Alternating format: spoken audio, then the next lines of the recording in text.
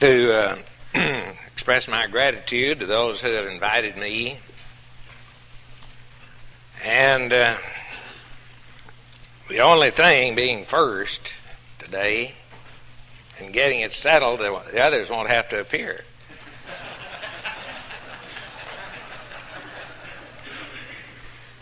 When this invitation first came from Brother Lace, conveyed to me by Brother Flatt,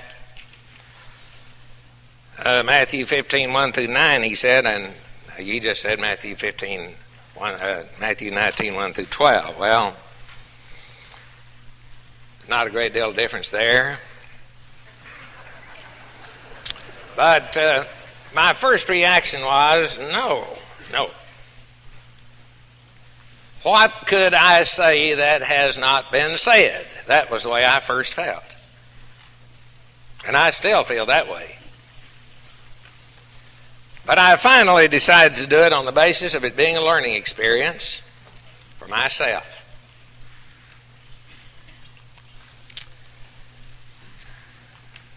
I feel somewhat as Tasker in his commentary, he says, this passage about divorce is so difficult. And there have been so many diverse interpretations given by scholars, sections of the church, that a commentator may well feel reluctant to express any opinion at all, lest he should be guilty of adding to the exegetical and ecclesiastical confusion.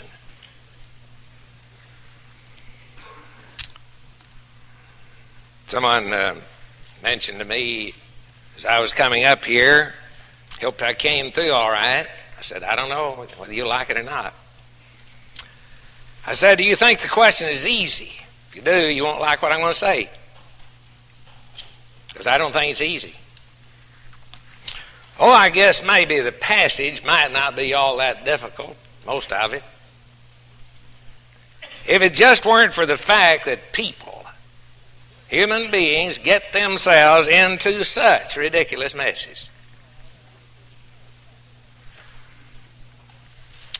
Of course, I get a lot of letters on divorce, and I get a lot of telephone calls, just about, seems, telephone ring, Brother Kelsey, I have a question I want to ask you, and I'm hoping it'll be something about qualification of elders or something like that.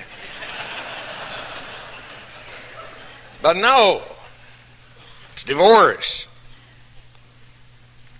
I get a letter, a very important matter, and I hope he's going to ask about what's the unpardonable sin, but he doesn't. And I have just about quit giving any kind of counsel by mail, because whoever writes it can't tell me all the details. Also, I have quit giving opinions when some third person tells me about a case over here, because he doesn't know all about it either. In both cases, I say, I want to talk to the man himself. Gamaliel asked a very good question when he asked, does our law judge a man before it hear him? So I'm not going to be writing any solutions anymore. And I'm not going to be giving any solutions to a third party who's telling me about all that over there, because he doesn't know all of it. Does our law judge a man before it hear him? I want to hear him. You know, there is a lot of divergence among Christians on this question, but that isn't something that's just happened. There always has been. And as I look back into the literature of the past century, I see brethren differing. You look at the Gospel Advocate through the years, the query department. There would be seasons where it would just be filled, week after week after week. when Lipscomb and Sewell were conducting it, and as their book on queries and answers show, question after question, and it wouldn't stay down.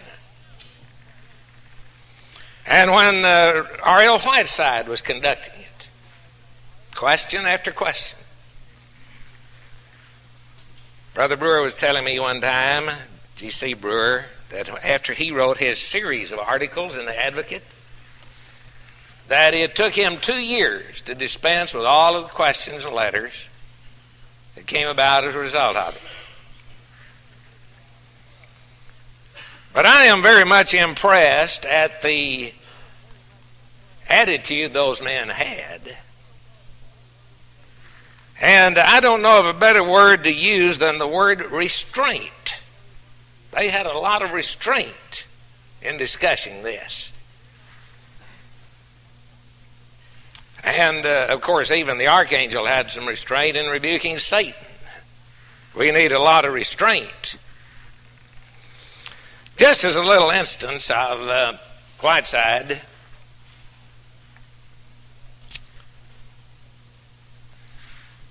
about restraint and some of the ways that he answered questions. You can tell that his mood varies through the years as these questions keep coming.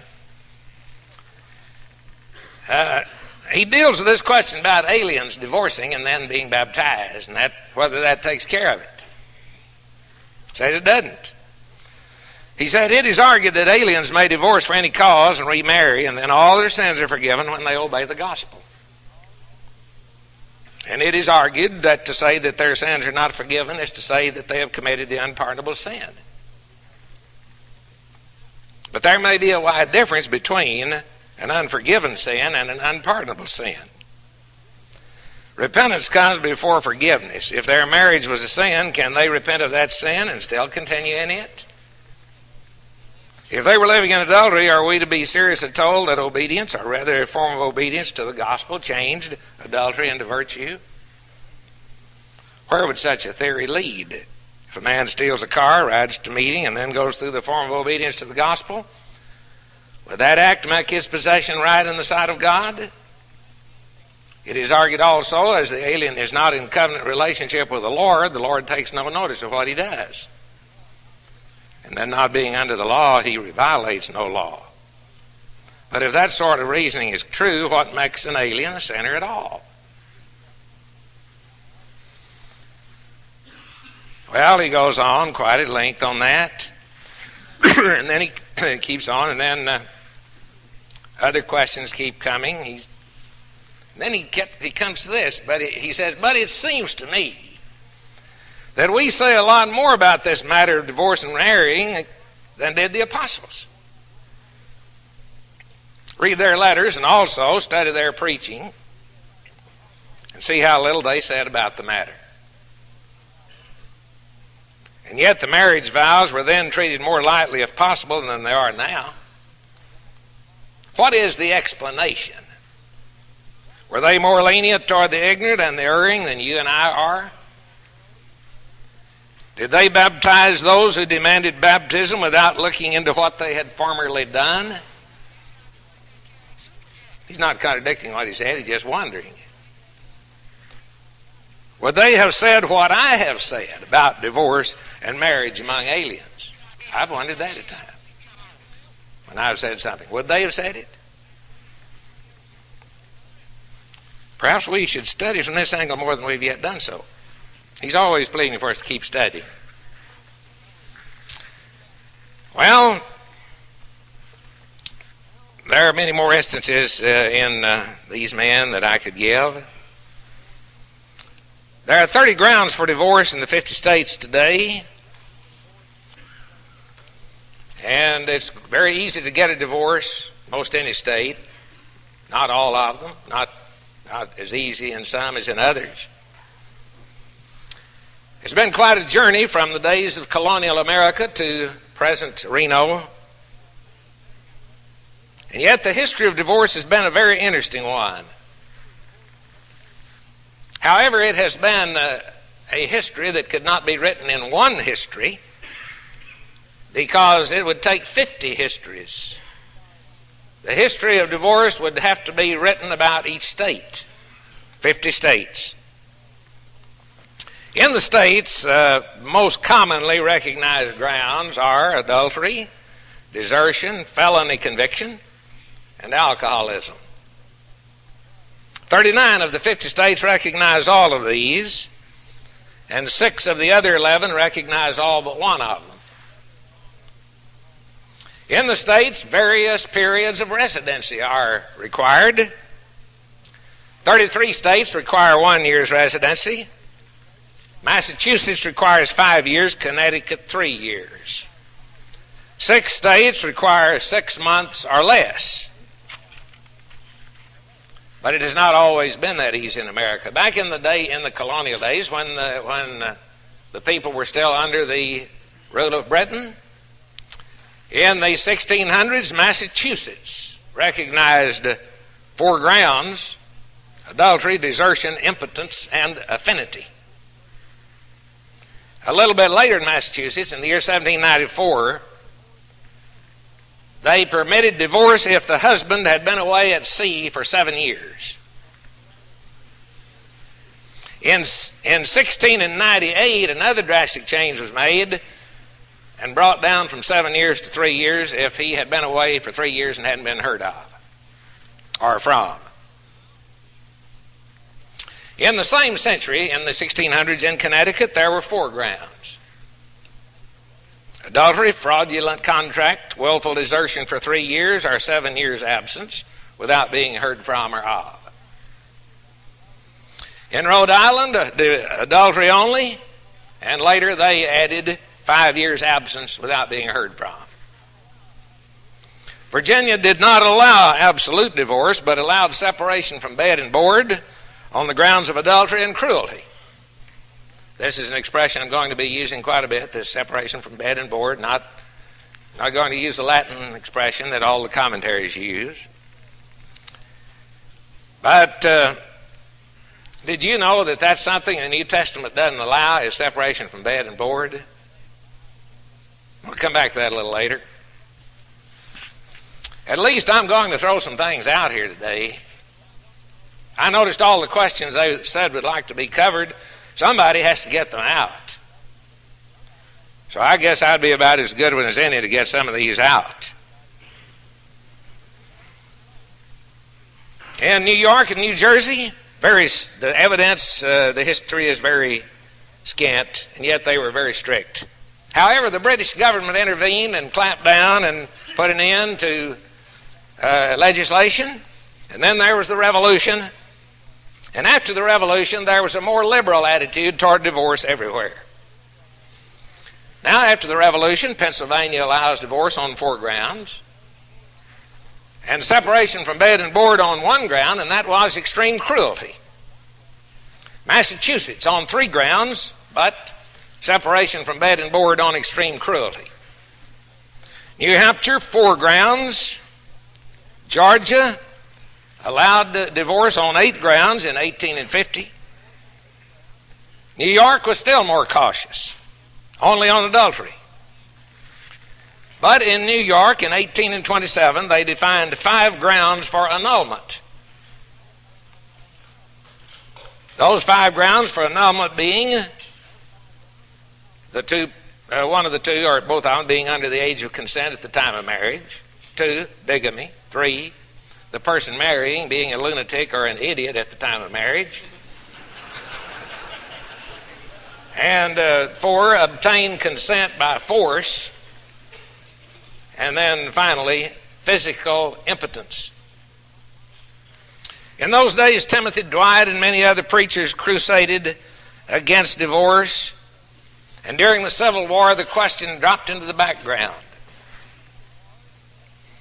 But after the Civil War, in the latter part of the 19th century, it was debated far and wide, even in the great metropolitan newspapers, Horace Greeley and many others entering into the conflict. Every view was taken. The free love movement made its appearance. New York's laws remained rigid. the people of New York began seeking divorce elsewhere. There was the westward migration. Chicago became a mecca for residents of New York. In the state of New York, all kinds of faked photography and so forth, since adultery was the only ground. In the latter part of the 1800s, California expanded to 6 grounds for divorce, and California served as a model for most of the other western states, particularly Nevada. A short residence was required in the western states, and this, of course, made them very attractive to people who did not want to wait for divorce. In Wyoming, 6 months residence was required. The Oklahoma Territory was an easy place for divorce, and many went there. All through this time, there were various attempts to make this a federal thing. As a matter of fact, under President Theodore Roosevelt and President Franklin Roosevelt, there were serious efforts to make this a federal matter, but it was always passed back to the states. It was destined to remain with the states. In 1931, in the state of Nevada, the residency requirement was reduced to 6 weeks. That is, a person could get a divorce on the 43rd day. 9 grounds were given: adultery, cruelty, desertion, non-support, alcoholism, felony, impotency, 5 years separation without cohabitation, and 5 years insanity. Nevada did not really make it more liberal, but they did make proof more easy than the other states. Some of the wealthy Americans began going to France for divorces, especially from the state of New York. In 1926, 300 couples went to France, but France, having hung out the welcome sign, soon retracted it, tightened the laws of residency, and discouraged it. But about the same time, Mexico hung out the shingle, the welcome sign, and left it there, and it stays to this day. Only a few days residence required in Mexico, and even mail-order divorces are obtainable on the Chihuahua law, which gives divorces on 20 different grounds, the most used one being incompatibility of character. The Great Depression in the 30s, which some of us remember so well, influenced the legislatures of some states to try to attract tourist trade by way of the divorce route. Idaho, Arkansas, Wyoming, and Florida decreased residency. Wyoming reduced to 60 days. Florida reduced to 3 months. There came about what was known as migratory divorce. New York remained strict on divorce, but since 1829, annulment has been permitted on various grounds. Now, this idea of annulment, which of course is a Catholic doctrine, it is, as it is so commonly used. Annulment logically rested upon conditions existing at the time of marriage which made the contract void. The theory of annulment says that it was no marriage, that there were certain impediments existing which would make it legal to say it was not a true marriage. This is how the Catholics have held on to the indissolubility of marriage, and at the same time granted all the divorces, is by calling them annulments. The fact that New York was giving annulments through all of these years shows the Catholic vote, Catholic influence. While it is true that the Catholics have used this wrongly, and really calling it that doesn't make it that, I have a bit of sympathy for at least some idea of annulment. That is, I hold to the idea that there is such a thing as legitimate annulment. That is, if there were impediments existing at the time of the marriage so that it was not a true marriage, if it was entered into under false intentions or deception and not true commitment, that it was not marriage, and therefore it would be all right to call it null and void and no marriage. I'm not going to have time to go into all of these, but I at least will throw that out as a possibility. But I do not, of course, go with the Catholics as far as they go. New York kept on enlarging the annulments. They did say that a life sentence in prison dissolved the marriage. The Enoch Arden Law was introduced in 1922. The spouse was absent for 5 years. It dissolved the marriage. 1928, annulment was permitted if one person was incurably insane for 5 years. After World War II, divorce soared to unprecedented heights, so that today, Reno, walk in, after having been there for 43 days, be granted divorce, get married the same day as, I can remember back in 59, one of the well-known movie stars did. So our nation today presents a sordid picture. And this is the kind of a world the church lives in, and to which she is to carry the good news. To look at it with all of its ramifications might cause us to be disheartened. But look at the world into which Christianity was born. Look at the Jewish world that permitted divorce on every ground. Was anything any worse? Yes. The Roman world was. Was anything worse than the Roman world? Yes, the Greek world was. It's impossible for us to realize the degradation of the Greek-Roman world. 14 of the first 15 Roman emperors were practicing homosexuals. It is doubtful if ever there was such a cataract of immorality in any age as in the years when Christianity came into the world. I doubt that our condition in America today is anything like as bad as it was then. Now, it was this kind of a world that Jesus lived in and the apostles lived in, and when we look at Matthew 19, 1 and 2, Jesus is traveling. He is going to Judea, leaving Galilee, and taking the shortcut, taking another route, going through the borders of Judea beyond the Jordan, which was Perea. This is new territory for Jesus. He traveled slowly. Great crowds followed, and he healed many of them of their sick. We move to verse 3. Pharisees came trying him and saying, let's pause just there.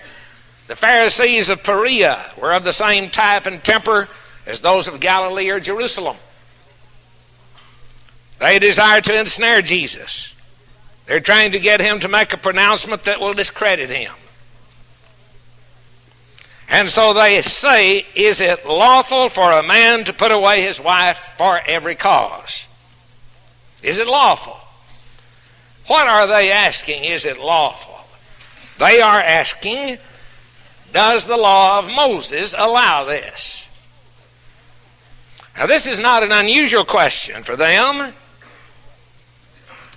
The motive is sinister, as always, with them. For instance, when they ask him, is it lawful to heal on a Sabbath? They meant, is it in harmony with the law of Moses? When they ask him, is it lawful to give tribute to Caesar? They meant, according to the law of Moses. So when they ask, is it lawful to put away a wife? They mean, is it lawful according to the law of Moses? Now, these questions about healing on the Sabbath and paying tribute to Caesar were touchy questions. But they did not involve an issue that was so highly emotional or dogmatically controversial as they here raise about divorce. They wish to involve Jesus in the controversy, and they feel that whichever route he goes, he will be the loser. These two great rabbis who lived about a generation before Christ, Hillel and Shammai, You can't read any of the books or commentaries without coming to them very shortly. Shammai's school was very strict, saying that only something that was immoral, maybe would not have to be adultery, but at least some kind of sexual impurity. But the school of Hillel was very and utterly lax and permitted divorce on the broadest spectrum. This was a school that was followed by the Jews. Josephus says divorce may be had for any cause whatsoever. When the Pharisees asked Jesus, for every cause, is it lawful to get a divorce for every cause? They are laying the teaching of Hillel before Jesus. Now then, at this point, I think it would certainly be appropriate to ask, what does the law of Moses teach about divorce and remarriage? The Mosaic law regarding divorce. Let's talk about that for a moment. According to the 21st chapter of Leviticus, the high priest could not marry a divorced woman. As a matter of fact, he could not marry a widow, one whose husband was dead. He had to marry a virgin. The priest could not marry a divorcee. According to the 21st chapter of Deuteronomy, there are some instructions about a woman that's taken in war as a captive. When you're in a battle and see a woman and desire her for your wife, bring her home to your house. She is to shave her head and pare her nails and put the raiment of captivity from her, remain in your house and stay a month. Then you may take her for your wife. If you find no delight in her, let her go where she will, but you must not sell her for money nor deal with her as a slave. 22nd chapter of Deuteronomy. Regarding a husband who falsely accuses his wife of prenuptial unchastity. If you take a wife and go into her and hate her and accuse her of not being a virgin, if parents bring proof that the man is wrong, the elders shall fine the man 100 shekels of silver and give them to the father of the bride. And she shall be the man's wife, and he may not put her away all of her days. No divorce ever in this case. But if the charge be true, then the damsel shall be stoned to death. Deuteronomy 22, 28 and 29. If a man lay hold of a virgin, one who is not betrothed, and they be taken, he shall give to the father 50 shekels of silver, and she shall be his wife, and he may not put her away all his days. You know, I've thought just a little bit's crossed my mind on that one. If that might be a case where somebody could profit by sin. Like here's a fellow that wants her for his wife and she doesn't want him. So forcibly he attacks her. Then he has to marry her. So if they are caught, that's someone he wanted. She didn't want him. So hey, that's profiting from sin. I don't know. One of the pivotal passages, however, would be Deuteronomy 24. This is the one, of course, that Hillel and Shammai went to.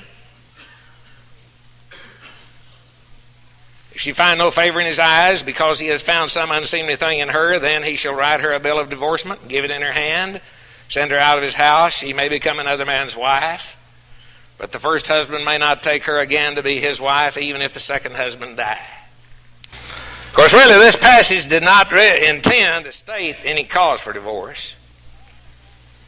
The thrust of the passage is he must give her a bill of divorcement and may not take her back. That's the thrust of it. However, this, if she find no favor in his eyes because he found some unseemly thing. King James Version says some uncleanness. New American Standard says some indecency. The Jerusalem Bible says some impropriety. The Hebrew says the nakedness of the matter. What does this mean? Deuteronomy 24, if he finds some unseemly thing in her. Well, it doesn't refer to adultery because the law prescribes death for adultery. I have not been able to find at what point the Jews stopped putting people to death for adultery. It may be that somebody can help me on this. But somewhere along the line they stopped it. I raised some questions that bother me. I wonder why they stopped it. Would we want to say they stopped it because some civil government told them to? Because they were under the heel of foreign power? Would anybody be justified in leaving off what God said to do because the government told them not to? Why didn't they keep up the death penalty? I don't know. Why didn't Jesus rebuke them for having left it off? I don't know. Do you? I wondered about that. It didn't seem to go on too long. Another thing that I wonder is this. If you and I had been living back there, how would we have understood Deuteronomy 24? If you find some unseemly thing, how would you have understood it? Well, Jesus, though, doesn't go back to Mosaic legislation. Look at verse 4. Verse 4 through 6, he answered and said, have you not read that he who made them from the beginning made them male and female, and said, for this cause shall a man leave his father and mother, and shall cleave to his wife, and the two shall become one flesh. So that they are no more two but one flesh. What therefore God hath joined together, let not man put asunder.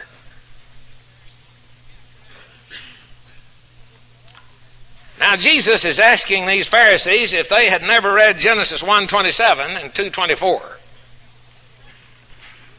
They were wrangling about Deuteronomy 24 and disregarding the Genesis passage. Jesus, in answering them, passes over Mosaic legislation, points to God's act of creation. He made one man, one woman, put them together for life. Anyone who divides what God has by his own creation united flies in the face of the will of God, a serious opposition indeed. But Jesus acknowledges the right of divorce and remarriage under the Mosaic law, but points beyond that law to the order of creation in Genesis. The Mosaic legislation did not abrogate the Genesis law, which was God's ideal.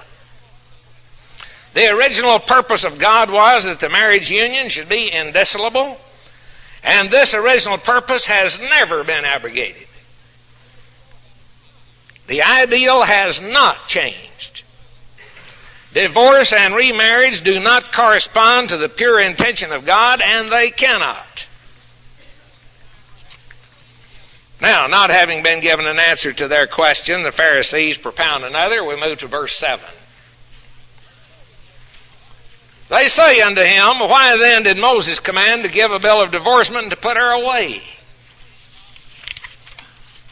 He said to them, verse 8 now, Moses, for your hardness of heart suffered you to put away your wives, but from the beginning it has not been so.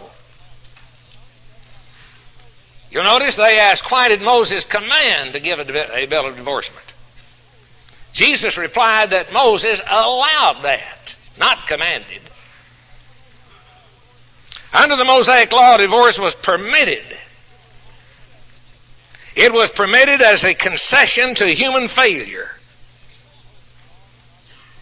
Moses' law regarding divorce did not change the original law of marriage of Genesis 1 and 2. It released from the application of that law in recognition of weakness and inability. Moses made concession to the evil condition. His was permission, nothing more.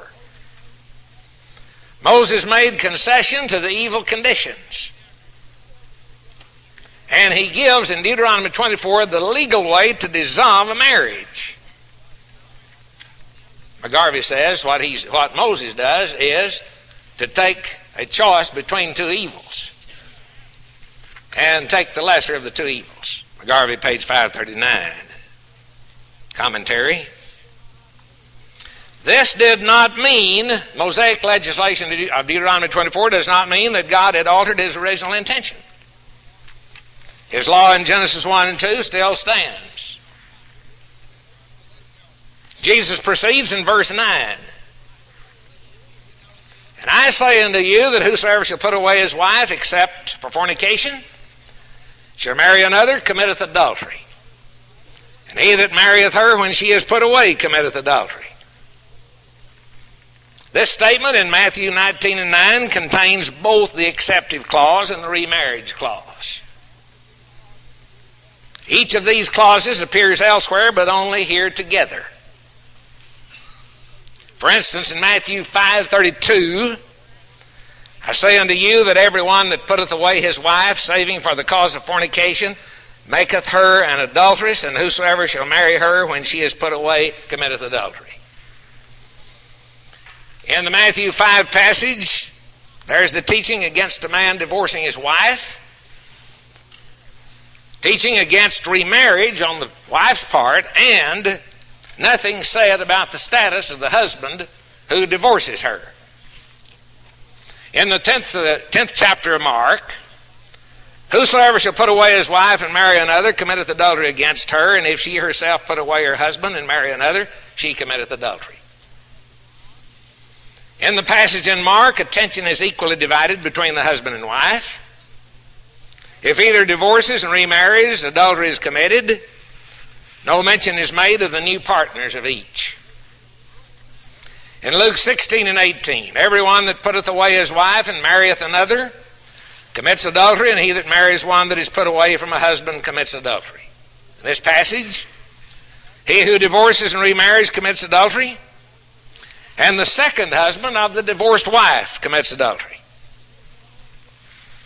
But Matthew 19 contains all of it. That is, it contains the acceptive clause and the remarriage clause. Jesus places an acceptive clause. He says it was in the beginning a certain way. He does not say, as it was in the beginning, so shall it be thenceforth. He also makes a concession. But the law of Genesis 1 and 2 still remains the ideal.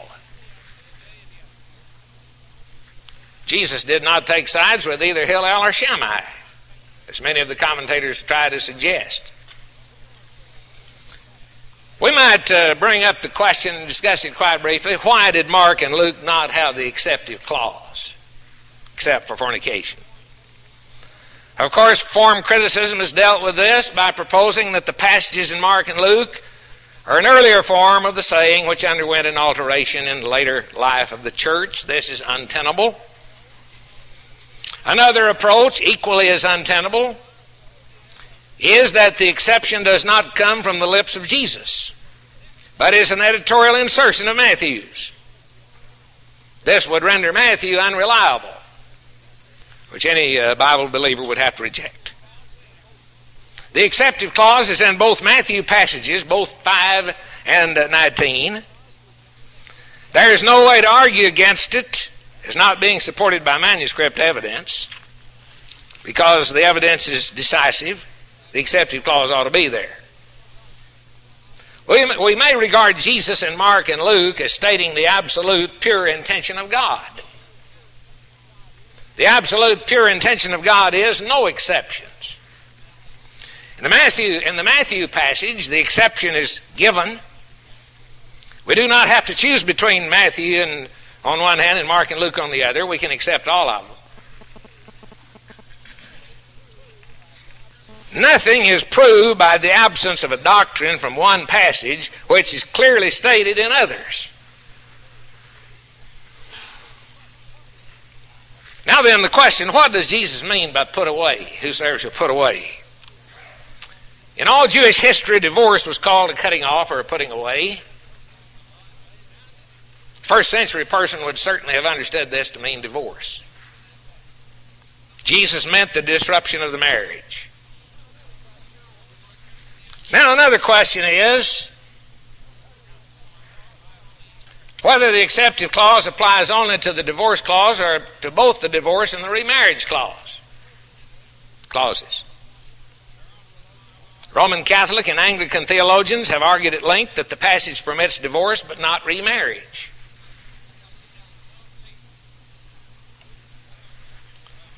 I was reading from a book which I think was written by an Anglican, a man by the name of Guy Duty. He says he's writing his whole book to establish what we practically always have agreed on, that the innocent party, in a case where there's a divorce for fornication, the innocent party can remarry. His whole book is arguing that the innocent can. He says, for more than 20 years, I believe the teaching that forbids remarriage to the proven innocent party in divorce. I was so saturated with this belief that I looked upon those who disagreed with me as being some sort of heretics. In other words, according to the Anglican and Catholic idea, Jesus does permit separation, but he does not permit he permits divorce, but he does not permit remarriage. Incidentally, one of their arguments is that certainly the innocent can't remarry because everybody agrees the guilty can't. Now, if the guilty remarrying is adultery, this would imply that he's still joined to the innocent. So if he's still joined to the innocent is still joined to the guilty, therefore the innocent cannot remarry. This is one of their arguments. Now, all of this, with many other things, has led to a somewhat tolerant attitude toward divorce when there is no remarriage. And this is filtered down to all levels. A tolerant attitude toward divorce when there is no remarriage. But to put away a companion even when there is no remarriage is to inflict a terrible wrong against him or her. Jesus does not say anything explicitly about the man who puts away his wife and does not marry another. But we can infer, because disrupting the marriage is a grievous sin, remarriage is an aggravating act. Nor does Jesus say anything about a wife putting away her husband. Matthew, but Mark 10:11 places husband and wife on the same level in the matter and gives the wife the same right as the husband. Disrupting a marriage is sinful even when there is no remarriage. Putting asunder what God has joined together is wrong. Jesus does not approve of divorce on any ground except fornication. So we need to stop thinking that one who puts away a companion for some cause other than fornication is blameless, even though remaining unmarried. To disrupt a marriage is wrong.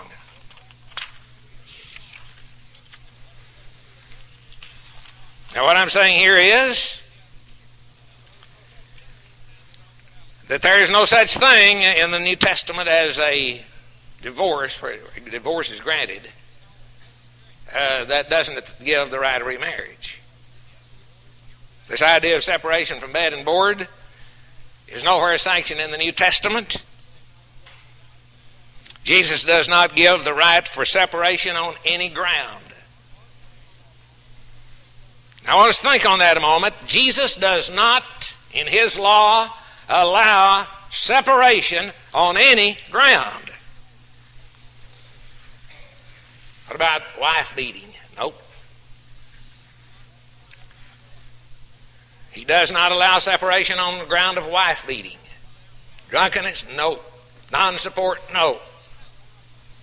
Jesus does not allow separation in his law on any ground. Seems like we're missing something there, doesn't it? I'd like to appeal to Paul, because Paul is pretty good at dealing with the absolutes of Jesus. So maybe he would help us a little on this idea of separation on beating or something like that.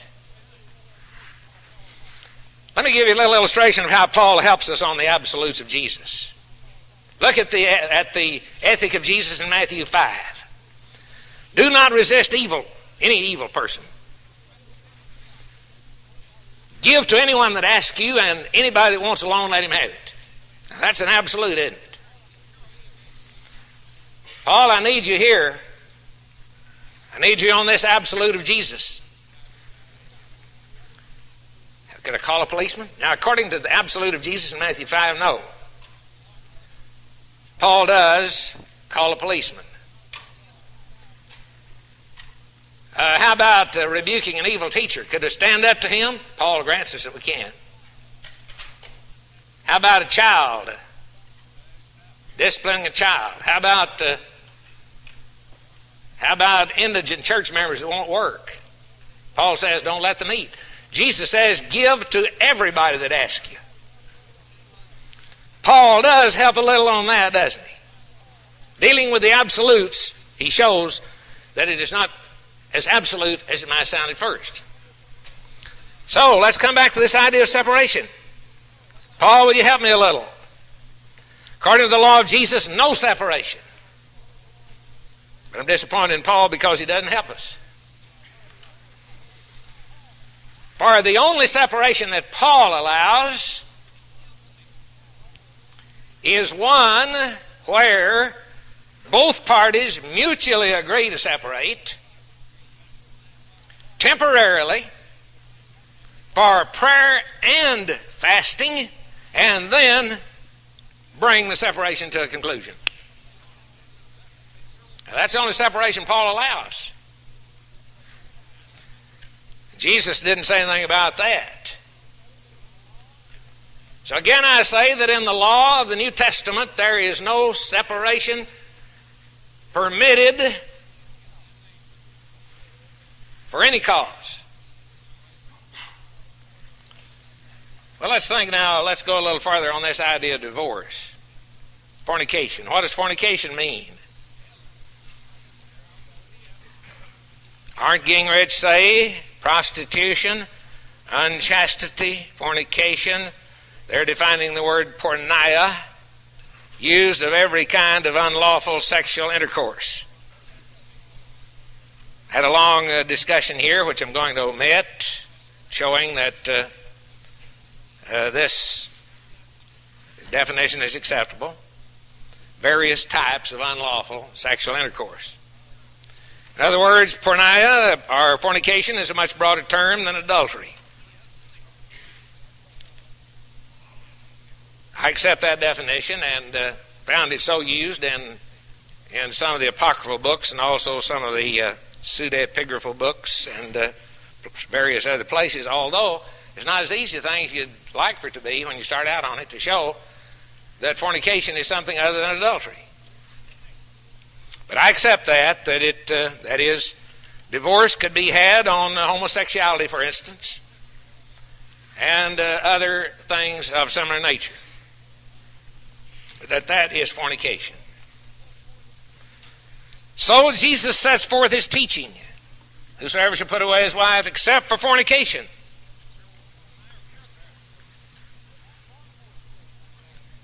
And this is far more strict than the law of Moses permitted. Here is a new statement. New law, you might say. Now, a question which raises its head and asks for an answer is this. When does the new law of Jesus become effective? Pentecost. This became effective at Pentecost. Now, when it began to be effective on Pentecost, it would not be retroactive. You know, I'm going to make this little suggestion. Some of the speakers, Brother Woodroof, I don't know about how you take this. Could this be one reason why you don't see anything on Pentecost? You see, everybody out there on Pentecost was scripturally married. Have to be. If the law of Moses permitted divorce and remarriage for various reasons, and it was acceptable to God, then when Peter had those thousands before him on Pentecost, they were all scripturally married. Of course, on the day of Pentecost, you would not have had a lot of breaking up, would you? I just wonder if that might be one reason why you don't see a lot of it there in Acts 2. A lot of breaking ups and confusion and so forth over this problem. I just throw that out as a possibility. Another question that I want to raise. In the event of fornication, is divorce mandatory? I do not believe so. If the wife or the husband has the grace, the ability to forgive, and the other wants forgiveness, it would seem that it could be forgiven and the marriage resumed.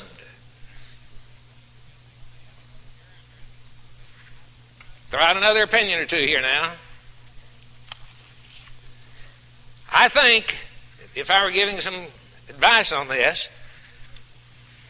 that is, if I were a woman married to a man and I found out that he became guilty of fornication, whether or not I divorced him would depend somewhat upon his bent, type fellow he is.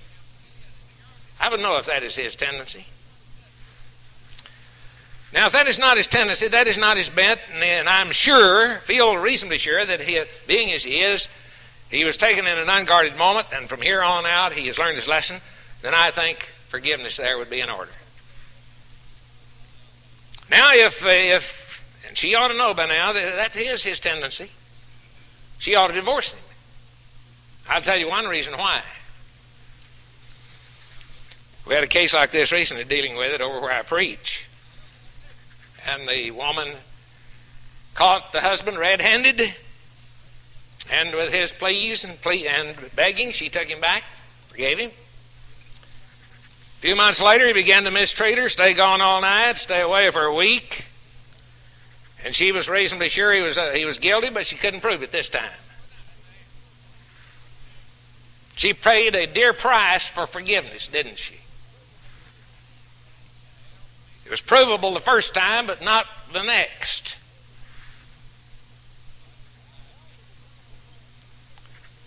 Well, the disciples say unto Jesus, if the case, this is verse 10, if the case of the man is so with his wife, it's not expedient to marry.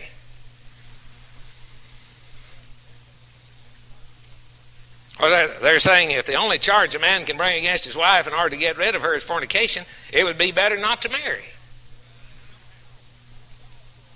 In the minds of the disciples, to be tied to a wife so that only fornication on her part would release the husband, so that he would be compelled to put up with her false for a lifetime, seemed an intolerable yoke to which remaining unmarried would be preferable.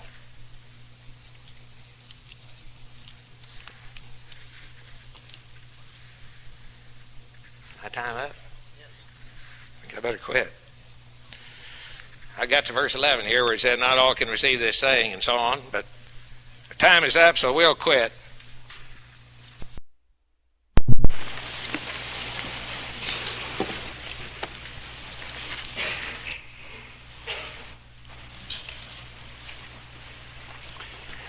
I appreciate the fact that this day has been given over to a study of this very crucial topic. And it is an honor and a pleasure for me to be here and study this topic with you. My assignment is 1 Corinthians 7, 1 through 16, and I want to try to say exactly what the text says, no more and no less. First, I want to give a comprehensive view of what I understand these verses to be saying, and then look at them in more detail. The first section, verses 1 through 7, corrects a misconception the Corinthians had of marriage. They had a low view of marriage, and Paul corrects it. In the second section, verses 8 through 9, there is the application of verses 1 through 7 to the unmarried and widows in Corinth. Verses 10 through 11, Paul repeats the substance of the Lord's word on divorce and marriage, the word he gave during his public ministry, for instance, Matthew 19, and applies that word to Corinth.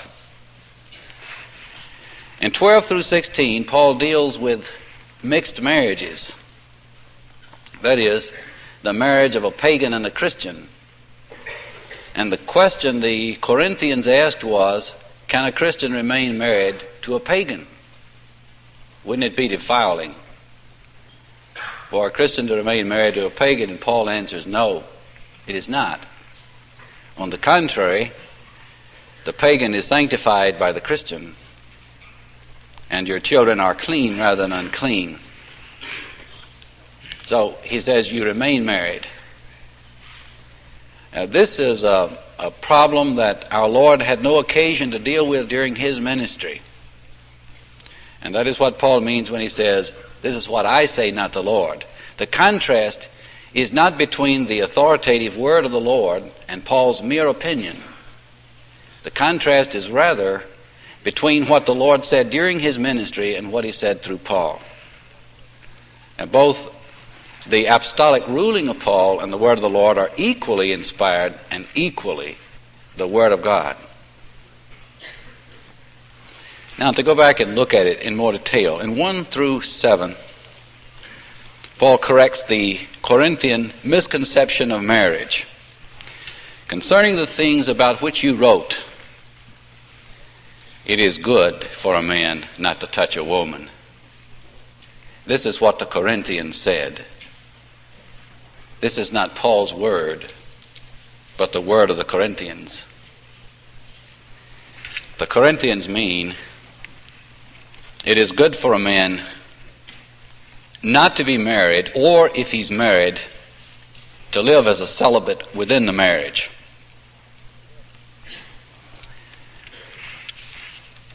Paul often, or rather I should say Paul on more than one occasion, quotes from what the Corinthians were saying to him. For example, in 6:12, he says, all things are lawful. It's apparent from what follows that this is not what Paul is urging upon the Corinthians. It is what the Corinthians were parroting to Paul and to one another. All things are lawful. All things are lawful. But Paul shows at once that it is not the case that all things are lawful. He first shows that this lacks balance, even in the sphere in which it applies. That is, in the Corinthian understanding it lacks balance, and then he corrects the Corinthian misunderstanding of the maxim altogether. It's not applied to everything. As stated here, it is not true, and Paul disagrees. In chapter 8, verse 1, concerning things sacrificed to idols, we know because we all know. We know because we all have knowledge. Paul, ironically, is quoting the Corinthians, who were sure they knew the solution already. In chapter 10, 23, again, Paul quotes what the Corinthians were saying and corrects their misconception. All things are lawful. All things are lawful. Now, it is apparent in 1 Corinthians 7, 1 through 7, that Paul disagrees with this statement. It is good for a man not to touch a marriage. Not only is it apparent here that he disagrees, but it's apparent from what Paul says elsewhere about marriage. In Ephesians 5, 22 through 33, Paul pictures the ideal relationship between the husband and wife. That ideal relationship is pictured in the relationship between Christ and the church. That's an exceedingly high view of marriage. 1 Timothy 3:2, Paul says that the elders must be married. 3:12, he says deacons must be married. 1 Timothy 4:3, those who forbid marriage are not put in a good light by Paul. They are led astray by seducing spirits and doctrines of demons. 1 Timothy 5:14, Paul says he desired that the younger women marry, bear children, rule the house. I cannot believe that Paul is saying it is better here for a man not to be married, or if married, to live as a celibate. But it's apparent from this context itself that Paul disagrees. In verse 2 he says, but, that is contrastive. It already means disagreement. But, in opposition to what you say, because of the prevalent fornications, let each one have his own wife. The let him have, let each one have is an imperative, third person singular. It's not mere permission, it is an imperative. To avoid the prevalent fornications, each one should have his own wife. And each woman should have her own husband. Let the husband render to the wife her due. And Paul does not mean here benevolence which is due her, but he means conjugal rights, the rights that belong exclusively to marriage, and likewise also the wife to the husband. He does not believe that a man should remain celibate in marriage. He is disagreeing vigorously, fundamentally. The woman does not have authority over her own body, but the husband does. And likewise also the husband does not have authority over his own body, but the wife does. Stop depriving one another. This is a present imperative. It means the Corinthians were doing it, and Paul says you are to stop it. Stop living as celibates in the interest of a higher spirituality. The reason the Corinthians were doing this was their wrong worldview. There was a pagan worldview which said that the body is the tomb of the soul, or the body is the prison house of the soul. The body and its functions, therefore, are less than honorable, if not downright evil. And so one should cultivate the soul and despise or keep under the body.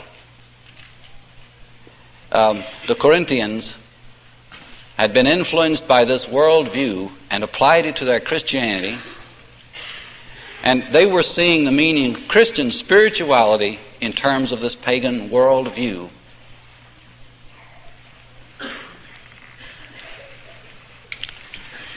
Stop depriving one another, he said, except. And Paul here piles up words to express his hesitation. Ameition, he says. That means unless, maybe, just perhaps. He really hesitates to agree here. Unless, perhaps, maybe. And he weighs this with conditions. Unless it is by mutual consent. It can't be unilateral. Both partners have to consent. And it has to be, second, for a suitable time. Only for a suitable time. That you may have leisure for prayer. And third condition, that you be together again. Lest Satan tempt you for your lack of self-control. And this I'm saying by way of concession, not commandment. I am here agreeing with you. It is not Paul's idea that they be apart for prayer, but this is a reluctant concession he grants to them. I agree with you. If you insist on it, I'll grant it, and grant it reluctantly. But it's not a commandment, it's a concession to you. Verse 7, I am willing for all men to be as I myself am. The word "tello" does not necessarily mean it is my will that this be. It may be softer than that. I am willing. As in 1 Corinthians 14:5, Paul says, "Tello, I am willing for all of you to speak in tongues." It is not that he's saying, it is my will that all of you speak in tongues. Rather, I am willing for you to. I am willing for all men to be as I myself am. But there is a decisive thing which is to be considered about whether a man is to be married or not. But each one has his own gift from God, one this way and one in a different way. Whether a person is to be married or not does not depend upon his higher or lower spirituality. It depends rather, Paul says, upon his gift from God. One man has a gift from God to be content to live his life as a single person. If he does, fine. Another man does not have that gift from God. If he does not, then that man should be married. And he should not try to imitate Paul unless he has Paul's gift. And this agrees with what Jesus said in Matthew 19:10 through 12. His disciples said, it's expedient for a man not to be married. If it's so hard for a man to get rid of his wife, it's not expedient for a man to be married. And Jesus said, not everyone can receive this saying. That is, that it's better not to be married. But he said, only those who can receive it should receive it. So Paul says, it depends on a man's gift from God, not a matter of higher or lower spirituality. Now in verses 8 and 9, he applies this to the unmarried and to the widows in Corinth. Now I say to the unmarried and to the widows, it is good. It is good. He does not say it is better. Yes, it is a good thing. It is right morally for a man not to be married. It is not immoral for him to choose not to be married. It is a good thing for a man, for them, if they remain as I am. But if they do not have self-control, let them marry. If you don't have the gift to be content as an unmarried person, then you should marry. And marriage is the norm. There are some exceptions. On the part of some people who have a special gift from God to be happy as a single person, but the norm is that people will be married. And Paul is urging the Corinthians to realize that. If they do not have self-control, let them marry. It is better. If this word has its force, its basic force of the root word, it means stronger. Morally stronger. Kraton. It is not inferior, it is morally stronger for them to marry than to burn. Now he is saying and insisting upon this fact, if you do not have Paul's gift, don't try to imitate Paul. It is morally superior to be married if you do not have the gift to be content as an unmarried person. Now in verses 10 and 11, he quotes the substance of what Jesus had said during his public ministry on marriage and applies it to the married Christians in Corinth. Now to the married I give charge, not I but the Lord, that a woman, that a wife, not depart from her husband.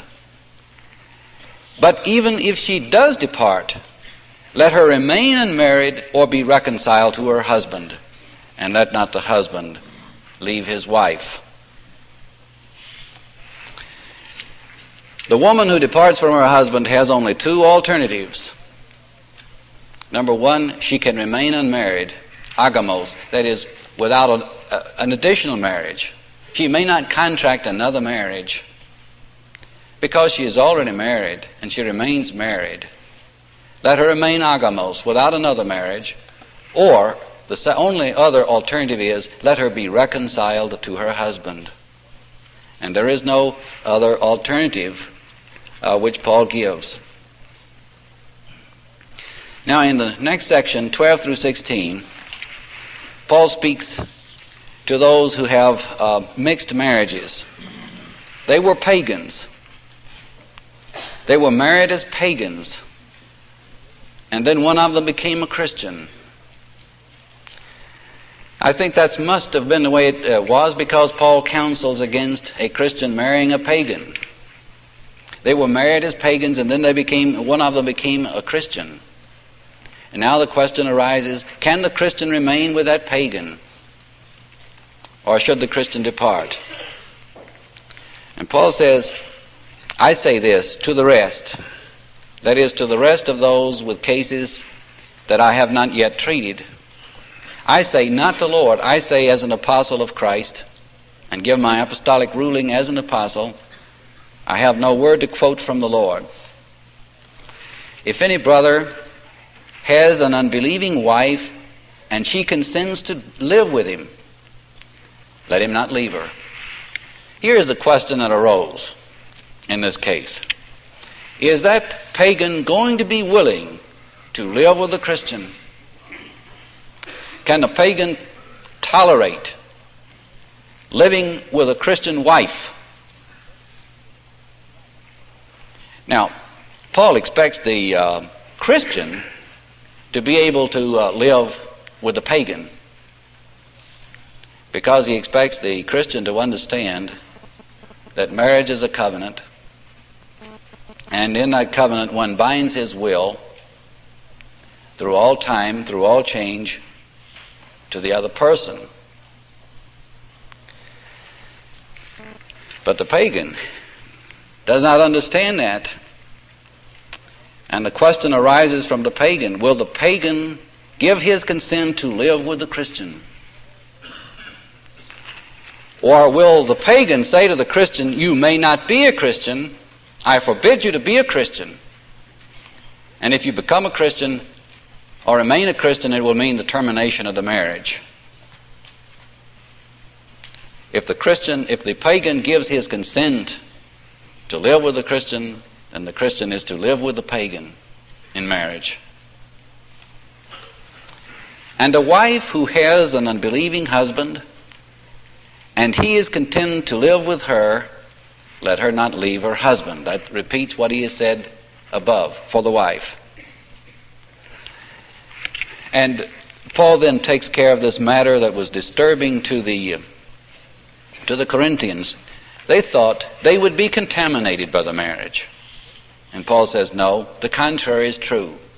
The pagan is consecrated in the Christian. The unbelieving husband is consecrated in the wife, and the unbelieving wife is consecrated in the brother.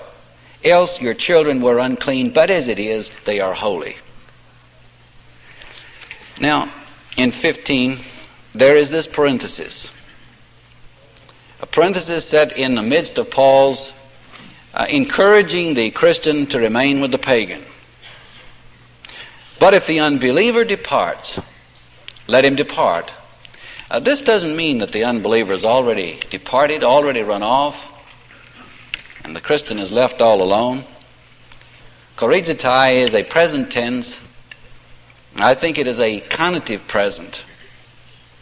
And it has about this force.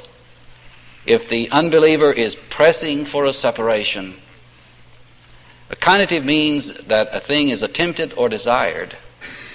If the unbeliever is pressing you for a separation, and he is putting pressure on you, either to change your Christianity or to dissolve the marriage, then let him depart. The brother or sister is not enslaved in such cases. As the Christian person is not a slave to the unbeliever, so that he has to renounce his faith in Christ to do what the unbeliever says he should do. In that case, Paul says, in the case of such pressure, Paul says, the Christian is to permit the unbeliever to depart, not to give in. But it's not desirable that there should be a separation. But the but is contrastive. It is not for. Some translations render it for here. Put for in the text, but there is no for. It's de. But it is contrasted. But God has called us in peace. And the peace to which He has called us is to live in the harmony of marriage, and the opposite is the polemos, the violent disruption of the marriage. He has called us not to disrupt the marriage, but to live within the harmony of marriage. And the reason is given. For what do you know, wife, whether you will save your husband? Or what do you know, husband, whether you will save your wife? There is a different interpretation given to these words. Some take it in this way. God has called us in peace. That means if there is a disharmony, and if you are having family altercations, it is better to separate, because God wants us to live in peace and not to be squabbling in the home. And then verse 16 is taken as support of that. For what do you know, wife, whether you will save your husband? And this means, on this interpretation, you are to despair of converting your non-Christian partner. How do you know you can do it? Marriage is not a missionary institution. You do not know whether you can convert that person or not, so give up and permit the separation to take place. It would be very strange to represent Paul as counseling someone to despair in efforts to convert someone. That would be the first strange thing about this understanding. And in the other case, in the case of verse 15b, as I suggested already, you have de, but, contrastive, not for, supportive. It's not desirable for you to separate. God has called you to live in marriage, in peace. And an additional reason is you stay with the pagan, for you may convert that pagan. And so save him. Now, the specific question we have to deal with here is the so-called Pauline privilege. Is Paul giving the right of remarriage here? There are those that answer yes, and one yes answer says this: we may assume that the unbeliever will commit adultery. It would be unthinkable that the person, that pagan departing, would not commit adultery. When we think about the conditions, the terrible, horrible conditions in Corinth, when we think about the sensualism that was there, it is very unlikely that this pagan would abstain from committing adultery. And if he committed adultery, then the person would be free to remarry, according to Matthew 19. But this overlooks something. It overlooks the pagan asceticism which was present in the Greek world. It was not all sensualism. There was a terrible and horrible sensualism in the Greek world. But it was not all sensualism. There was also an asceticism. And it is really a very interesting thing that the sensualism and the asceticism grew out of the same basic idea. The body is the tomb of the soul.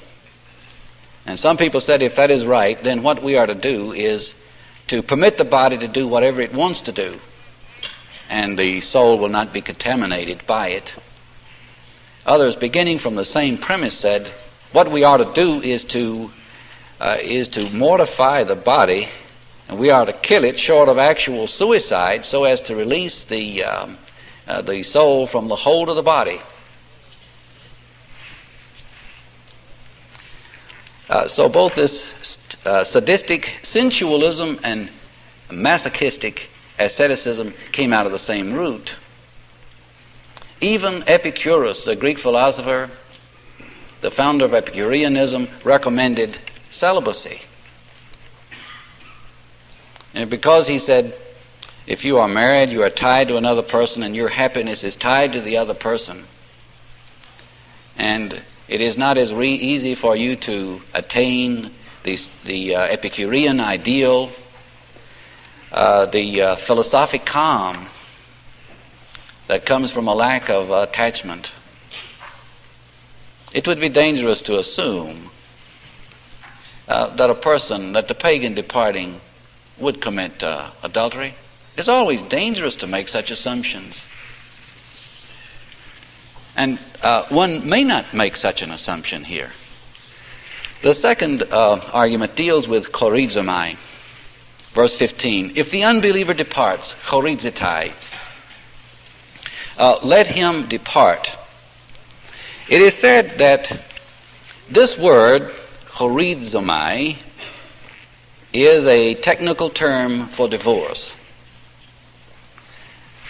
And neither Jew nor pagan understood there to be such a thing as a divorced person who did not have the right to remarry. The right of remarriage, it is said, is inherent in this word chorizomai. If the unbeliever departs, that means the marriage is finally terminated, irrevocably ended. And because there is this divorce, then any Jew or any pagan would understand that there was a right of remarriage. And that's inherent in the word itself. Well, let's look at this. I agree that the word chorizomai may be used of divorce, but I question whether it is a technical term implying the right of remarriage. I believe it is not a technical term. And I believe verses 10 and 11 of this chapter show that. Somebody referred to an article I had written in The Spiritual Sword and said I just equated verse 15 with verse 11. That is not really what I did. What I did was to say that verse 11 shows that chorizomai, depart, the word translated depart, is not used as a technical term. Let's look at that. Paul says that the wife should not depart, choristheinai, the same word. But even if she does depart, let her remain unmarried or be reconciled to her husband. Let her be reconciled to her husband who is not her husband any longer. If she departs with the right of remarriage, let her remain unmarried. And let her remain, or let her be reconciled to her husband. Now, does the word choristhe here have its ordinary meaning, or is it a technical term? You judge that. If it is has its ordinary meaning, it simply means to keep apart. The wife is not to keep herself apart from her husband. But even if she does keep herself apart from her husband, she must not be remarried. What she may do is to be reconciled to her husband, to the husband to whom she is still married. In that case, the word chorizomai is no more a technical term that it is in Philemon verse 15, where Paul says of Onesimus, perhaps he was separated for you for a season that you might have him forever. Does it have that ordinary meaning, non-technical sense, or, and you judge, does it have this technical sense? Even if she is separated with the right of remarriage, let her not be remarried. But what she may do is to be reconciled to her husband, the husband that she has no more. And finally, there is the word dedulutai. The brother or sister is not under bondage in such cases, or as RSV translates it, bound. NEB says, under no compulsion. It is said that this word is not bound, means that the person is free from the marriage bond. That bond is the marriage bond. The person is free, and being free from the marriage bond, there can be a remarriage. James Boswell says it well. The words, "the brother or sister is not bound" in such cases can have reference to only one bond, namely the marriage bond. The teaching is clear that desertion destroys the marriage bond. In Romans 7:2, the Apostle Paul describes the married person as free from the bond of marriage when the husband or wife has died. And he explicitly says, free to be married to another. Such is the only meaning which fits 1 Corinthians 7:15. But there is a problem with that. And the problem is that the words are different in 1 Corinthians 7:15 and Romans 7:2. In Romans 7:2, the word used is deditai. That's a perfect from the word deo. The word deo means to bind or to tie. The word in Romans 7:2 means a moral constraint or moral bond. The wife is morally constrained. She has a moral obligation to her husband as long as he lives. But if he's dead, she's free. This same root is used in the same form also in 1 Corinthians 7:39. A woman is bound as long as her husband lives. But if her husband has fallen asleep, she is free to be married to whom she will, only in the Lord. A deditai, she has a moral obligation. There is a constraining tie that holds her to her husband as long as he is alive. But never does Paul use the word doulo of marriage. Doulo means to enslave. Marriage is not slavery. The wife is to be subject to her husband, but she is not his slave. And Paul never describes marriage in terms of slavery. But that is the word he uses here. The brother or sister is not enslaved. U dedulotai. And it's a perfect tense. That means not that he was enslaved but is not now enslaved. It means rather that the brother or sister has never been enslaved in such a case. There is no such slavery that Paul is here describing for the Christian. Paul says in Romans 6 that we are enslaved to God, that we are enslaved to righteousness. In 1 Corinthians 9, he said that he had enslaved himself to all men so that he might gain the more. But in 1 Corinthians 7:24, he says, do not be enslaved to men. Do not become slaves to men. For us to become slaves to men, in the sense in which Paul is speaking of in this passage, would mean that we do not have the free exercise of our Christian faith any longer. And Paul does not want us to enter that kind of slavery. He does use the word doulo of a number of things, but never does he use it of marriage. This would mean, the doulotai of marriage, as Paul uses it here in 7:15, means that the Christian is not to consider himself subject to a pagan in any way that would deny him the exercise of his Christian faith. So, Paul says, to review briefly, verse 15, and this is a parenthesis, set in this context in which Paul is urging the Christian to preserve his marriage to a pagan. If the unbeliever presses for a separation, then grant it. If he does not consent to live with the Christian, but is pressing for the separation, then you grant it, for you are not a slave.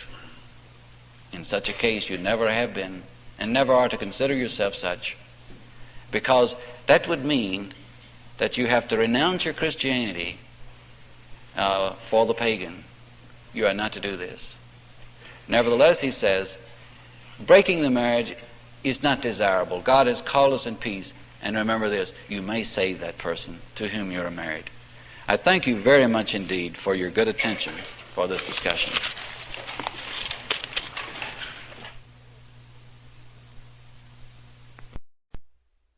Dr. Kelsey, since you spoke first, how about getting us started? Read one of those and then answer it, and we'll answer all the questions and read them off from here so that it can be picked up on the recordings and also you can hear. Try to be as brief as we can and yet answer. And then always, after it's over, we remember we'll have something unsaid and unclarified. If Paul's acceptance of police protection is a modification of the Lord's absolute of Matthew 5, then the absolute is no absolute at all. Correct? Jesus did not mean for it to be an absolute. But how would we have known that it wasn't if Paul hadn't told us?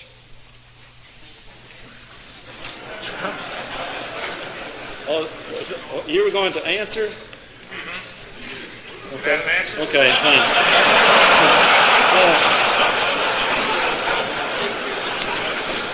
Okay, I was reading. What? I was reading. Brother Floyd? Could dedulotai in verse 15 refer to Paul's restriction, remain unmarried, or be reconciled? In other words, couldn't he be saying, you are not bound to my restriction to remain unmarried or be reconciled?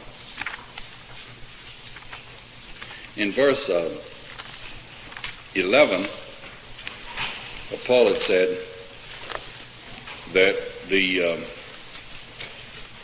woman who departs is to remain unmarried or be reconciled to her husband. And so this question is saying, in verse 15, couldn't this translation, couldn't the phrase is not bound, couldn't that be referring to verse 11? Therefore, it would mean this: if the unbeliever departs, let him depart. The brother or sister is not bound then to remain unmarried or be reconciled to their former partner in such cases. And so freeing them to remarry. I don't believe it could be referring to that. Dedulotai doesn't really mean bound. It means to be enslaved, a far stronger term than bound. And this would not, in my judgment, it would not do justice to the meaning of this word. It seems to me it has to mean more than this provision I've set out in verse 11 is doesn't hold. The brother or sister is not bound. It would be, please pardon me for saying this. Sometimes I want to say this to my students sometime, and I always feel reluctant to say it. I want to tell them often when they suggest an interpretation that it is far-fetched and that you're just reaching out into thin air to get it. Really and truly, I think that this would not suggest itself to a person reading the text, and it is not a legitimate understanding. That is my best judgment of it. I thought his brother Kelsey walked off there a minute ago. He was going to say something else, and he didn't, so I asked that. Okay.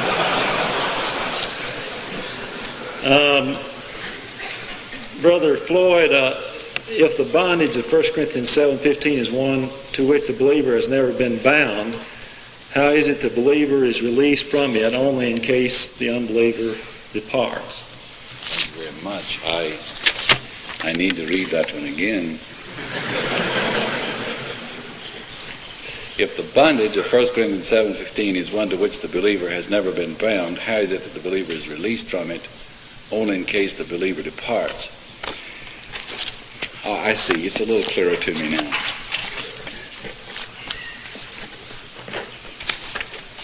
Well, I was reading a commentary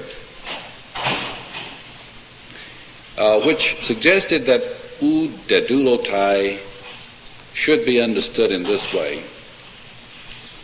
The brother or sister has been under bondage, but is not so anymore. And I was reacting to that. I think that is not correct. There is no reason to say that, to take that view of it. It is a perfect tense, and the perfect tense means that an action is completed in the past and that there is a present reality or present result that flows out of the past action. And so he is saying the brother or sister has not been bound and is not now. Has not been under bondage, subjected to such bondage and is not now. It is a very emphatic way of saying the Christian is not obligated to give up his Christian faith in order to remain with the unbeliever. If the unbeliever tries to put that kind of pressure upon him, that would be abject slavery, and the Christian is to reject that.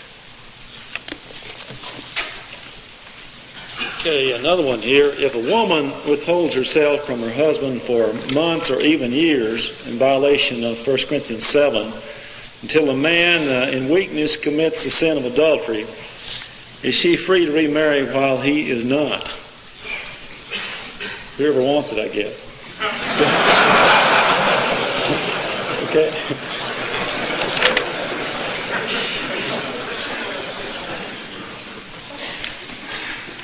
No.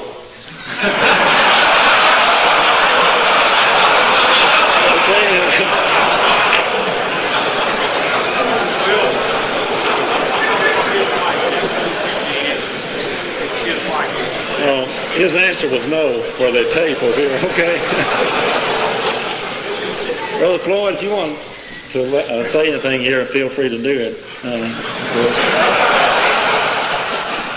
Is there a distinction to be made between those who improperly divorce and remarry in total ignorance of God's teaching and those who improperly divorce and remarry with knowledge of God's teaching?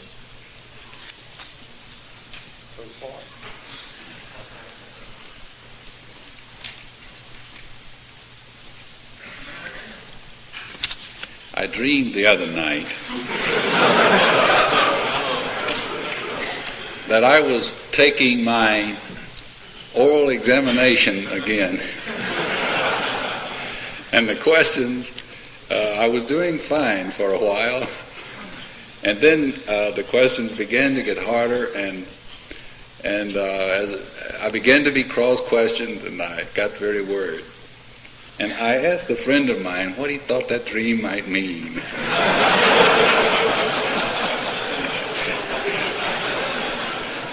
And he said, I think maybe it refers to today.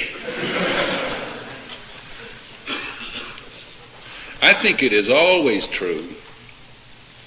It is a principle of Scripture that the more a person knows of the will of God, the more responsibility he has. Jesus said that the slave who knew his master's will and refused to do it would be beaten with many stripes. And the slave who did not know his master's will and did things deserving of stripes would be beaten with few stripes. And I think he enunciated that principle again and again. It would be more tolerable, he said, for Sodom and Gomorrah than for you, he said, the people of this generation. And the reason you've had greater opportunities than those people had. I think it is a principle. Now, I don't know how to carry that on out and answer all the implications of that, but I think that's a principle. I think I would have to grant that, yes. Okay, fine. Is adultery of Matthew 19:9 a single act? It seems to me this is a very vital question. Or a continuous act? And why? And what then does repentance of this sin involve? Continuous act, committeth adultery, or is it a one-time sin? Your verb markata is present. Whosoever shall put away his wife and marry another commits adultery. Present tense. Question is that, what kind of present is that? Single act? Is it punctiliar or durative? Linear? Now, I will say before I answer the question that in my way of thinking, a person who enters an illegal marriage, an unscriptural marriage, does continue to commit adultery. But there's nothing in the verb, present tense verb, that'll give anybody any consolation on either side of that question. If it gives anybody any support, it would be the punctiliar. It's like I say, whosoever shall aim the gun and pull the trigger commits murder. That doesn't mean keeps on committing murder, does it? It just means commits murder by doing that. So I'd say this, there's not a great deal to be had on the tense of that verb, Matthew 19. It could be iterative, it could be customary, it could be aoristic, it could be futuristic, it could be durative. And it might be gnomic, stating a timeless truth. Okay, that's about all I can say on that. Would you care to comment on that, Brother Floyd?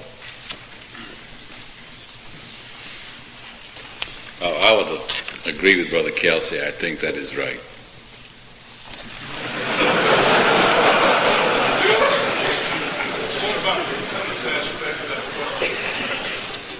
The second part of that question was, what then does repentance of this sin involve? In other words, does it mean that they have to break up or not? I guess is what the implication here is.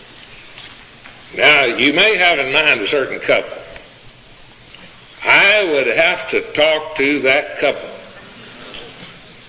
Can't give an answer. They'll just go out here all over the United States and solve all these. I want to talk to every couple. I don't want to send some answer by way of someone else. Too many details that enter in. Too many things that don't usually come out. And probing too many things that are vital that even this couple never did see were vital. You can't give a blanket answer. Okay, Brother Floyd, do you want to comment there? Okay. You said he agrees, isn't that correct? Okay. Oh, here's another one on Matthew 19:9, tying it in with 1 Corinthians 7. How do you reconcile the fact that a person is not under slavery to remain married in 1 Corinthians 7:15 with the fact that there is one accepted reason in Matthew 19:9? Brother Floyd, you hit on that a little bit a while ago. Do you want to comment on that? Like, is there one reason or two reasons? How do you reconcile the fact that a person is not under slavery to remain married in 1 Corinthians 7:15 with the fact that there is one accepted reason in Matthew 19:9? All right. 1 Corinthians 7:17, Matthew 19:9. 7:15 says, if the unbeliever departs, let him depart. The brother or sister is not under bondage in such cases, not under bondage to preserve the marriage. And how do you reconcile this with the fact that there is one accepted reason for remaining married in Matthew 19:9? Well, this is a problem that the Lord had not dealt with during his ministry. He lived and he worked in Palestine, and he did not ever face the question, what if you have a Jew married to a non-Jew? And so he never had occasion to deal with this question. But the question has to be faced by Paul. And as best I understand it, the question is this: if two pagans marry, one of them becomes a Christian, what if the pagan refuses to live with a Christian? What can the Christian do? What then takes precedence? The Lord had not faced the question. He did not deal with it in Matthew 19. But Paul is dealing with a question which the Lord had never faced in 1 Corinthians 7. What is the Christian to do? Is the Christian to give up his Christianity in order to remain married to the pagan? Paul says that would be slavery to man. And it is unthinkable for a Christian to do it. The answer is no. Now, Matthew 19 says there is one reason, one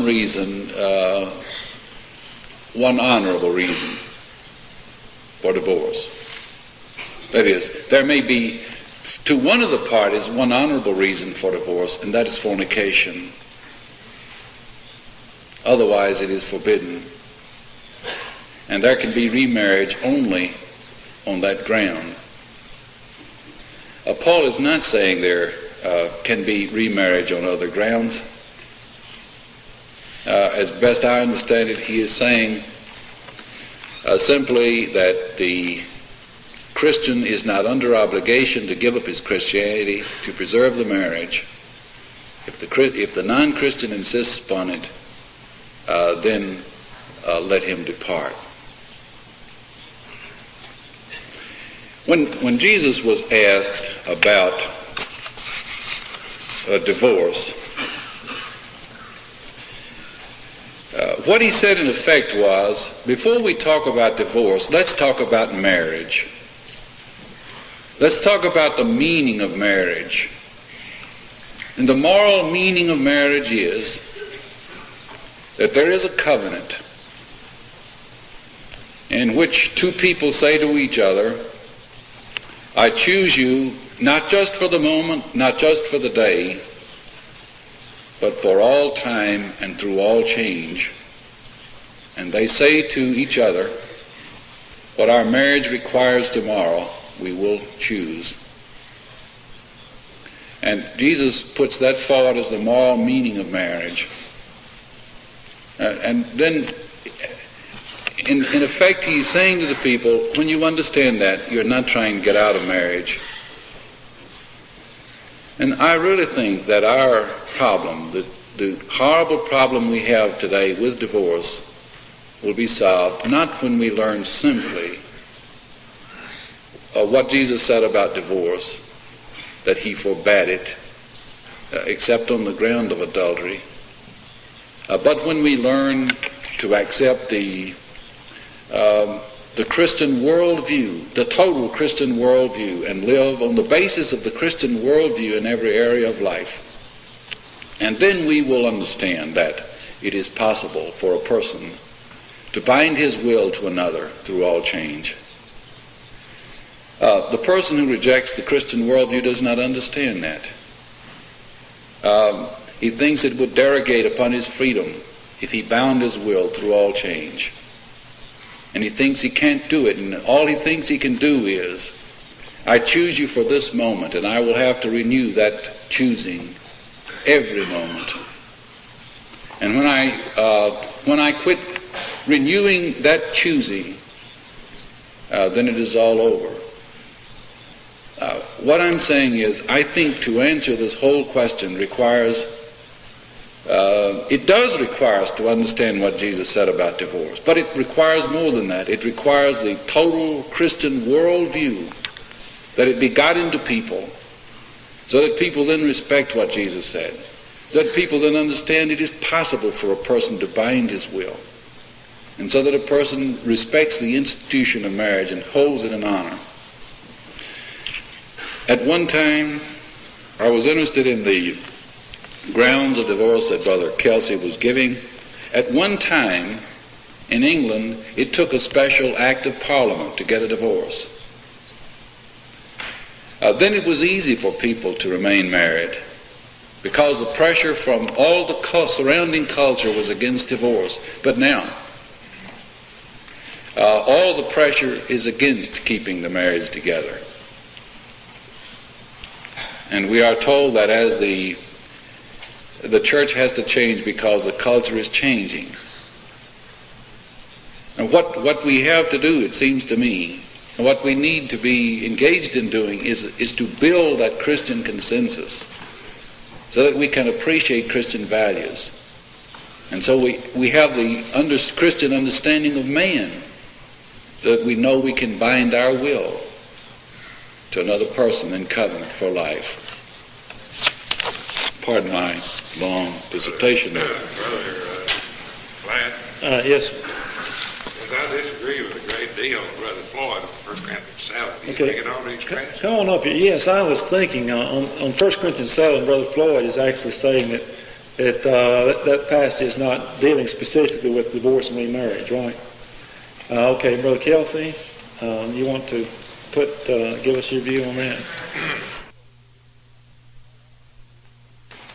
Well, I would hope, too, that the questions on Matthew 19, that he would have opportunity on those. Right. On the 1 Corinthians 7, the brother or sister depart. Now, your word is chorizo. All right, now that's the same word that's found in Matthew 19 that says, let not man put asunder. In other words, that means a sundering of the marriage. All right, so if the unbeliever departs, sunders the marriage, departs, the word doulao, not under bondage. I'll agree that I don't find it used elsewhere of marriage. You don't find any word used very much of marriage. You do find that deo twice, don't you?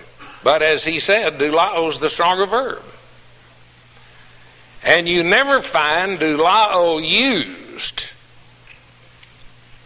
in any case where a person is not doulao, that isn't free to contract another relationship. If a slave is not doulao, he can go to another master. There's not a great deal to be had there on chorizo or doulao either. I'm just going to read Brother Whiteside on this, and that's my sentiments. I'm sure Brother Floyd and I will still remain good brethren. The verse reads, if the unbelieving depart, let him depart. Brother or sister is not under bondage. Such cases. Now let me turn away from Brother Whiteside. In such cases, they're not under bondage. Now that implies that in other cases, they are under bondage. In other words, if the unbeliever doesn't depart, the brother or sister is enslaved, is under bondage. And whatever kind of bondage it is that the Christian is not under, if the unbeliever chorizo or departs, is the kind of bondage he is under if the unbeliever doesn't depart. Now, if you maintain that this not under bondage means not bound to give up Christ if he leaves, then if he stays, you're under the kind of bondage which would mean that you are under the kind of bondage to give up Christ. That won't work. This passage seems plain enough, says Brother Whiteside, yet opinions differ. This difference of opinion grows out of the notion that its plain meaning does not seem to harmonize with Matthew 19:9. If a person did not already have his mind made up, he would have no trouble in understanding this verse. Not disavow that.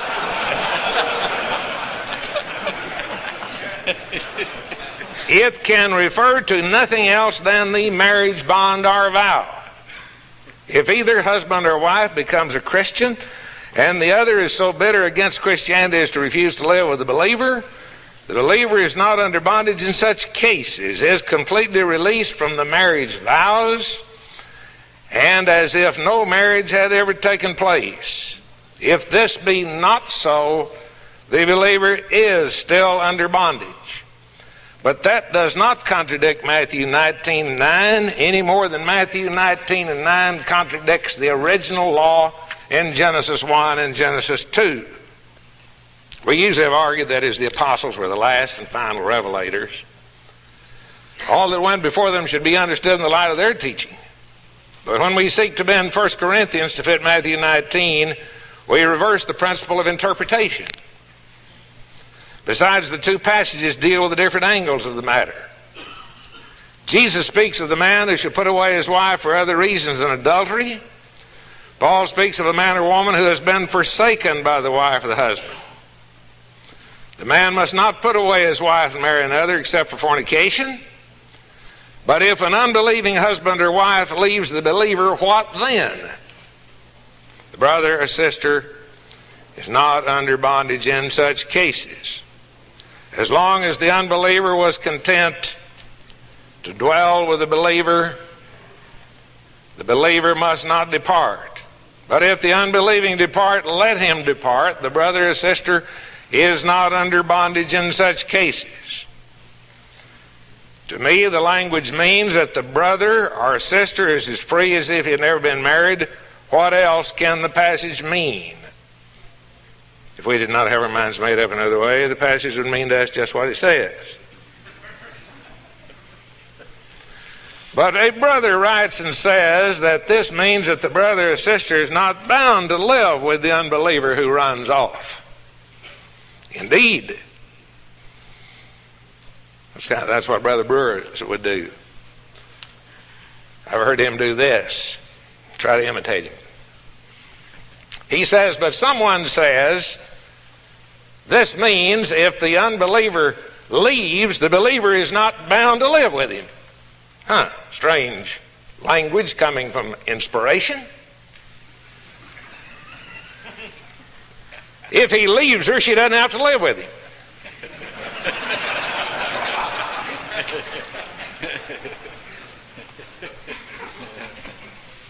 But that would imply that if both were believers and one ran away, the other would be bound to live with the runaway spouse. How would a person go about living with one who runs away? Let us not charge Paul with the folly of saying to the believer, you're not bound to live with the unbeliever. It would be too bad if the Lord did require a believer to live with a runaway spouse. He says, I can see I've opened up a whole new can of worms. But if anyone thinks that I'm alone, and then he quotes all the commentaries, but he said he made up his mind even before reading them.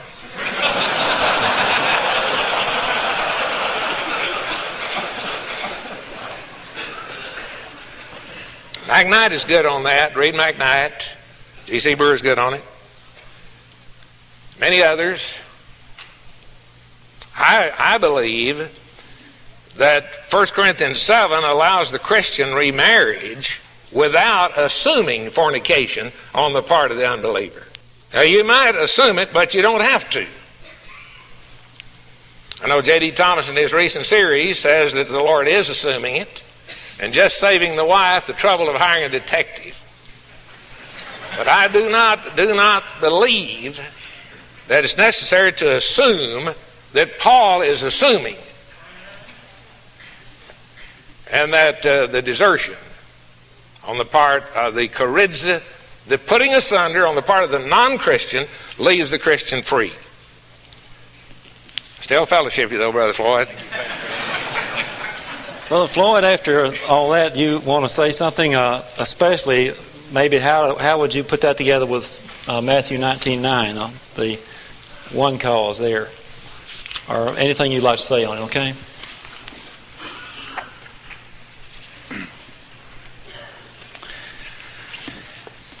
I don't have any problem at all, except that as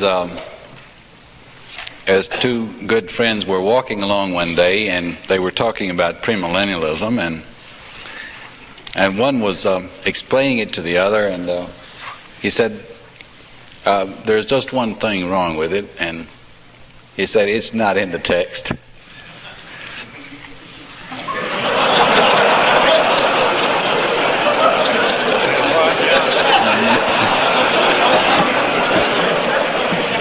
He said, I missed the last word. He said, it's not in the text. And I have no quarrel with Brother Kelsey, whatever. I just think it's not in the text. I don't see it in the text. And it's just a matter with me of what is in the text and whether it's in a text or not. Let me just try to say this again. In verse 13, the problem, verses 12 and 13, the problem is this, that comes out of this mixed marriage.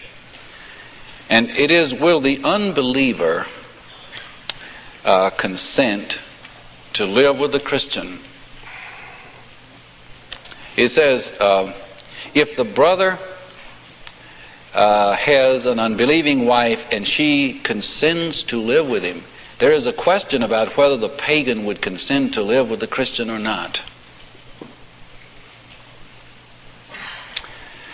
Now, in 15 he says, if the unbeliever departs. Now, of course, I don't think that means if the unbeliever has run away, then the Christian is not under obligation to live with a person. It doesn't mean that. If the unbeliever is pressing for a separation, then granted. There is only one thing the Christian could do to prevent this separation, and what is that? And that is to give up his Christianity. Should he do that? No. The brother or sister has not been enslaved and is not now enslaved in such cases. That is a bondage to which no Christian has ever been subjected. There is no obligation for him to do that. That is, to give up his Christianity in order to maintain the marriage. Okay, thank you. Another key question, it seems to me, is this one. It's related to one.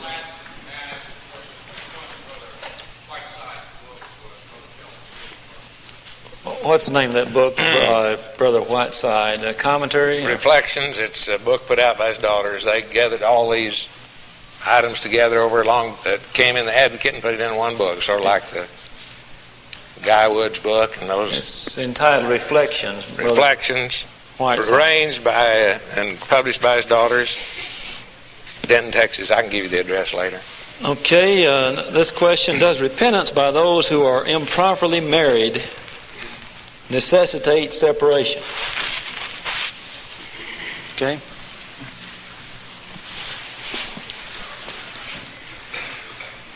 I would want to talk to each couple separately. There is not a general ruling that can be made forcing upon people. Too many things to consider to just give an overall out, just say everybody. Nope, I'd have to talk to them. No, our law doesn't judge a man until it first hear him. If you have one, if you have in mind, I want to talk to him. Or I'd want to answer it. Okay, Brother Floyd, would you like to comment? This is such a vital issue, it seems to me. Well, I told you about that dream I had already. I think Brother Kelsey, really and truly, he has made a statement that shows tremendous wisdom. Tremendous. And I think what we have to do is to hold the teaching of Christ, and we have to apply it with compassion. I don't mean compromise, but with compassion. And we really and truly, we need to hear the person. We really do. I think we do. I think it's a good answer. And I'd just like to let that answer stand. Okay, this is to Brother Kelsey. You constantly refer to true marriage, in quotation marks, without defining it. Your definition may eliminate the need for any discussion of divorce since you qualify by the word true. Would you like to comment on that? I'm not sure I understand the question yet. Let's see. Sort of a comment. You constantly refer to true marriage without defining it. Your definition may eliminate the need for any discussion of divorce since you qualify by the word true. True marriage, I'm talking about a scriptural marriage. True marriage would be scriptural marriage, where it would be both legal and scriptural. You think that's enough on that, brother? Now, I will say this, that I am a bit undecided on what it takes to constitute a true marriage. I would say first that there must be eligibility. Eligible to marry. In other words, somebody that hasn't been out divorcing and so forth. Eligibility. Secondly, there should be intention. Honest intention. Thirdly, commitment, each to the other. Now here's what I'm struggling with. Something I've always believed, and I've been interviewing people here lately, one night after another. When do you think a couple is joined in the sight of God? I've gotten several different answers. I've always felt that the marriage was completed when consummated. That is, a sexual union. Now, I don't know that I can prove that, and I know that it involves me in a bad dilemma. I believe that before the union is consummated, the woman is his wife, but they're not married.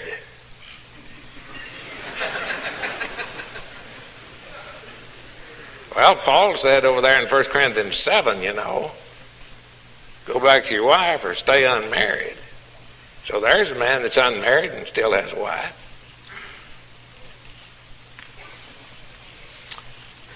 All right, so I know this. I played with a young lady years ago. She came to me crying and broken-hearted because she had married a fellow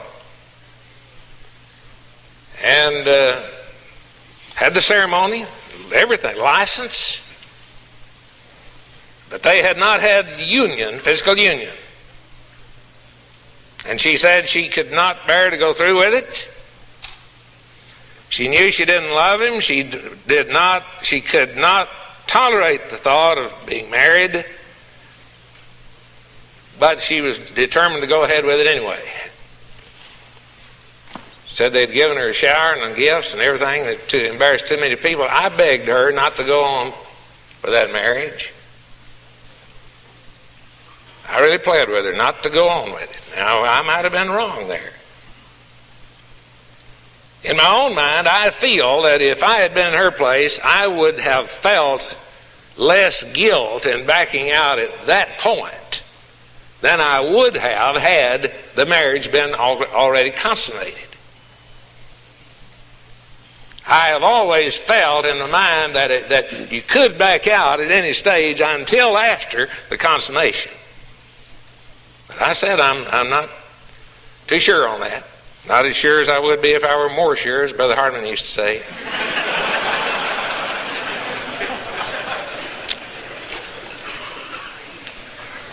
But I'd just say true marriage would mean one that meets all these qualifications and is scriptural. Brother Floyd, do you have anything on that? Do you have your mind made up on when they're married? Thank you. This does get into a serious problem at times. I remember talking to a couple not too long ago, been married 8 months, and the marriage never had been consummated. So there are some practical problems here. Here's another question. Does the act of baptism transform a non-marriage, adulterous relationship into a pure, divinely recognized marriage? Okay. Brother Floyd, do you want that one?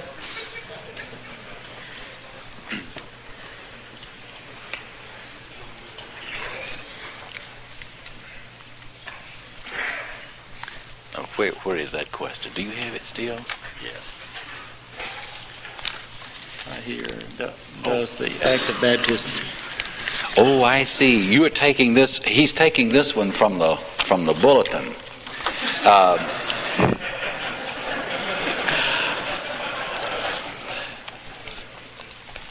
Well, what I would like to suggest is that he wait till this afternoon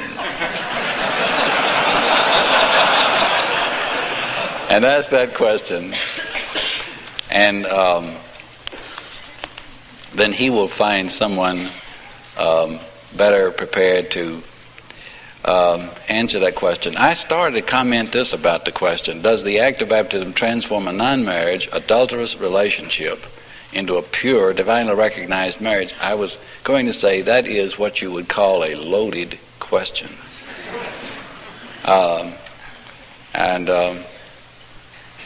I didn't realize at the time that was from the bulletin. No, I would have to answer, no, there's no way I could answer that question yes. I don't know how anybody could answer that question yes or would answer yes. I don't know anybody that would answer that question yes, and I would not, no. Thank you. We're not going to get to all these questions now. We'll give them to Dr. Hazlip, and if you don't get enough questions this afternoon, you keep working down through on these. We might take time for one other question here, and then we'll break for lunch.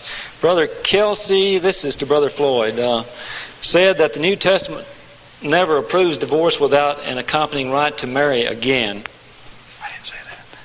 Okay, Brother Kelsey. Oh, right. Does that sound like what you said? Brother Kelsey said that the New Testament never, or did you say people who lived during the New Testament era never approves divorce without an accompanying right to marry again? That is true.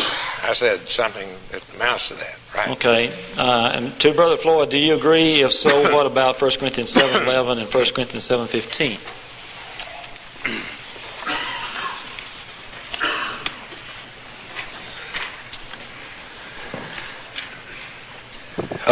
Let's see now. The New Testament never approves divorce without an accompanying right to marry again. Do you agree? If so, what about 1 Corinthians 7:11 and 1 Corinthians 7:15? Yes, I think 1 Corinthians 7:11 is talking about a separation that does not mean remarriage. As a matter of fact, the remarriage is prohibited in 1 Corinthians 7:11.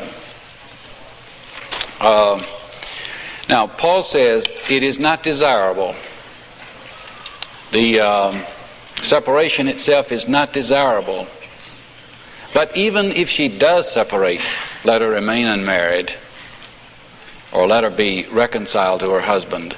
1 Corinthians 7:15, in my understanding, also refers to a separation in which the text does not mention remarriage and does not contemplate remarriage. Okay, thank you very much. Appreciate so much, especially the spirit of the people who have participated here this morning, and although some disagreements, the spirit was just tremendous. We still have 31 tickets that Glenda Grimes has for the luncheon in the new building at the graduate school. And he'll sell those to you on the way out. And is Dal here, brother? Okay, would you come forward just in a second? Dal teaches Greek at Freed-Hardeman College. We work together quite a bit in meetings and other ways, and appreciate him so much. And brought a couple of loads down from Freed-Hardeman. Today are several people, a couple of classes, and several others came also from Freed-Hardeman. I'd like for Dal to lead us in a word of closing prayer as we stand. Thank you, Brother Chadwell. And thank all of you who've had a part in making this possible today. This has already been a great day if we don't do anything else all day. What happened this morning so filled me with thanksgiving that I can hardly restrain applauding them. And I'm confident that what will happen today, this afternoon, will merely extend that which was established this morning.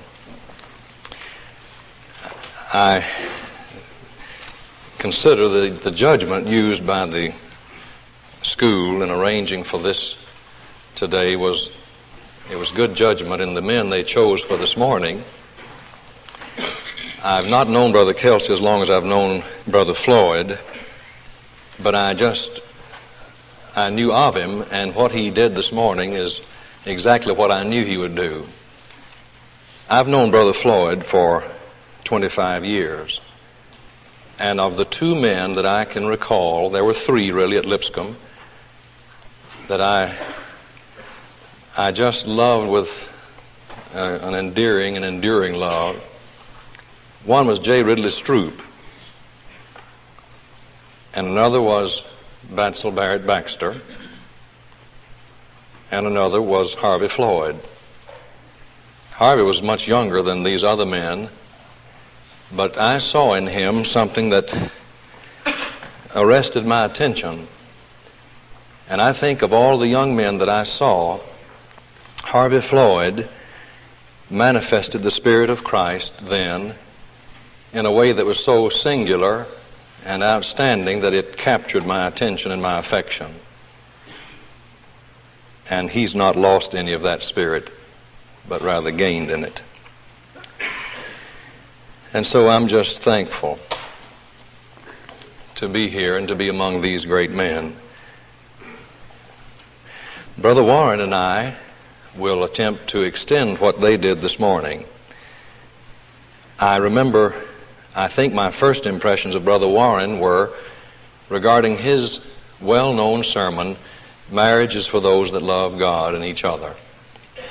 And I believe that's the first impression that I ever had of him, and it was one of great respect. Well, I was really cut out to be a debater, but they sewed me up wrong.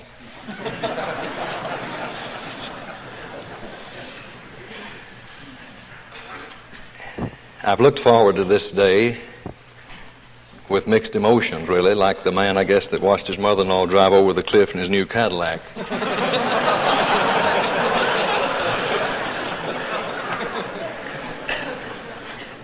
And I kind of do that on purpose to kind of relax and let you relax. I've not come today to defend a position. I've only come to explain one. And I came this morning to listen objectively. I'll be listening objectively today as Brother Warren speaks. I urge you also to give me that same gift. Would you listen objectively to me in search of the truth, because that's all we're wanting.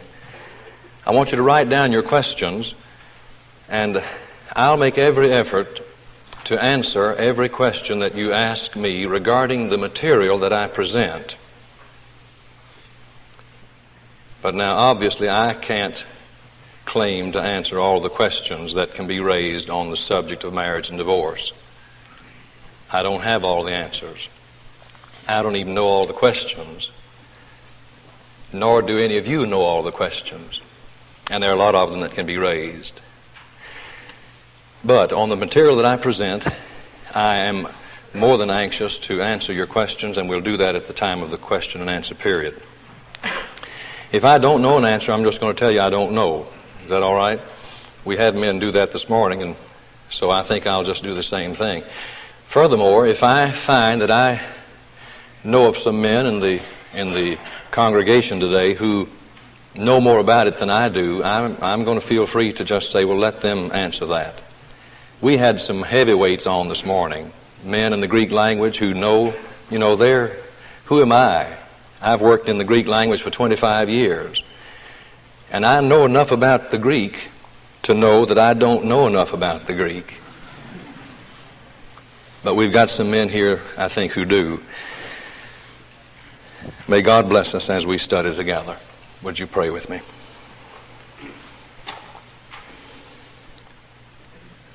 Loving Father,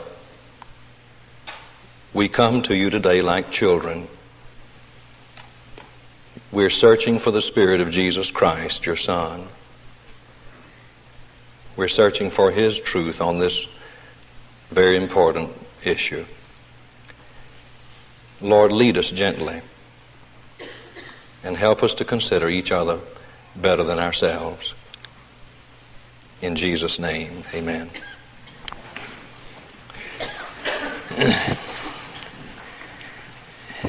In attempting to outline this today, I came to the conclusion that there are many things upon which we all agree. One thing that we are in agreement on is that we're in agreement on the law itself. The law of Christ on marriage and divorce in Matthew the 19th chapter is stated essentially in verse 9, but in its completeness in the discussion verses 3 through 9. But if you were to paraphrase it, and I would like to read it for you first before we go any further.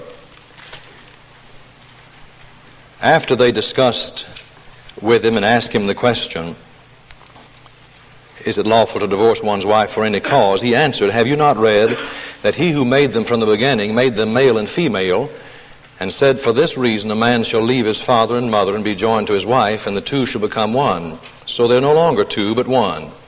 What therefore God has joined together, let no man put asunder. That's the original divine intent of God. They said to him, why then did Moses command one to give a certificate of divorce and put her away? And he said to them, for the hardness of your heart, Moses allowed you to divorce your wives, but from the beginning it was not so. And I say to you, whoever divorces his wife except for unchastity and marries another commits adultery. Now that's the law stated in its fullest extent. If we were to paraphrase that, it would be this, and we're all in agreement with this, I would suspect 99% of us. One man for one woman for life, with one exception, that being fornication on the part of one of the partners, that makes divorce an option but not mandatory. And I think we're all in agreement on that. So I thought I'd start where all of us are in agreement and then work from there to some things perhaps in which we disagree but can find agreement. There's another area in which we agree. We're most all, though perhaps not totally, in agreement on the application of that law that's to be made to Christians. As far as what we're to preach from pulpits such as this, as far as what we're to teach our young people, I think we're all almost totally in agreement. One man for one woman for life, with just one exception, if that has to be. It's not mandatory, but it's an option. Fornication on the part of one of the partners. I think we're also in agreement on what's to be done when there are flagrant violations by Christians. I think all of us would agree with what I did some months ago when a lady called me from Texas and said, Brother Woodroof, I have a friend. And 10 years ago, this friend, who is a Christian, met a man who is a Christian, and they fell in love. The man was married to a Christian woman, and but he told this young girl that she was what he'd been looking for all of his life. And so he divorced his Christian wife and married this Christian girl. And now it's been 10 years, and they have 3 children by that marriage. What must they do? And so I said to her, you're that friend, aren't you? And she just became uncontrollably distraught. She said, yes. And I asked her, I said, ma'am, what on earth made you act in direct contradiction to what your Lord said would be the rule of his kingdom? How could you go just diametrically opposed to him? And she said, we thought he would forgive us. What would you have told her? I think I know what 99% of us would have told her. I said, well, if you're expecting me to condone an outright, flagrant violation of the law that Christ gave you, and you did it knowingly, being one of his disciples, if you think that I'm going to condone it and say, well, just be sorry for it and stay where you are, I said, you've called the wrong man. I can't do it. I think we're in agreement. There wouldn't be a church in the United States that would be written up for having made that decision. You would have endorsed it at least, or would have allowed them to make that decision. So I think we're in agreement on it. But we're also in agreement another way. We're not in agreement, but we're together. We're together in that we're all forced to make an application to people who are in the world who have violated that law and are wanting to become Christians. We're all together in this because all of us are having to make applications to that condition, to that predicament. Now, those of you who are out beating the bushes will know what I mean. Those of you who are out running buses in a bus program to churches, you know what I mean. The only people that are not being forced to make application of this marriage law to the human predicament that we find so prevalent today are those who are not out in the bushes or who are not out on the buses. It's not like one brother told me once. He said, where in the world are you coming across all these divorced and remarried people? He said, I don't find all that many coming down the aisle. Well, I said, if you'll raise any rock, 8 or 10 will run out from under it. So we're together in the sense that we're going to have to make an application. Now, as usual, I forgot my pen. My marker is in there. I really need it. But if anybody has a magic marker that's water dissolvable, I'll accept it. Thank you. It's coming down. The fact that we're going to have to make an application it's too obvious to ignore. Those of you, perhaps, who would advocate separation, thank you. Those of you who would advocate separation, you need to understand that that is an application. Those of you who advocate that those marriages are to abide, you need to understand that that also is an application. But you see in Matthew 19, 3 through 9, Jesus didn't make the applications. He just simply stated the law. It's up to you and me when the human predicament presents itself for us to make an application of that law to the human predicament. Now, there are those who don't like to make that concession to me. They say, no, that's not right. Now, you're making a distinction between the law and the application. No, I'm just simply saying that it's a valid distinction to say that there is a difference in the sense that there is a difference between law as it is stated and then the application of that law as it is stated. Now, if you can ever grant that possibility, that if you say that these marriages that are in existence prior to a person becoming a Christian, that if you advocate that they separate, that's an application. And those of you who advocate that they abide, that's also an application. Now let me give you an illustration of how that is valid. Jesus, while he was here on earth in his personal ministry, found himself always making application of the law to existing conditions. He always found himself running head on into Pharisees and Sadducees who were more than willing to just simply quote the law and, quote, let the chips fall where they may. And he found himself being ostracized and condemned because he insisted on making application of the law to the human predicament. The place, I guess, in the law that was most often applied by Jesus was the law of the Sabbath.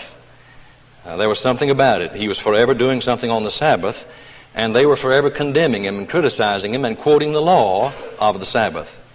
But the law of the Sabbath is found in Exodus, the 20th chapter, verses 8 through 11. You're familiar with it. We'll not read it for fear we'll not have enough time left for something else.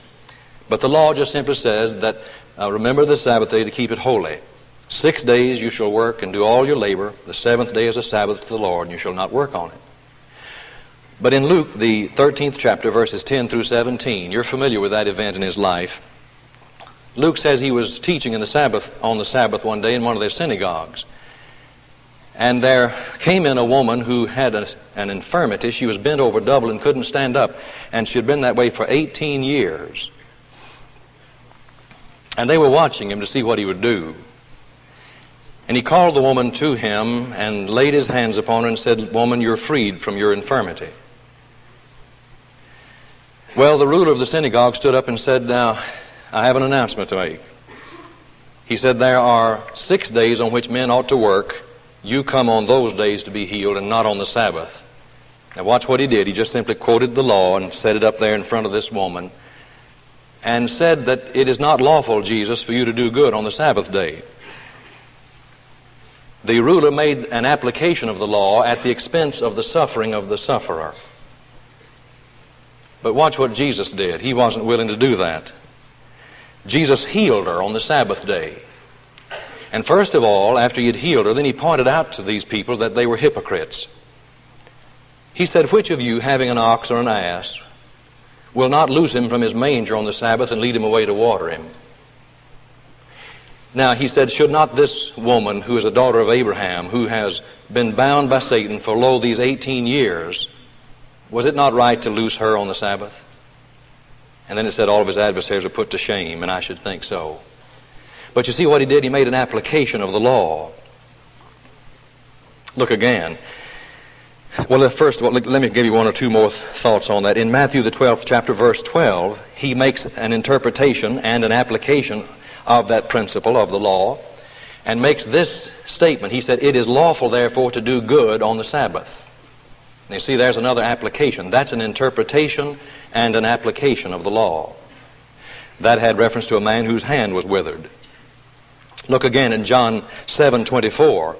Jesus instructs these people to not judge by appearances. Now, that was after the healing of a man that was lame or crippled for all these years. He had been healed on the Sabbath, and they were uptight over that.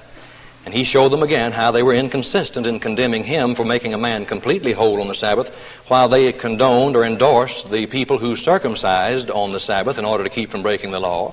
He said, "Shouldn't a man be made totally whole? Do you condemn me for making a man totally whole, since you on the Sabbath day circumcised to keep from breaking the law?" And then he made this very pointed instruction, as though a judge were instructing a jury. He said, don't make surface judgments. He called it appearances. Don't judge by appearances. Judge with right judgment. Don't make simplistic solutions. And I heard these brethren this morning, and it was so thrilling to hear them say, "Well, I need to hear the case. I need to talk to the people." They were doing what Jesus advised to be done. Don't make simplistic solutions. Don't make judgment by appearances. But there's another case in Matthew, the 12th chapter, verses 1 through 8. Here again on the Sabbath day. And it tells of Jesus allowing physical needs of his own disciples to be met on the Sabbath day.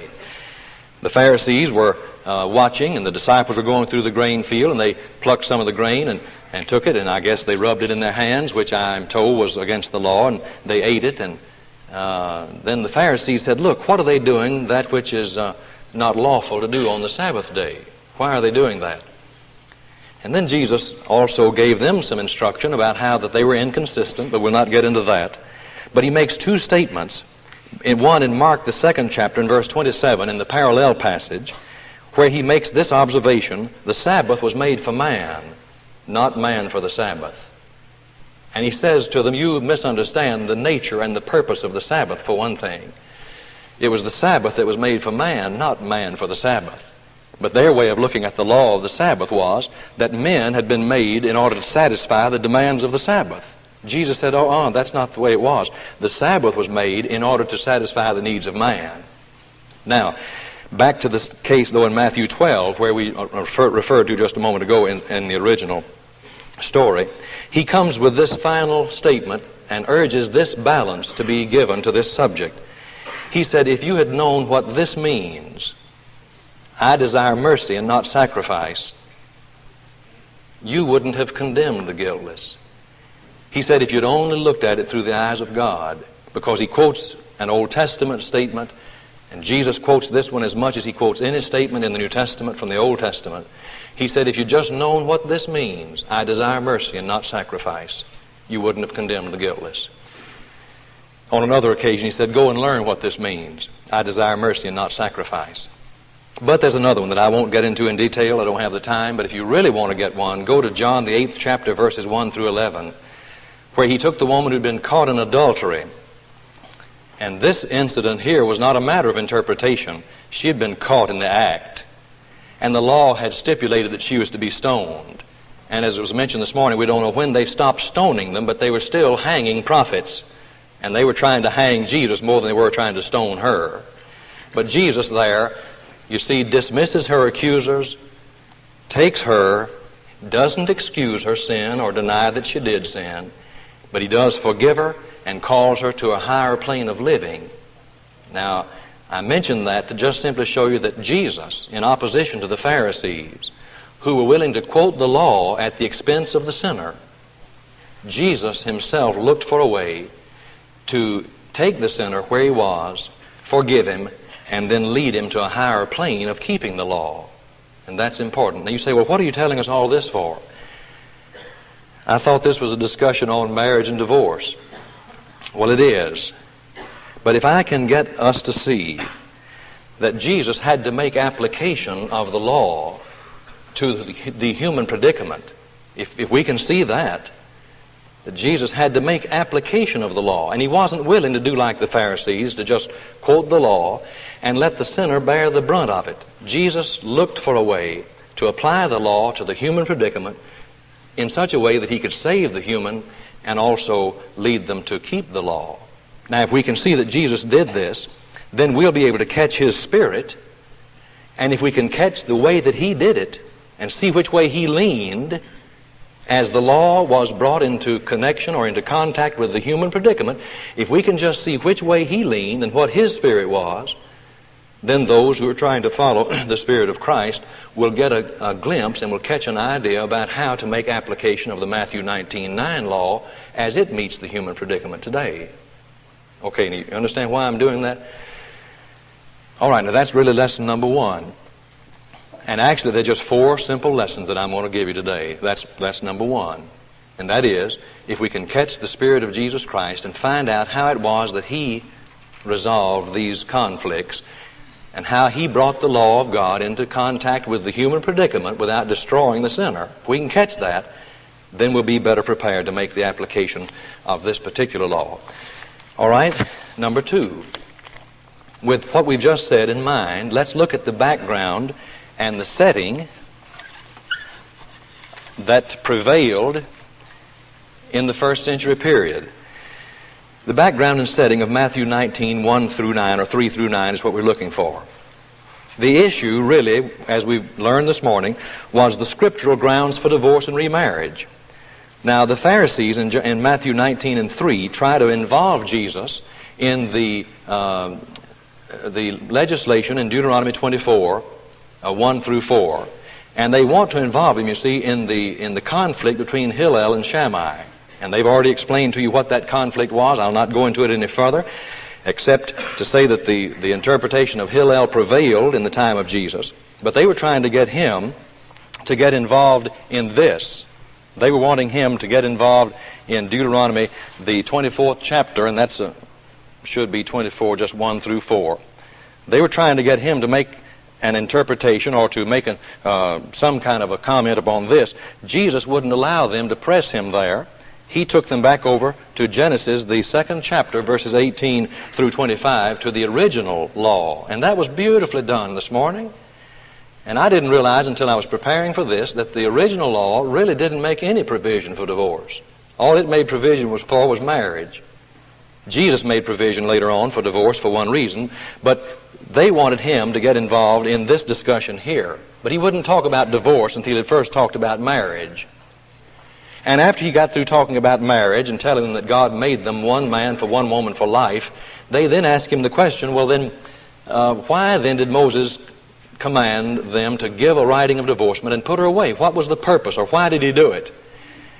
And Jesus then gives two statements that gave them the reason for doing this, and it also gives us an insight into the nature of that Mosaic legislation. First of all, he mentions something that I'm going to mention second, that I'll switch them, but you'll see why. He says, from the beginning it was not so, indicating that Moses had made a change in the law regarding marriage. The second statement that he makes, and he makes it first, he says it was because of the hardness of your heart that Moses allowed this to be done. But from the beginning it wasn't so. So you find Jesus making these two statements, and they are both they indicate the real nature of the law of Moses.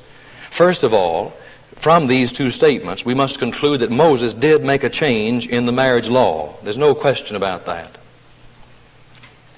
And secondly, we're forced to conclude that Deuteronomy 24, 1 through 4, was not just a concession in the original law, but was a limitation, a restriction occasioned by prior conditions among the Jews. They were putting off and on wives to the point that it was an absolute scandal. It was a disgrace. It was a corruption of the land. So what I'm saying here is that instead of Moses making just a concession of the original law of marriage and bringing it down to this plane here, that is not really what was done. Moses, Jesus said it was because of the hardness of your hearts that Moses did it. That's the reason for it, which implies that Moses was bringing them up from a pit of practice that was much lower than the one to which he called them. And actually then what he was doing with the Mosaic restriction was placing a restriction on their pre-law practice. They had been living like they had been putting off a wife, and the Deuteronomic legislation just simply says, when you put off a wife and then she marries another and he puts her away, you can't take her back. That's a corruption of the land. You must not do that. And so we find that that's what he was referring to, and that the Mosaic legislation actually was not just a concession of this law, it was a restriction on their previous practice. Now, if you can understand that, and I think I came across a principle that I believe will make us know that that's exactly what he did. The main reason why I know that that's true, other than Jesus saying it was because of the hardness of your hearts that he allowed that, is this second principle, and that is that God, to my knowledge, and you may have more knowledge than I on this, and if you do, I want you to say so, but God, to my knowledge, has never in all the Bible ever made a law that intended to bring men down from a higher law down to a lower one. You understand what I'm saying? God never did make a law that was intended to lower men's morals rather than elevate them. Now, if you know of one, I'm open. But he didn't. Every time God ever made a law, it was to elevate morals rather than to bring them down to a lower plane. So for that reason, and this isn't any particular key realization, except that it opened up a door to me that I saw that rather than God bringing his law down for no reason, it wasn't that. He issued this Mosaic restriction in Deuteronomy 24, 1 through 4 for the purpose of bringing the Jews up. That was the purpose of it. So we must conclude that Deuteronomy 24, 1 through 4 was the first step back up to the original law that God had given over here in the creation to begin with. Now, the Mosaic restriction in Deuteronomy 24 was not the original law of God. Jesus says, no, it wasn't like this from the beginning. It was different. It wasn't the original law, nor was it even Jesus' restatement of the law as he gave it in Matthew 19, 3 through 9. because there he adds an exception that allows divorce for the cause of fornication. So this restrictive part here of Mosaic legislation was neither the original law, nor was it the restated law by Jesus. It was actually what you might call a halfway house. The Mosaic legislation provided a halfway house between what the Jews were before the law was given and what he wanted them to be ultimately. And so this provided a halfway house. And this is the law that was in force for 1,400 years among the Jewish people.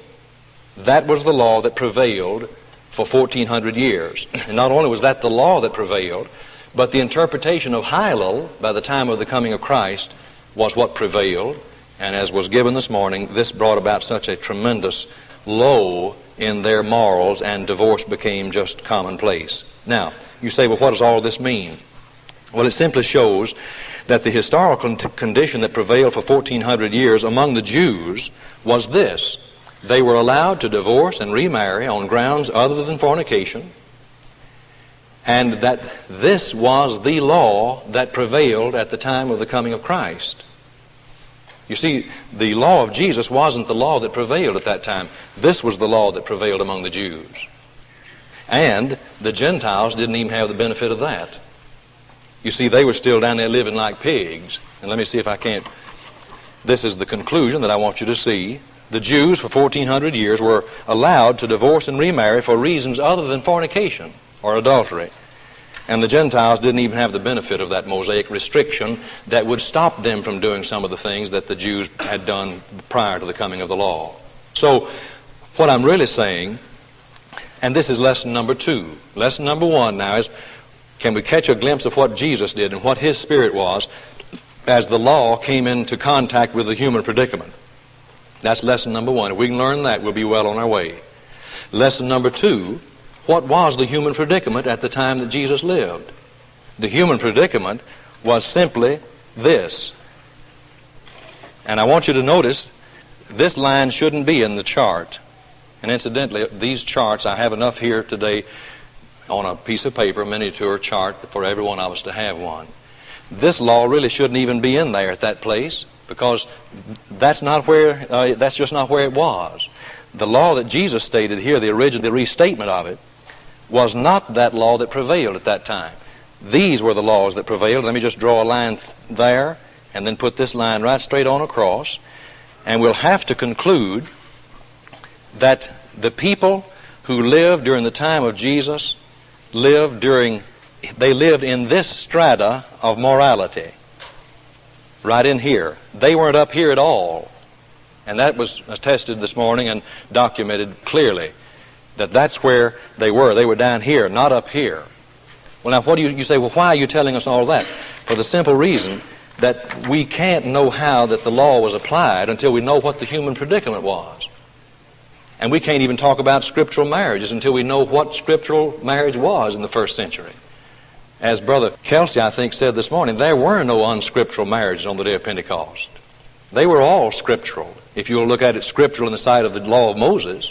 Now, if you're talking about scriptural in the light of Matthew 19 and 9, no. But Matthew 19 and 9 wasn't the law that was prevailing at that time. The marriages had for 1,400 years been prepared by the Mosaic law and the Roman and Greek law, which allowed marriage and divorce on grounds other than fornication. So what you have at the time of the coming of the day of Pentecost and the coming of the Christian era, you have an entire world whose lifestyle was determined and patterned after the legislation that was given through Moses and the Roman people and the Greeks. Now that's very important. Now, do I need to document that? It's documented on the notes. I've got all this. It's all for you. I'm not going to have time if I read all this. Are you satisfied? But the reason I can't leave you now dangling, because you've got to grant me this one. You know, if you say, oh no, that wasn't the condition of the first century, then I'm afraid I'm going to have to read all this. You understand, is this right? Do you understand that this was the condition? It was a terrible mess. And this was stated this morning. But now, I don't want to leave you, because see, if you don't grant this one concession and say, yes, we understand that that was the condition. If you don't grant that, I can't go on any further. Are we already pretty well in agreement? Okay, and then if there's any question.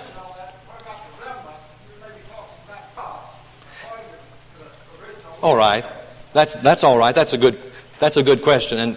But as far as the bulk of the whole of the world, see, this is all they had. This is all the law that the remnant had. See, they didn't have any other law either. The remnant had been living under the Mosaic law for say, 1,400 years. Okay, I think probably I'll just let you have this later. I'm going to give it to you after we're dismissed. Well, you can buy it for a quarter. Okay, now, what application? The next question then that comes, we've already seen now that the Spirit of Jesus Christ, if we can catch that, as the law met the human predicament, then if we've seen what the human predicament is, now the question really is, what application of Matthew 19 and 9 did the first century church make to the prevailing condition? What application did the first century church make to that prevailing human predicament? Now the human predicament we're talking about is this: a world filled with people who had divorced and remarried on grounds other than fornication. And that condition was allowed by both the law of Moses and the civil law of both Greeks and Romans. That's the human predicament we're talking about. Now the question that I have today is simply this, and that's why what you really wanted to know. What application did the first century church make to the human predicament now of this law of Christ in Matthew 19 and 9? Question: did they require those marriages that had been formed on laws less than the Christian law? Did they require those marriages to separate or to continue? What application was made? Now here was the condition down here, as we were noticing, Jew and Gentile. They were brought into contact with the gospel. What at this point here, what application of Matthew 19 and 9 was made to the human predicament as it existed here? And you just might want to look at that as the day of Pentecost right there. What application was made? Well, did they require those marriages formed on laws less than the Christian standard to separate? Well, there's no command or example for such an application. Not a command, not an example.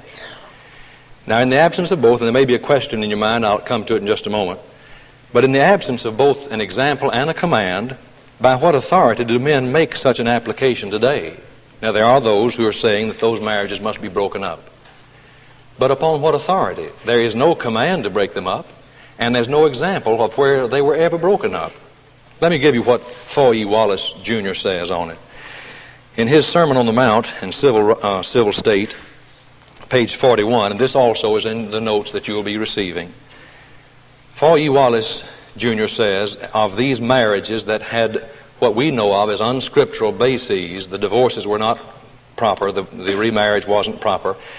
He simply says that Christ omitted legislating a disciplinary procedure, indicating that such a legalized relation becomes a principle of moral conduct between the parties involved and God, and is left to his own judicial decision, not ours.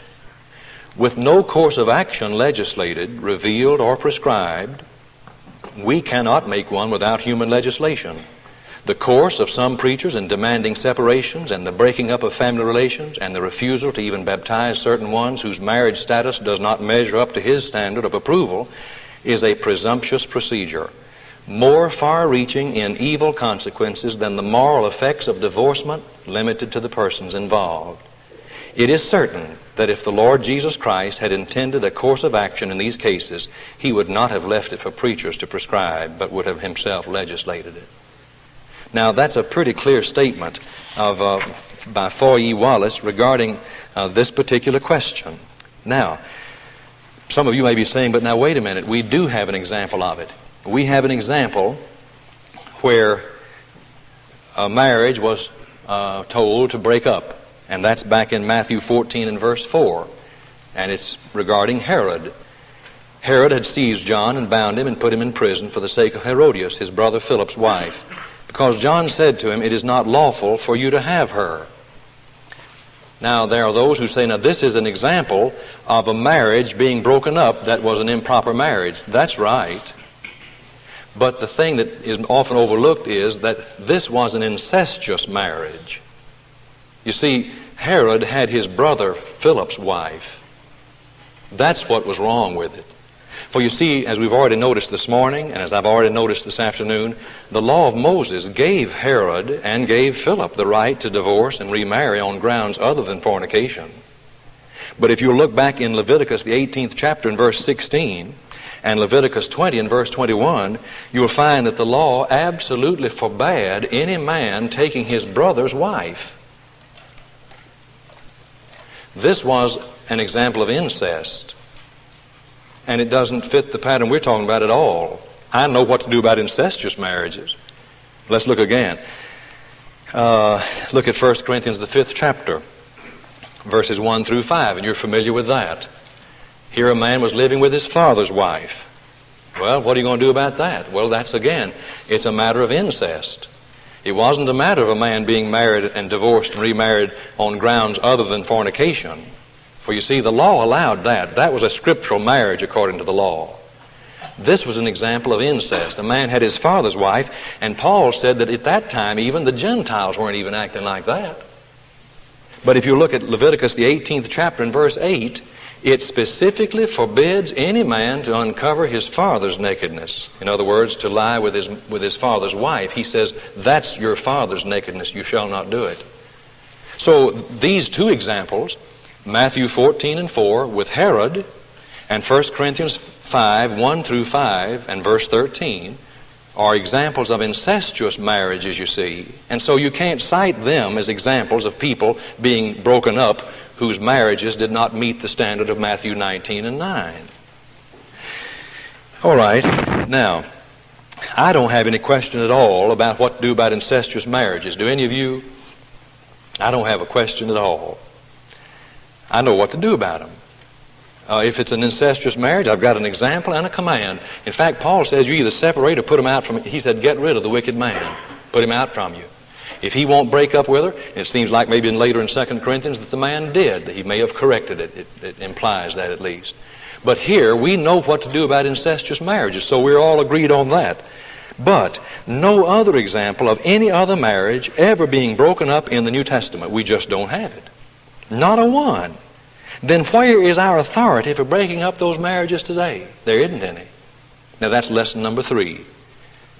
Lesson number 1, see if we can catch a glimpse of the Spirit of Jesus as He made application of law to the human predicament. See if you can catch that Spirit of His, which way He leaned. Secondly, find out what the human predicament was in the first century. Thirdly, when we find out what that human predicament was and we know what His law is, what application did the first century church make of that law to that human predicament? And you come to this conclusion, there's not a single example of where anybody was ever told to break up a marriage whose marriage did not meet the standard of Matthew 19 and 9. There's just not an example there. That's lesson number 3. Well, look again. Then did the first century church allow those marriages formed on laws less than the Christian standard to continue? Did they tell them that they were to abide? Well, J.D. Thomas says they did. He says that the New Testament church made that approach to it, and this material also is in the notes. Listen to this statement.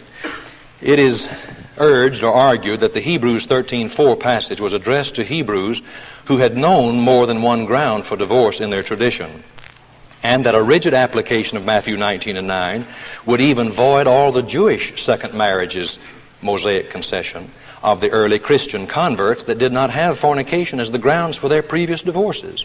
And thus they'd all have had to have put away their mates immediately upon becoming Christians. Such a conclusion is not valid, however. For, now notice, when God once recognized a particular marriage relation in one dispensation as approved, He would not change this simply because of a change in covenants. It was not a retroactive matter. If any marriage was legitimate in God's sight before the couple became Christians, it would still be so afterward. Well, that makes sense, doesn't it? You see, we have this example, at least he believes, that the first century church allowed those Christians who had come into that relationship, into Christianity, who were already divorced and remarried and divorced and remarried, Brother Thomas says that those were allowed to continue because the matter was not retroactive. It didn't go back and make all of them adulterers because that former law did not measure up to the law of Jesus Christ. Now, but if you would ask me, how much time have I got left? About 15 minutes? It's about 15 minutes, all right. If you were to ask me, Brother Woodroof, do you believe that the New Testament allowed those marriages to continue? I would say, and I do this, it would kind of take you by, this wouldn't really be honest, but I would say no, I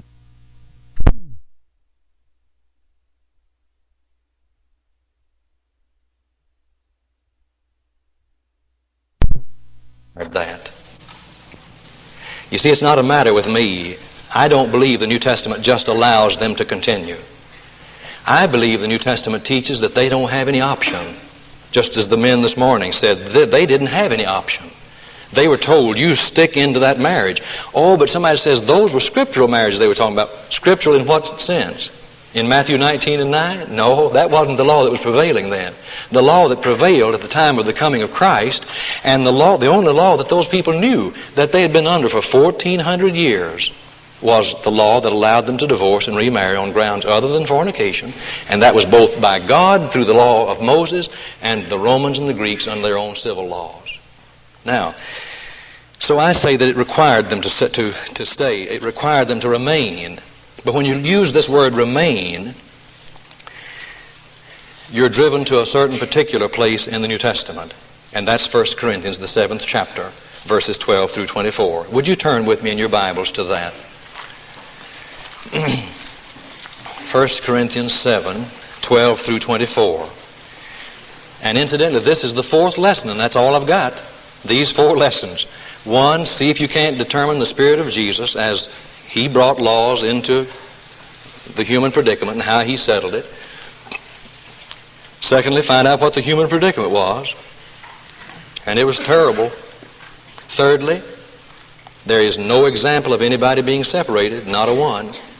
Fourthly, we do have a whole section where the main emphasis is stay in there. Remain. Now notice, if you will. First of all, the whole chapter is on marriage itself. 40 verses. It's the most extensive treatment of marriage in the whole New Testament.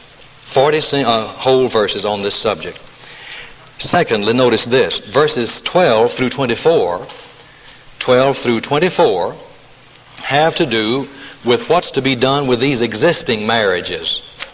Give us some idea, Paul, about what's to be done with these marriages that are already in existence. And I want you to notice something, that all of this legislation of 1 Corinthians 7, 12 through 24, all of this specific instruction on marriage, existing marriages, it only goes back to the point of conversion. It only goes back to the point of conversion. It doesn't go back behind there. It talks about the condition at the point of conversion. Now notice, if you will, look at verses 12 and 13. If any brother has a wife who is an unbeliever, and she consents to live with him, he should not divorce her. And I wasn't going to say this, but Brother Floyd mentioned it this morning, and I'll just mention it. You see, this talks about what they had at the time of their conversion, because in 2 Corinthians, the 6th chapter, they were forbidden to go out and marry an unbeliever. They weren't to be unequally yoked with unbelievers. I believe that either means marriage, it includes marriage, or it doesn't include anything. You can't get any closer to somebody than marrying them. So it forbids the Christian to go out and select an unbeliever, but whenever 2 heathen or 2 Jews were married and one of them became a Christian and the other didn't, then it left this unequal yoking in a sense. But Paul says stay in there with them. Notice, if any brother has a wife who is an unbeliever and she consents to live with him, let him not divorce her, or he should not divorce her. But the point I'm making is that if any brother has a wife at the point of the conversion, at the point where the situation existed, he should not divorce her. No questions were asked. He didn't say if any brother who has had a marriage that was based upon, this, that. He just says if any brother has a wife at the Stay there with her. Don't put her away. Do not divorce her. Now, look at these two illustrations of this. To illustrate it, he chooses two subjects that are really kind of out of place unless they are illustrations. He brings up slavery and circumcision. Well, what in the world is he bringing up circumcision and slavery in a discussion on marriage? Well, they're illustrations of the permanency of that condition that existed at the point of the call. Now notice, if you will, look at verse 17. Only let everyone lead the life which the Lord has assigned to him and in which God has called him. That's injunction number 1. Or that's injunction number 1. Excuse me, let's go back. Let me get the illustrations first. Look at verse 18. We'll come to that in just a moment. I want you to look at verse 18 first, talking about these two illustrations. Verse 18 says, was anyone at the time of his call already circumcised? You see, that's pretty strong language. I'll have to admit that it's not all that strong in the Greek language. It is in a sense, but I went back there thinking, you'd have exclamation points and underlining all this. It doesn't really have all that. They're just some tenses of verbs that are best translated in this very explicit way. Was anyone at the time of his call already circumcised? Then let him not seek to remove the marks of circumcision. But look again. Was anyone at the time of his call uncircumcised? Let him not seek circumcision. Then look at verse 21. Were you a slave when you were called? Never mind. Now, why would he use these two illustrations, or why would he use these two figures, unless he were illustrating the very thing that he said about the man who had the unbelieving wife when he was called? The conclusion that he draws is found in verse 17. Only let everyone lead the life which the Lord has assigned to him and in which God has called him. Secondly, look at verse 20. Everyone should remain in the state in which he was called. Look at verse 24. So, brethren, in whatever state each was called, there let him remain with God. And then look at 17b. This is my rule in all the churches. Now, you can't get any clearer than that. He says, if any man has an unbelieving wife, stay with her. Illustration number 1, were you at the time of your call already circumcised? Don't try to become uncircumcised. Were you uncircumcised? Don't try to become circumcised. And then he says, were you a slave at the time of your call? Don't worry about it. But then he just simply says, bang, bang, bang, live in that life in which God called you. Everyone should remain in the state in which he was called, and then in whatever state he was called there, and let him remain with God. That's principle number 4. Stay in there with it. Now, qualification. This has to do only with those relationships that are honorable. Only those relationships that are legal.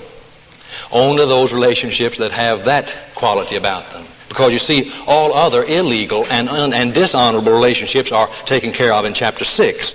And if you'll notice here, all dishonorable relationships were to cease. Turn back to chapter 6 of 1 Corinthians and notice. Latter part of verse 9, do not be deceived. Neither the immoral, nor idolaters, nor adulterers, nor homosexuals, nor thieves, nor greedy, nor drunkards, nor revilers, nor robbers will inherit the kingdom of God.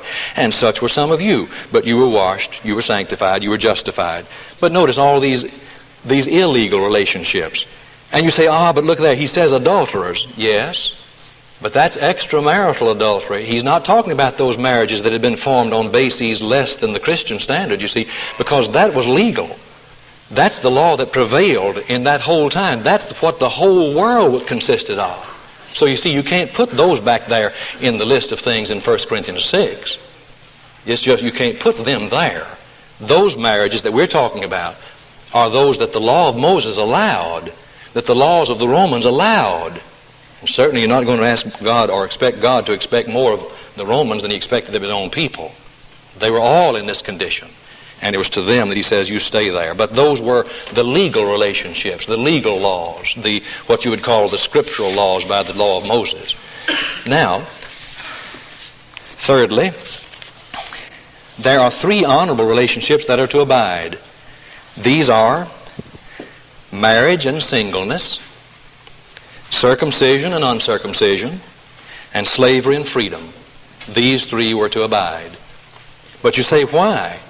Well, first of all, let's notice the marriage and singleness, or the marriage relationship, that talks about the domestic relationship. Circumcision and uncircumcision, that was the ethnic relationship. Slavery and freedom was the social, economic relationship. Well, you say, why did he allow these to abide, just simply stating, let them abide? Why did he not go in there and try to break up all these things? Why did he do that? For this simple reason. These three distinctions, if you turn quickly to Galatians, the 3rd chapter, and verse 28, you're going to find there the same three distinctions, and wonder why he mentions them again. Well, I'll tell you why in just a moment. In verse 28 of chapter 3, there is neither Jew nor Greek, there is neither slave nor free, there is neither male nor female. Now you see there, those three are again. Jew nor Greek, that's the national distinction. Slave nor free, that was the social or economic distinction. And then male nor female, that was the domestic or sexual distinction. But why does he single out these three distinctions in both these places? For this simple reason. These three relationships are the three pillars upon which civilization rests. You rip away the domestic distinction and destroy all the homes, you destroy society. You rip away the economic distinction, or at that time, slave and master, and you'd destroy another. You'd destroy the society. Or you rip away the national distinction, and you have such a confusion that the society just pretty well would be gone. Now listen to this statement. These three great distinctions, such are the great distinctions. Thomas Charles Edwards makes this statement. Such are the great distinctions, natural, national, social, on the maintenance of which in any particular age or country, the preservation of the principles of liberty and order and their legitimate development in human history mainly depend. Marriage, circumcision, slavery, and the relationships that they represent. Now, all right, let me give you an illustration, and I'm about through.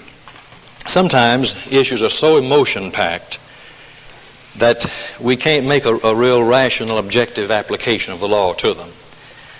They're kind of like giving mouth-to-mouth resuscitation to this Farrah Fawcett Major.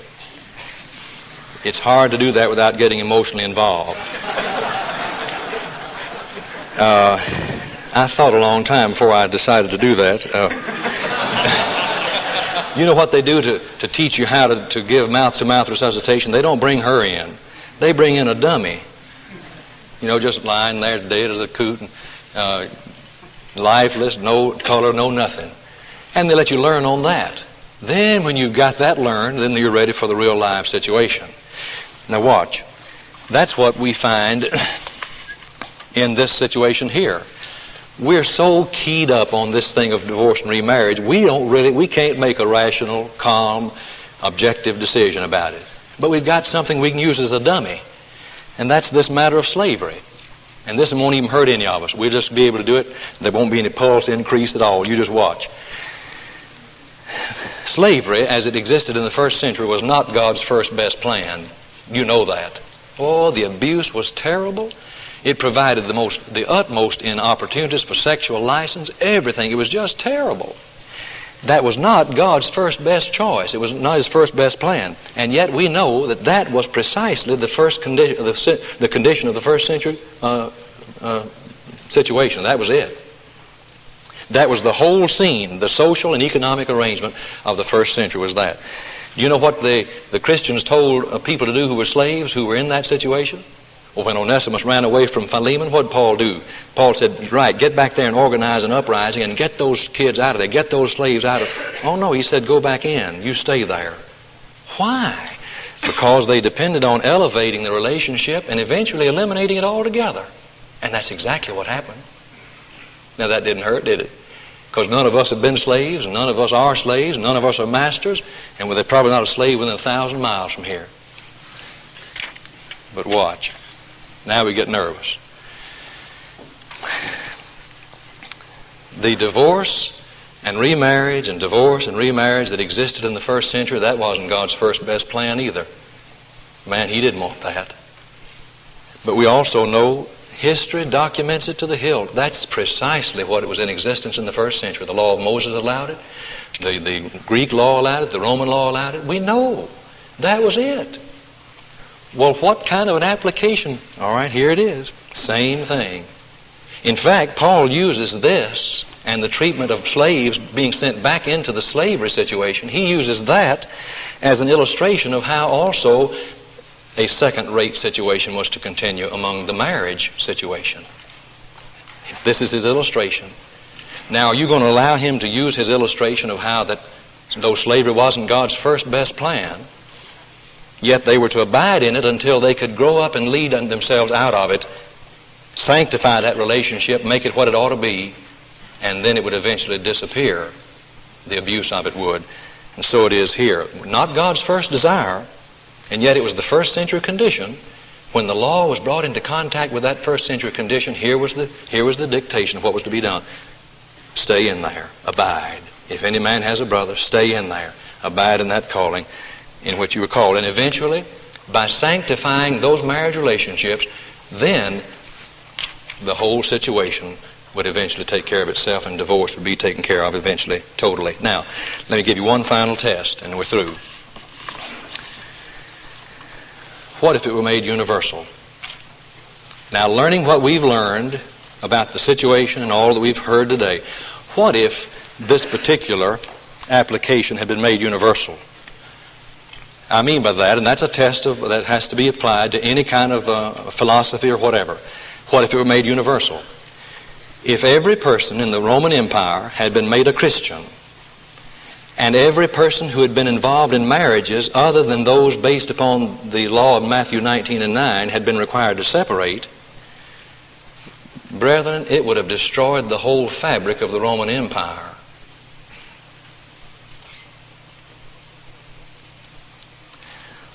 What would happen if the instruction, abide, had been the application of the law? Every marriage in the Roman Empire would have been solidified, it would have been preserved, and divorce would have been eliminated in one fell swoop. Now let me ask you a question. Knowing what you know about the Spirit of Jesus Christ, which of these do you think he would have made?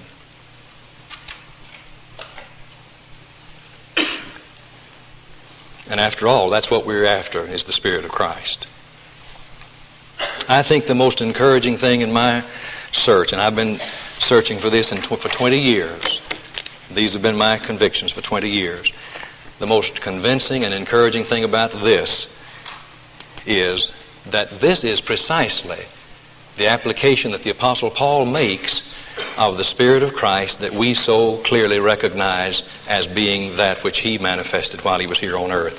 As he brought the law in contact with the human predicament, he found a way to save the sinner and forgive him and lead him on to a higher life of keeping the law. And that's what I'm saying today.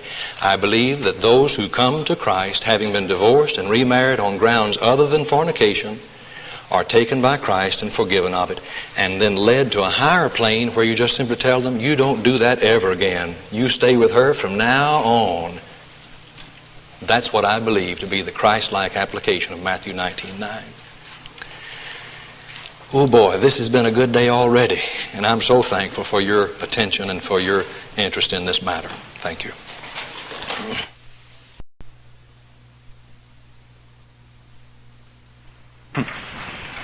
I hope Dr. Hastert will not start my time for a minute or two, because I want to make an initial statement that really isn't on the speech, by way of saying how grateful I am to be here today. From one standpoint, and from another I'm not. I'm grateful to see Brother Batzel Barrett Baxter here today. He's been the object of my prayers for a long time, and it's certainly gratifying to me to see him here. It's always a source of displeasure to me, in a very real sense, to have to discuss matters with brethren. I can anticipate a debate with an atheist or even a denominational preacher with a great deal of joy, in the sense that I know here are people who are not in the Lord's church. But during the more than 33 years that I've been speaking, I have seen us involved in one problem after another, in an inner problem, which means that we have spent a great deal of our time and our money and our energy in battling one another. We may do it in kindness, but nevertheless we're expending energy with one another. When the world is rapidly becoming atheistic, not merely members of some religion, not the true church. And that doesn't explain a great deal of intelligence upon our part, it seems clear to me. I realize that when issues arise, we must deal with them. But if we were fighting the enemy as we ought to be fighting, we wouldn't be involved in so many of these kinds of things. And I do not say that to lessen the importance of this. I rather say to you that I would not be here at all today because I have something else to do if I did not regard it as most important. Brother Woodroof indicated it is an emotional issue. It is an emotional issue. It's emotional in the sense that it's the kind of thing people want to believe. If I were going up here today to preach to you that business can be crooked, that'd be a thing people want to believe. What Brother Woodroof has spoken to you here today is what people want to believe. It's a thing you'll be inclined to believe because it's the easy way out, in effect. But I cannot help but think to throw a light vein into it because I think I need it as well as all the rest of us. A story Brother Hoyt Kirk, who's a coach at Freed-Hardeman College, told me one time. Said there was a coach who had 4 quarterbacks on his football team. One of them, a senior on this particular game, had been 4 years out for football, had practiced every day, but he'd never played 1 minute in a game. And one game, about 5 minutes left in it, this team had a 1-point lead and they had the ball on their own 20-yard line. First string quarterback was hurt, had to be taken out. So he put the second string one in. Next play, he was hurt, he had to be taken out. One more play, the third string quarterback was hurt, he had to be taken out. So here was Bill, the boy had never played at all, sitting on the end of the bench. A coach called him up to him with trembling hands and said, "Bill, I'm going to have to send you in. Now I want to tell you 3 things to do. Will you do them?" "Oh yes, Coach, I'll do them."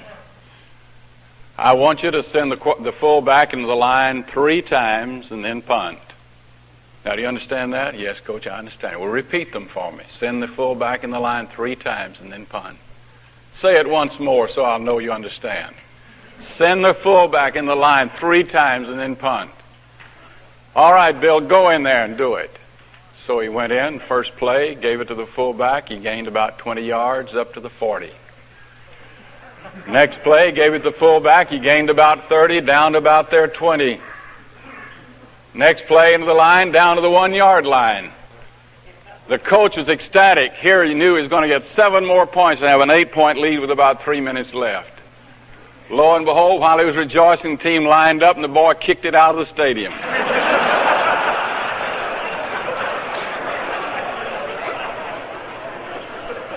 The coach called the boy over the sideline. He said, "Bill, what on earth were you thinking about?" He said, "Tell you the truth, Coach, I was thinking what a dumb coach I've got."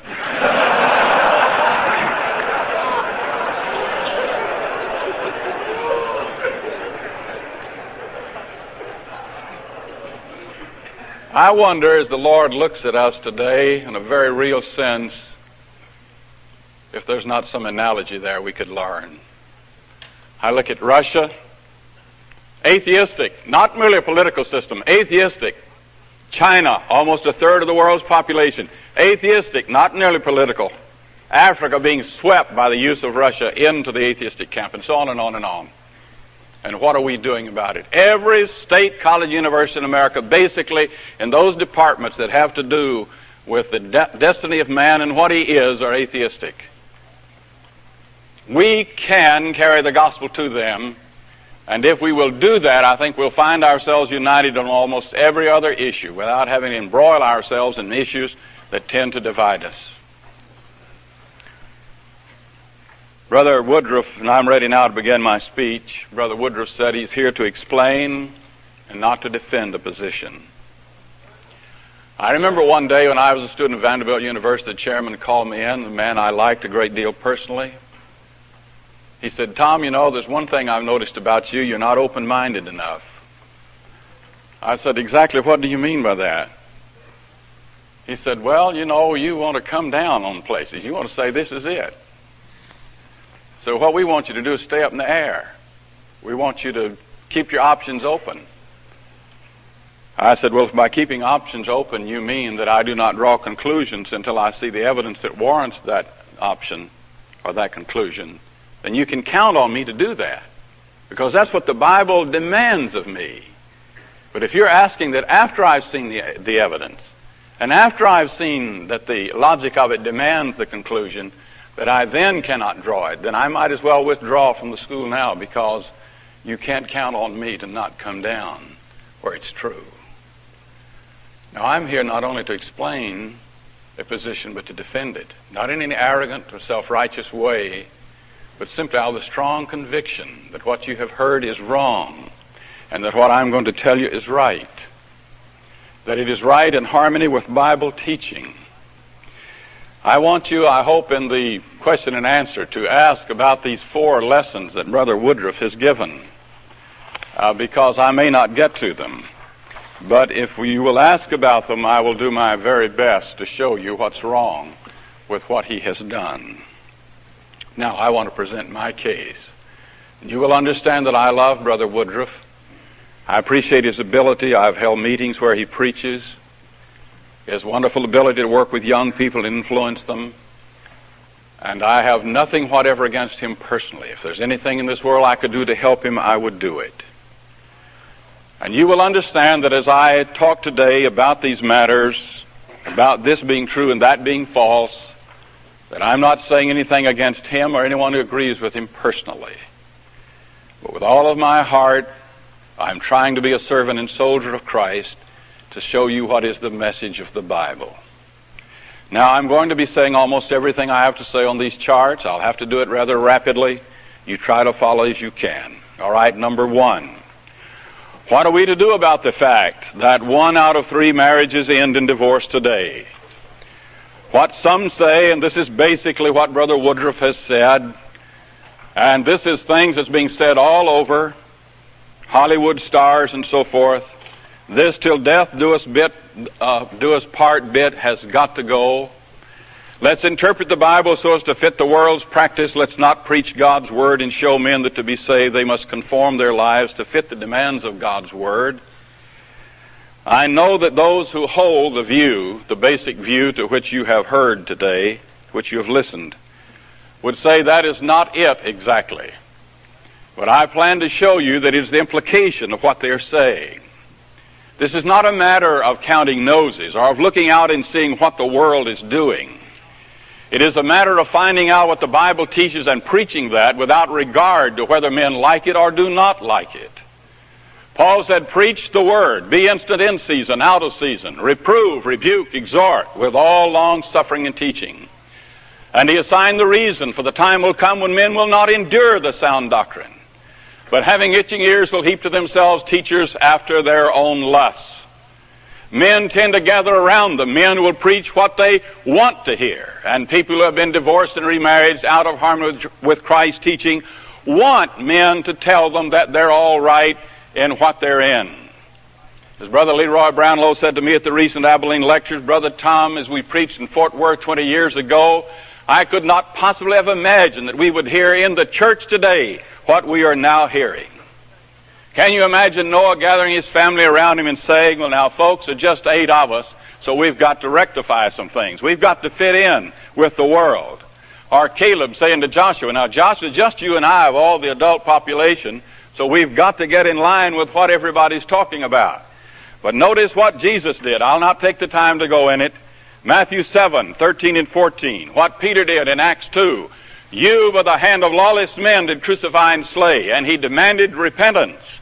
What Stephen did in Acts 7, what Paul did in 2 Timothy 4, and what John did in 1 John 4 and 1.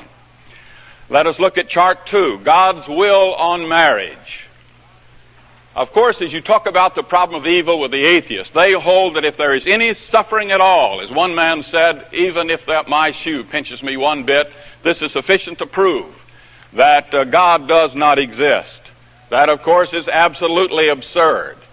But to understand the problem of evil, you must understand God's ideal will, His circumstantial will, and His ultimate will. To understand marriage, you've got to understand God's ideal will, and this will take care of most of what Brother Woodroof has said. Every marriage is to be between two people, a man and a woman, who are eligible to be married, and is to last until the death of one of the parties to the contract. The Bible plainly and unequivocally teaches that as a part of the New Testament. Mark 10, Luke 16, Romans 7, 1 Corinthians 7:39. Secondly, God's circumstantial will. If one of the parties is guilty of fornication, then the innocent party may put away the guilty party and marry another, but the guilty party is not free to marry again. Third, God's ultimate will, to eternally bless every righteous person, Revelation 2:10, Matthew 25:46, and second, to punish eternally every wicked person, including adulterous persons and such like, Galatians 5:19-21, Revelation 21:8. And surely, if there are those among us who persuade people to enter or to stay in relationships that the Bible brands as adulterous, they, as well as those who remain in those conditions until death, will also give account to God for having persuaded people to do such. Third, who can marry with God's approval? Those who can marry without committing sin, those who've never been married at all, those who have been married but whose spouse is dead, those who have been married but who have as an innocent party put away their spouse is dead. And second, all those who cannot marry without committing sin, those who have been put away for fornication, the put away guilty party, those who have been put away for grounds other than fornication, even the put away innocent party. Third, those who have been put away, who have put away their spouse on some ground other than fornication. And fourth, those who marry an ineligible person. Now let's look at some ways various people have tried to avoid the force of Matthew 19:9. That's been read and discussed enough today. I won't take the time to read it because of time. One, some deny that non-Christians are amenable to the law of Christ on any subject. Some hold that Matthew 19:9 is a covenant passage and applies only to Christians. Some hold that non-Christians are amenable to the law of Christ, but also hold that their violations of that law are not held against them. That somehow or other baptism or something else sanctifies it. They hold that one can abide in whatever state of relationship he is when he became a Christian, even if the relationship violates the law of Christ. I'm going to show you that Brother Woodroof's doctrine involves God in a contradiction and therefore brands God as a liar. Now I therefore show you that this will be an absolute proof that what he's saying is false. Any doctrine which implies a logical contradiction is false. Now that has nothing whatever to do with Brother Woodroof personally. I'm talking about simply the doctrine that he's teaching. Fifth, to hold that the Bible contradicts itself and thus that Matthew 19:9 is set aside. Sixth, to hold that Paul set out a ground for remarriage which is not set out in Matthew 19:9, and I deny that emphatically with all of my being. Seven, hold that the sin is only in the act of getting married, not in living together sexually after getting married. And eighth, to hold that every marriage is acceptable to God. Now, what is this effort? That is to do all of these different things, and almost everyone you talk to has a different way of trying to avoid the force of Matthew 19:9. What is it all about? Chart number 6. It is an effort to show that one can live in violation of the plain teaching of Matthew 19:9, and yet, one, be pleasing to God while he lives on earth, and second, after death, to spend eternity with God in heaven. Now, if this is true, then I say the Bible is worthless, and there would be absolutely no way of forbidding sexual immorality. Is it only on divorce and remarriage? Number 7, on any doctrine other than divorce and remarriage, none of you, brethren, unless you've lost your faith, would accept the principles by which my fellow disputant seeks to establish his basic proposition. Notice points by which one can spot false doctrines. Their advocates avoid answering crucial questions. Second, their advocates avoid making the effort to set forth their case in valid arguments and true premises. They do not say, here is the proposition which I'm affirming. They do not say, here is the logical argument And my proposition is the conclusion of that argument. Now, I'm going to tell you something about logic because it's so important. We're so dominated in our world today by existential philosophy and neo-orthodox theology that there has largely been set aside, even among God's people, logical reasoning and seeing the importance of it.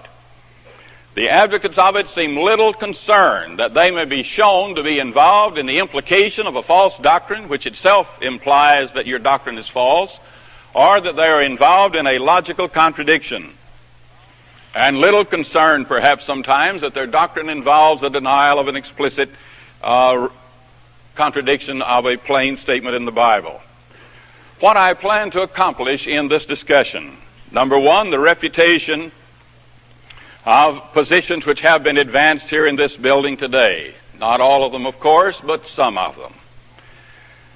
I will do this by showing, and I think I will simply confine myself because of time to the second and third, that it implies a false doctrine, and any doctrine that implies a false doctrine is false, and that it implies a logical contradiction. Now, you may have the disposition to say, I'm not interested in logic. But if you are saying you're not interested in the Bible. The Bible is logical from Genesis 1 to the end of Revelation. There is not one invalid argument in the Bible in which God is presenting His case. All of the invalid arguments are where the opponents of truth and right are presenting their case. And I intend to prove that what has been alleged here today is involved in both of those. Secondly, I plan to show the demonstration, or to set forth a demonstration of the proposition which I am affirming. Now, if you have read the debate which I had with Dr. Flew, you know that I set out a precise, logical argument. When you do that, there are two questions to ask. Is the argument valid? Are the premises true? If you have to answer yes to both of them, you have to admit then that the conclusion is demanded. It must be true. And in spite of the fact that Dr. Flew is a man of logic, he's written a book on logic, I'm going to read some statements from him, we could not persuade him to do it. Why? Because he had a false doctrine. Now, I will challenge those who hold the position which has been advanced in this building today to set forth the precise logical argument, the conclusion of which is the precise proposition which they affirm. I do that in love for their soul, just as Jesus did in Matthew 23, and Stephen did in Acts 7, and Paul in Acts 13, 14, and others. A word about arguments I've already given. Let's go to number 12. Rational or irrational? No one can really be a thoroughgoing irrationalist. That means a person who cares nothing for the connection between evidence and conclusion. Now, what you can do is you go along most of the time being logical or rational, but then when you come to something you want to believe that doesn't fit in with being rational, then you simply refuse to be rational for a time. So in regard to a specific proposition, however, one is either rational or irrational. If one is irrational, that means he rejects the view that one should draw only such conclusions as are warranted by the evidence. To be irrational is to reject God and the Bible and Christ. The law of rationality is simply this, that you draw only such conclusions as are warranted by the evidence. Abraham Lincoln, on chart 15, was profoundly right when he wrote, "It is an established maxim and moral that he who makes an assertion without knowing whether it is true or false is guilty of falsehood, and the accidental truth of the assertion does not justify or excuse him." This is from Dr. Flew in his book, Thinking Straight. This demands that one will have seen the conclusion or proposition which he affirms is justified by the evidence or premises which he has presented or has seen. A statement quoted from Dr. Max Black of Cornell University, professor of logic, quoted from Josiah Stamp on chart number 16. "We know well that a fallacy that would be obvious to all in a 3-line syllogism may deceive the elect in 400 pages of crowded fact and argument. I think it is a useful exercise for any of us to reduce any book of whose conclusions we're doubtful into a set of formal syllogisms and lay bare the bones of the argument. In many universities, I've asked various exponents of the law of the theory of evolution, what is your argument? Set it out for me precisely. Not one time has any of them ever tried to do so. And I wrote to the signers of the Evolutionist Manifesto, what is your argument? Set out in precise form. It has not been done. It has not been done on this question by the exponents of the views which you have heard here today. But I am going to do it for the truth of Matthew 19:9. Logophobia is the fear and or rejection, the cruciality of the role of valid reasoning. No man, as David Hume well said, ever turns against logic until logic turns against him. Now look on chart 20. The Bible demands that we reason correctly. 1 Thessalonians 5:21, prove all things, hold fast to that which is good. Acts 17:11, they searched the Scriptures daily to see if these things were so. You could not possibly obey those instructions without reasoning correctly. Now, I don't have the time to go into that in detail, but it certainly is clear in the Bible that God demands of us that we reason correctly. On chart 21, explicit and implicit teaching. What does it mean to say that the Bible explicitly teaches a thing? It means that the Bible says it in so many words, like Mark 16:16. He that believeth and is baptized shall be saved. It teaches that. What does it mean to say that it teaches something implicitly? What does it mean to say that the compound proposition, made up of three propositions, A and B and C, implies proposition D? It means that if A is true and B is true and C is true, then proposition D must also be true. Or as you can see it down at the bottom of the page, if P implies Q, that it's impossible for P to be true and Q to be false. Now that makes clear that whatever the Bible teaches implicitly is just as binding as what it teaches explicitly. The Bible does not have to say something in just so many words to be binding upon us. It can teach it implicitly. On chart 22, we see that the whole case for Christianity involves logical reasoning. If we can know that God exists and know that the Bible is the Word of God and know that the Bible teaches that Jesus is the Son of God and we must believe in, love, and obey Him, then we can know that is the case. We can know all of those things, therefore putting them all together, as you notice in point 5, constituting the antecedent, it means that the conclusion follows. Proving each of the elements in a valid proposition, valid argument, means that you have therefore proved of necessity the conclusion. Now, I must go to the basic proposition which I am to affirm, which will be an answer to the question which is raised on chart number 30. What is the basic question with which we are dealing here, brethren?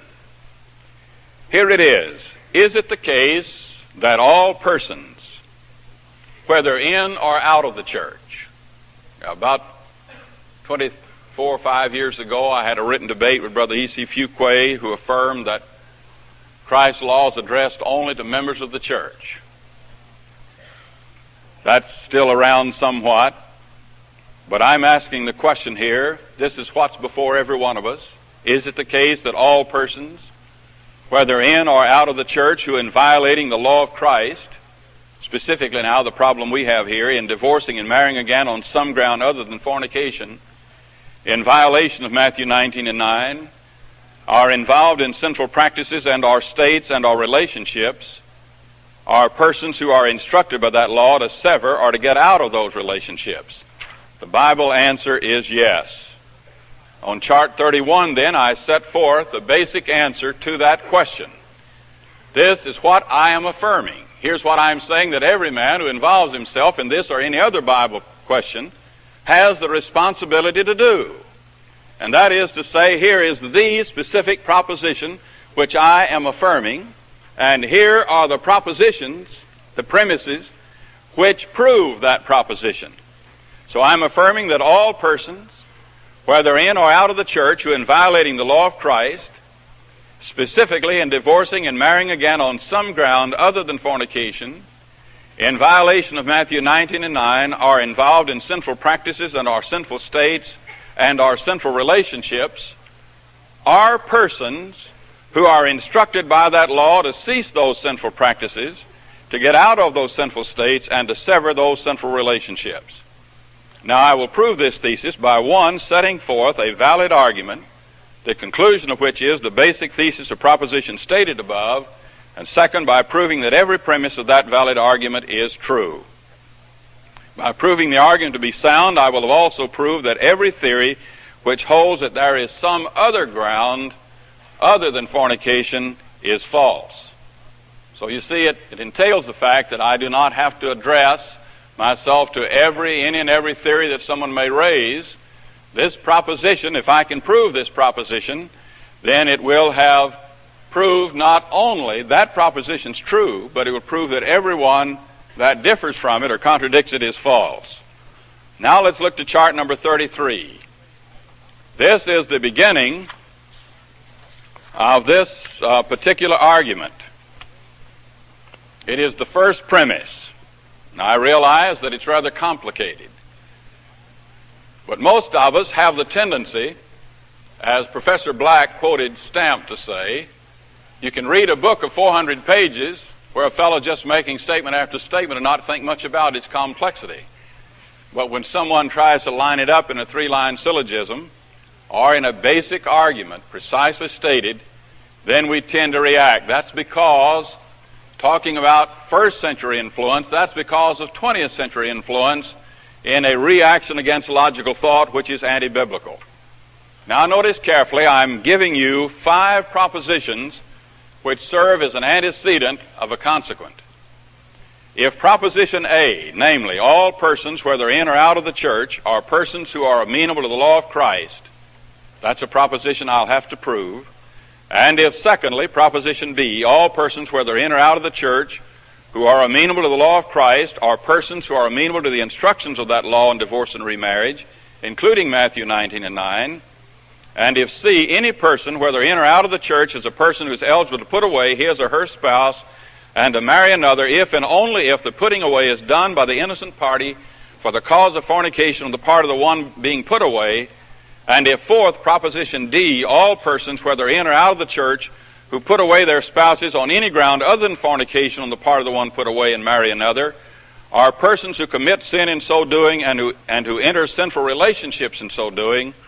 And if, fifth, proposition E, all persons, whether in or out of the church, who in violating the law of Christ involve themselves in sinful practices and or states and or relationships, are persons who are instructed by that law to cease those practices, to get out of those states and to sever those relationships, then proposition F, and proposition F is the basic thesis which I affirmed a few moments ago, then it will follow that all persons, whether in or out of the church, who in violating the law of Christ, specifically in divorcing and marrying again on some ground other than fornication, in violation of Matthew 19 and 9, are involved in sinful practices and our states and our relationships, are persons who are involved by that law to cease those practices, to get out of those states, and to sever those relationships.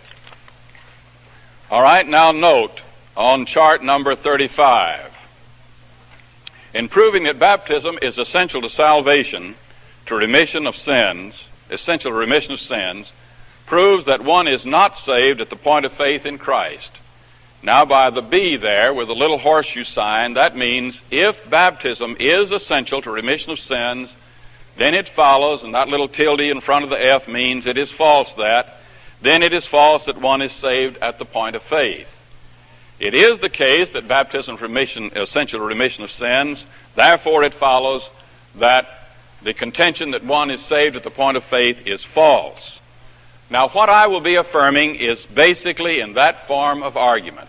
It is a matter of saying, if this is true, then this follows. Then the affirmation, this is true, and then the consequent follows. That's the argument form that we know as modus ponens. It is a valid argument form. Now let's look at chart 36.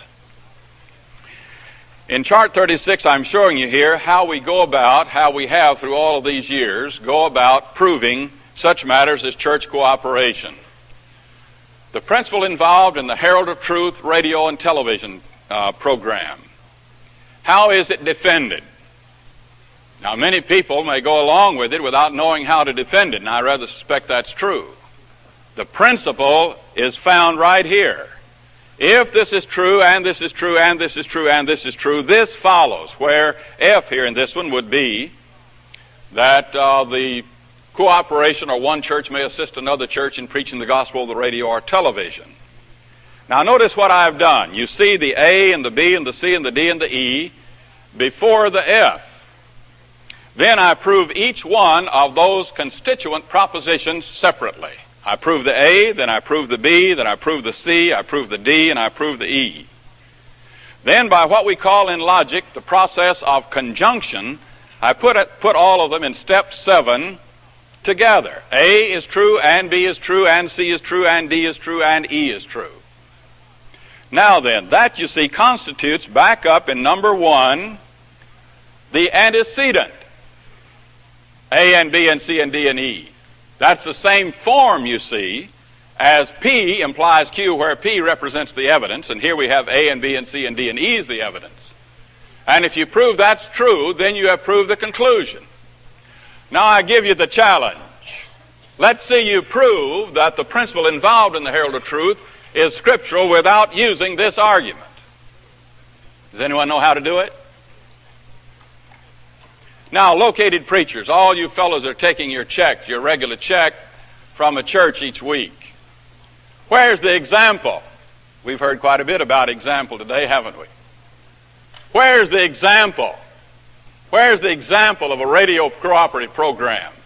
Where's the example of a located preacher? Where's the example of a church coming together and dividing the Bible classes with women teaching some and men teaching some? Where's the example of a church using individual communion trays and so on and on and on and on and on? Where's the example of a church owning a building like the Highland Church building does today? My friends, that's been the old anti-argument all these years.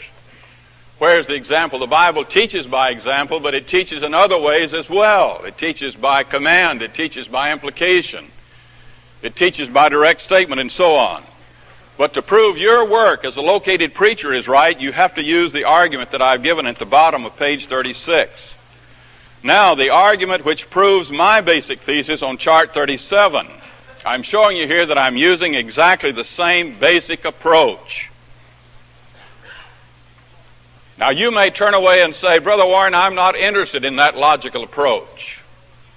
And my answer to you is, then you're not interested in God and His Word. That choice will have to be up to you. You'll have to make your own reaction.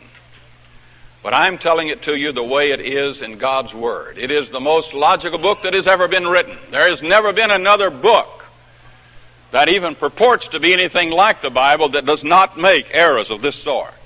The Bible is absolutely free from them. It demands of us that we do the same. Notice the logical form, modus ponens. P implies Q. P is the evidence. Doesn't matter how complex that P is.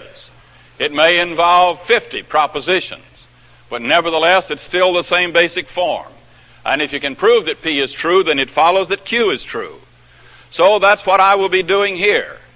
A is true, and B is true, and C is true, and D is true, and E is true. Therefore, F follows, and F is the proposition which I have affirmed. All right, on chart 38, we're down at number 2. I have it without having the intervening steps of proving A and B and C separately. I have A and B and C and D and E imply F. It is true that A and B and C and D are true. Therefore, F is true. Now, what must one do to overthrow the case that I'm giving you? Now, if I were to get up here today and just sort of talk in general principles and just say, now here's some things that I'm convinced of, and here's another thing I'm convinced of, and here's another thing I'm convinced of, and here's another thing that seems curious or interesting to me, what would I have proved? Not one thing. I wrote to a professor of anthropology from the University of Minnesota who had 8 chapters in that book on evolution. No doubt he had many things that were true. I wrote to him and said, where is your argument? I haven't seen your argument. He wrote back and said, I'm not interested in any such simplistic formulations. I'm afraid there are a lot of brethren not interested in any such simplistic formulations. They tell us a lot of things, but they do not line up their material in a precise logical argument. Now, what must one do to overthrow the argument that I'm giving? He can prove that the argument's not valid. I suggest that anyone try their hand on that who would like. Secondly, to prove that at least one of the premises is not true. I'm going to give you 5 premises, and if you're to prove this argument is wrong, that the conclusion doesn't follow, then you're going to have to do one of 2 things. You're going to have to either prove the argument's invalid, or you're going to have to prove one of these premises is false. And if you cannot do either, then you'll have to say, I cannot overthrow the case. And if you come to see that the argument is both valid and the premises are true, then you will say, if you're honest, that I have proved my case. On 40, in proving my basic thesis, I will do these 2 things. I will prove the argument which I use is valid. I will prove that all the premises of that argument are true. And remember, to say of an argument that is deductively valid is to say that it would be impossible. Notice that word. I'm not just talking in generalities and abstractions. I'm not just up here making a sort of a speech. I'm telling you, here is one argument that is calculated to prove one proposition. I am using 5 propositions as an antecedent evidence to prove that proposition. And down at the bottom of it there, you'll see if P implies Q, then it is false that P is true and Q is false. That means that given this form of argument which I have, if I prove the 5 propositions are true, it will be impossible for the conclusion to be false. Now I'm going to give you proof that the argument is valid on number 41. Remember, my argument is in the form called modus ponens. So if I prove that modus ponens is a valid argument form, I will have proved that my proposition is valid. My argument is valid. So here is proof of that modus ponens is a valid argument form. Now what we have here is what we call a truth table. And what we do with this is to take all the possibilities of truth and falsity of the elements involved. And if you can show that in the only cases where both the premises are true, the conclusion is also true, it is a valid argument. Or if over at the end where you see that big circle, right over here, if you show that writing it all in a single formulated logical statement, you have only truth instantiation, then you have proved that the argument is valid. Now, if you want to question that during the question and answer period, I certainly will be happy for you to do so and to try to explain it in more detail. But now I must rush on. Proposition A. This now is the first proposition, first premise in that compound antecedent, A and B and C and D. This is proposition A. If proposition G is true, that is, if persons out of the church can be guilty of such things as fornication, adultery, homosexuality, and covetousness when such things violate the law of Christ, but not the civil law under which the involved person lives, and if it is also true, proposition 8, persons in the church can be guilty of such things as lasciviousness, idolatry, heresies, and envyings when such things violate the law of Christ, but not the civil law under which the involved person lived, then it follows proposition A, all persons, whether in or out of the church, are persons who are amenable to the law of Christ. Now, notice I have said if proposition G and H are true, then A is true. So, I will prove G. G is proved by 1 Corinthians 6, 9 to 11. Paul said, as he talked about such things as homosexuals, idolaters, and so forth, and such were some of you, but you were washed. They were guilty of that before they were baptized. So it is therefore clear they were amenable to Christ's law, not to the civil law only. Proposition H, it's clear that Christians can be guilty of the things that I mentioned in Proposition 8, Galatians 5, 19 to 21. Now, having proved G and H, in the fourth place, by the move we call conjunction. Notice 2 and 3, by Proposition 2 and 3, by conjunction, if one of them's true and the other one's true, then you can put them together in conjunction, for they both are true, and that makes the total compound proposition true. Now notice I have proved the antecedent, therefore it follows that A, I have proved proposition A. Now if you'd like to question as to whether or not I've done that, then I have considerable more material on the amenability of all men in the world to the law of Christ. And we'll get to that in the question and answer period if you feel I've not proved Proposition A. Now, proof of Proposition B. If A, that is all persons, I've already proved A, if all persons, whether in or out of the church, are persons who are amenable to the law of Christ, and if Proposition I, all persons, whether in or out of the church, are persons who can violate the instructions of the law of Christ in regard to the relation of the sexes, then, now notice, here's the proposition we're to prove, then B, all persons, whether in or out of the church, who are amenable to the law of Christ, are persons who are amenable to the instructions of that law on divorce and remarriage.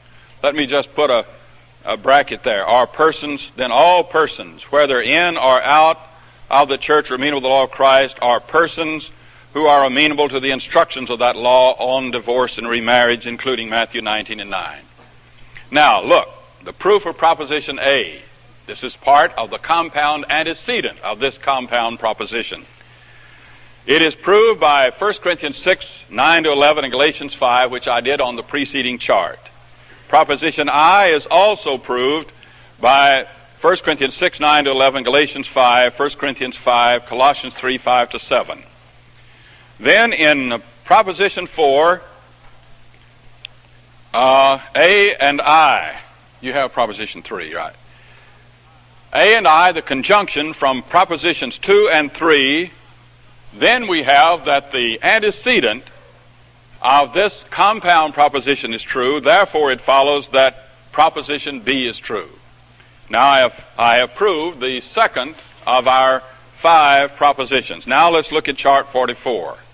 Now the proof of Proposition C. If J, all acceptive sentences. Now you know when you're writing something in logical form, we have what we call in philosophical terminology a logical machine. Now just ordinary discourse where we're just talking doesn't always fit into that. And you have to change them if you're using traditional logic to 4 forms, either the A form, the universal affirmative, or the E form, the universal negative, or the I form, the particular affirmative, or the O form, the particular negative.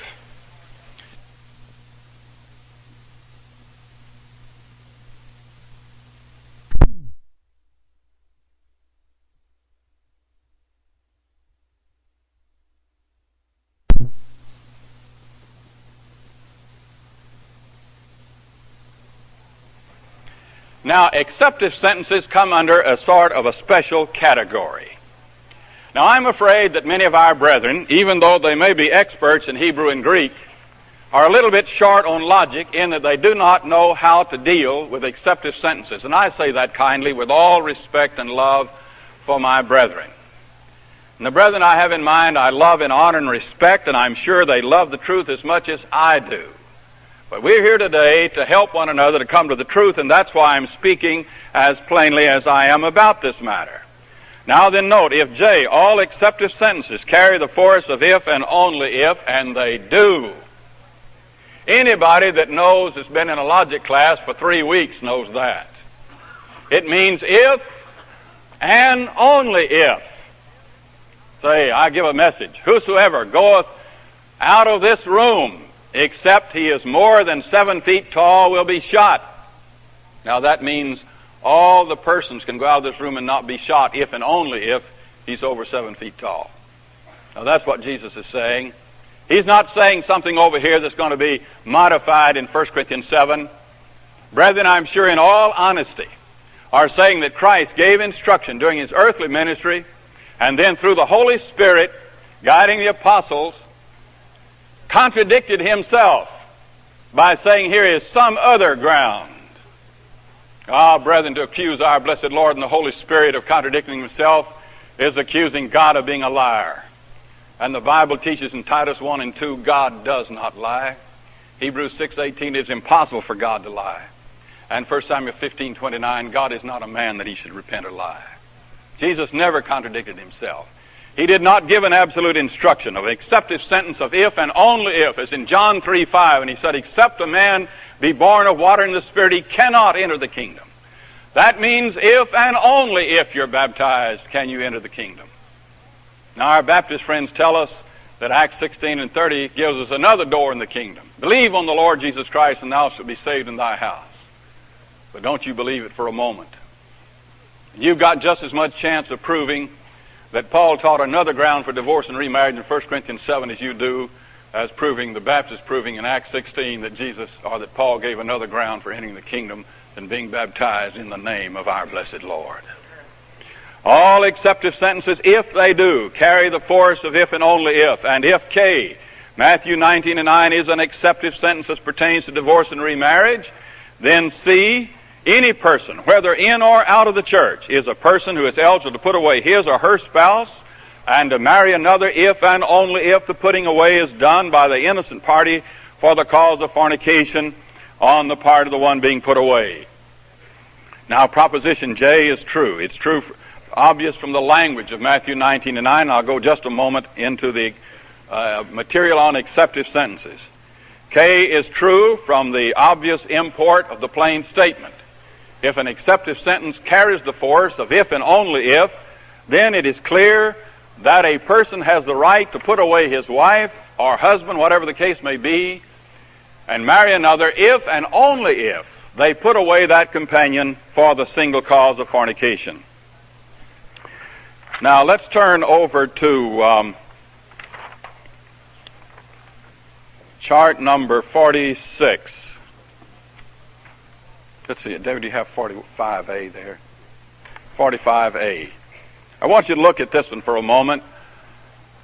This is an acceptive type statement. All persons except A's are B's.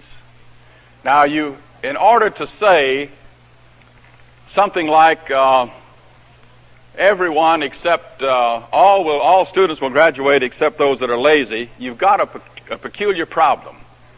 Is all persons except A's are B's, and no A's are B's. So it is in the case of being born of water and the Spirit. The one and only door, according to the New Testament, into the kingdom of God is to be born of water and the Spirit. But notice down on the other side we have denominational preachers giving some other door. That is a contradiction of John 3:5. And I'm going to show you in a moment the force of what it means to be involved in contradiction. All persons except those who are born of water and the Spirit are persons who cannot enter the kingdom. And you have to have this second statement to make it clear. And no persons who are born of water and the Spirit are persons who cannot enter the kingdom. Now that can be taken care of by simply saying that one can enter the kingdom if and only if he is born of water and the Spirit. Now let's look at chart 46. John 3:5 and Matthew 19 and 9, if and only if. John 3:5.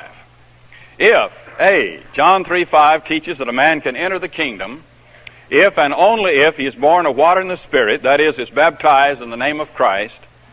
Then B, since the Bible does not contradict itself, it is false that John 3:16 or any other passage in the Bible teaches that a man can enter the kingdom before and or without being baptized in the name of Christ. Now A makes clear that John 3:5 does teach exactly that the one and only way in the kingdom is to be born of water and the Spirit. It therefore follows that no passage, you could search the Bible until your hair is white with the passing of many years and your back is bent with the passing of the winters, and you'll not find one. And you're not going to find one in the same way on Matthew 19 and 9. Let's turn to chart 47. It's exactly the same kind of language. Brethren, until you're willing to say there are other ways into the kingdom other than being baptized, you ought not to be willing to say there are ways of putting away your spouse and being married to somebody else except on the single ground of fornication. If C, Matthew 19 and 9, teaches that a man may, without sinning, put away his wife and marry another while the put-away spouse is still living, if and only if that put-away spouse has been guilty of fornication, then D, since the Bible does not contradict itself, it is false that 1 Corinthians 7 or any other passage in the Bible. Now you may say, oh, but Brother Jones or Smith went to Harvard or Yale or somewhere to school. Well, there have been a lot of fellows that went to school that didn't teach the truth. You cannot, the fact that some of us have been to school a long time, say, well, whatever he says is true. You've got to search the Scripture for yourself. And I'm pleading with you that the one and the only way you will know whether the Bible teaches this or that or the other is that you have gathered the evidence from the Bible and that you have reasoned about it correctly.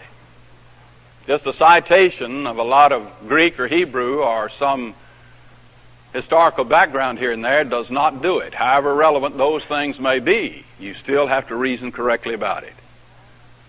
This passage, neither it is simply false that 1 Corinthians or any other passage in the Bible teaches that a man may, without sinning, put away his wife and marry another while that put-away spouse is still living on some ground other than the fornication of the put-away spouse. C is true. We've already established that. And it follows, therefore, D. Now, to hold that Jesus taught the concept and then that the application of it, which was given to us in the Scriptures through the apostles who were guided by the Holy Spirit, in contradiction of the if and only if teaching of Jesus, is to say that Jesus taught a contradiction. And to teach that is to say that the Bible teaches any and every proposition. Now, I don't have the time to go into that right now, at least I don't think I will, but I hope somebody will ask me to explain it during the question and answer period. Notice the point that if you say the Bible contradicts itself, then you are saying that you can take the Bible and prove that God doesn't exist, or that the devil's better than God, or that murder's better than saving life, or that adultery is better than purity. You can prove any arbitrary proposition by it if that's true. Now, brethren, that shows you how serious is the matter which we're dealing. We're not dealing merely with divorce and remarriage here. We're dealing with something so fundamental that it actually strikes at the very heart of Christianity in denying the Bible to be the infallibly inspired Word of God. Now, parallel arrows on John 3:5 and Matthew 19:9, chart 48. How many doors in the kingdom? Jesus said, one and only one. Baptism. False teachers say others beside that one door. Notice right there at baptism, that's the one door according to Jesus. Men say other doors. Secondly, how many doors in the second marriage while the spouse still living? Jesus, one and only one. Fornication. False teachers, others beside that one door. Notice Jesus, fornication into another marriage. Other men, well, if you do it before baptism, it's all right. Matthew 19:9 is an acceptive sentence. Chart 49. All persons who are not free to marry while their put-away spouse is still living are persons who have put away their spouses on some ground other than fornication. And no person who has put away his or her spouse on some ground other than fornication is a person who's free to remarry. And that's another way of saying that all persons who are free to marry, again, are those if and only if they have put away their wife for fornication. Now look at chart 51. Some results of the extra door into second marriages. The extra door into second marriages, which have been invented by some brethren, opens the way to admit into the Lord's church with the standing of being faithful to Christ those involved in the following kinds of marriages. Bisexual, where a man's married to a man and a woman. Homosexual, a man to a man and a woman to a woman. Bigamous, a man with two women. Polygamous, a man with many women. Group marriage, 5 men, 5 women, so forth. Now the argument's made that if a relationship is within itself honorable, then baptism will sanctify that relationship. But now notice, being in a religious institution is an honorable relationship. If it isn't, it'd be sinful to be in the church, wouldn't it? Now, a few years ago, Brother Fuqua debated Dr. Ballard on the proposition, all who enter the Baptist church sin in so doing, and all who remain until death will be lost eternally. Now I want to ask the question, is being in a religious institution an honorable relationship? Now, if being baptized sanctifies all such relationships, then you can remain in the Baptist church after you're baptized. Now, brethren, are you prepared to accept that? The Bible teaches, it's certainly clear that every doctrine which implies a false doctrine is false itself. That's, if P is true, then Q is true. It is false that Q, it follows that P is false. Now, I want you to turn to chart number 56 because I want to show you a chart on what I talked about a moment ago. The square of opposition. It is simply the case that many of us, sometimes I read articles and papers and people say, well, conversely this or that, or the contradiction of that. And it is clear they do not understand what they're saying when they say those things. Notice that in the corners, proposition A and proposition O are contradictories, and proposition E and proposition I.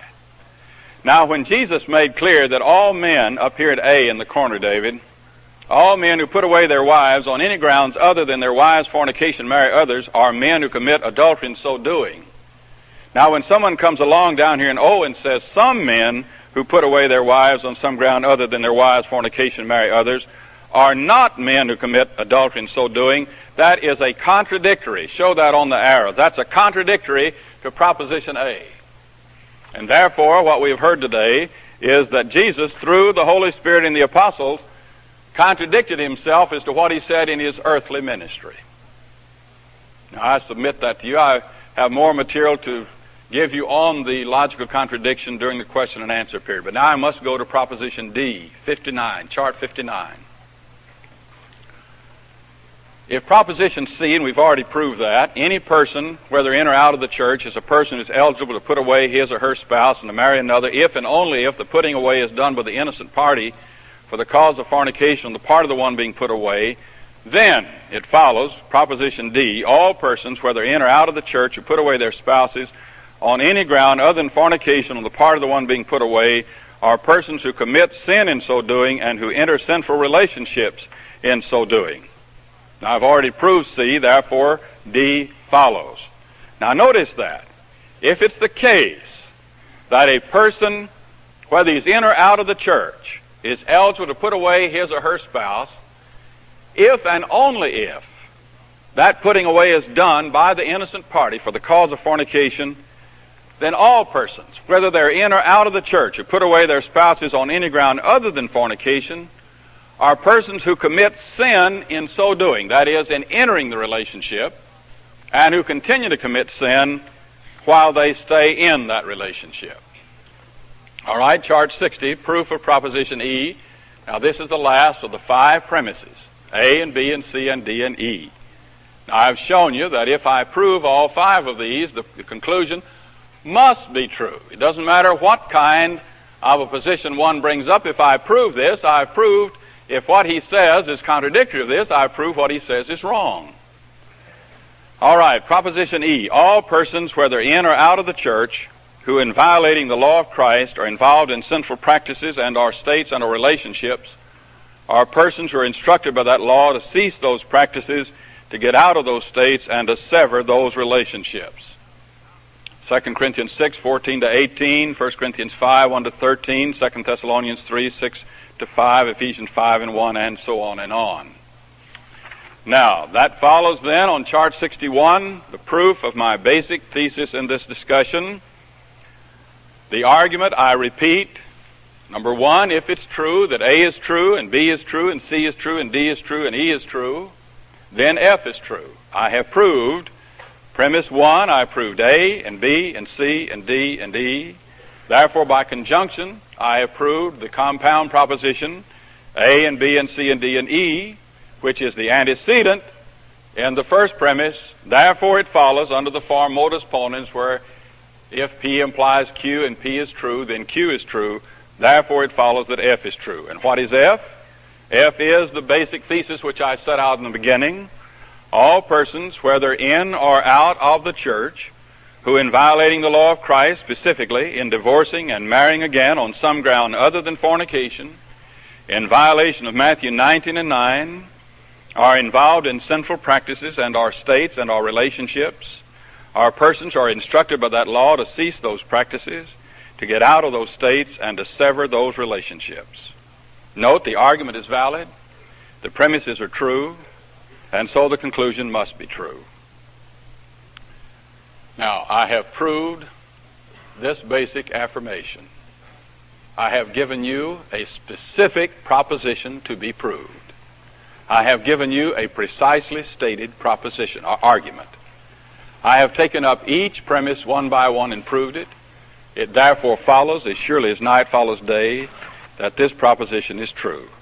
On chart 62, what I have accomplished, I have shown the necessity of presenting a sound argument. I have presented a sound argument. The argument is valid. All of the premises are true. The conclusion, my basic thesis, must be true. I have shown that my basic thesis, therefore, is true, and that any theory which holds that there is some ground for divorce and remarriage other than fornication is false. How much time do I have? Depends on when you start. You've used an hour, but your introductory comments you might. Okay, let me take just a few moments to say,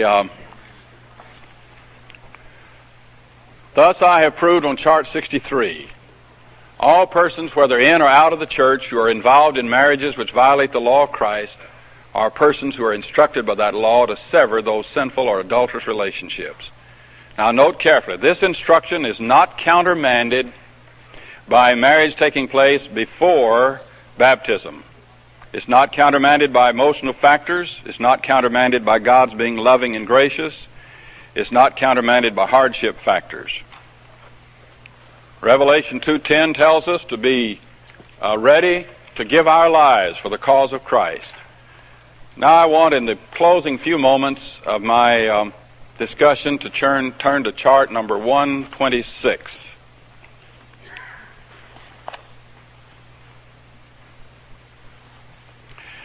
Incidentally, in the case, I'll just mention this while David's getting the chart here. In Matthew 12, verses 1 to 8, the Lord makes clear that the law was broken by David.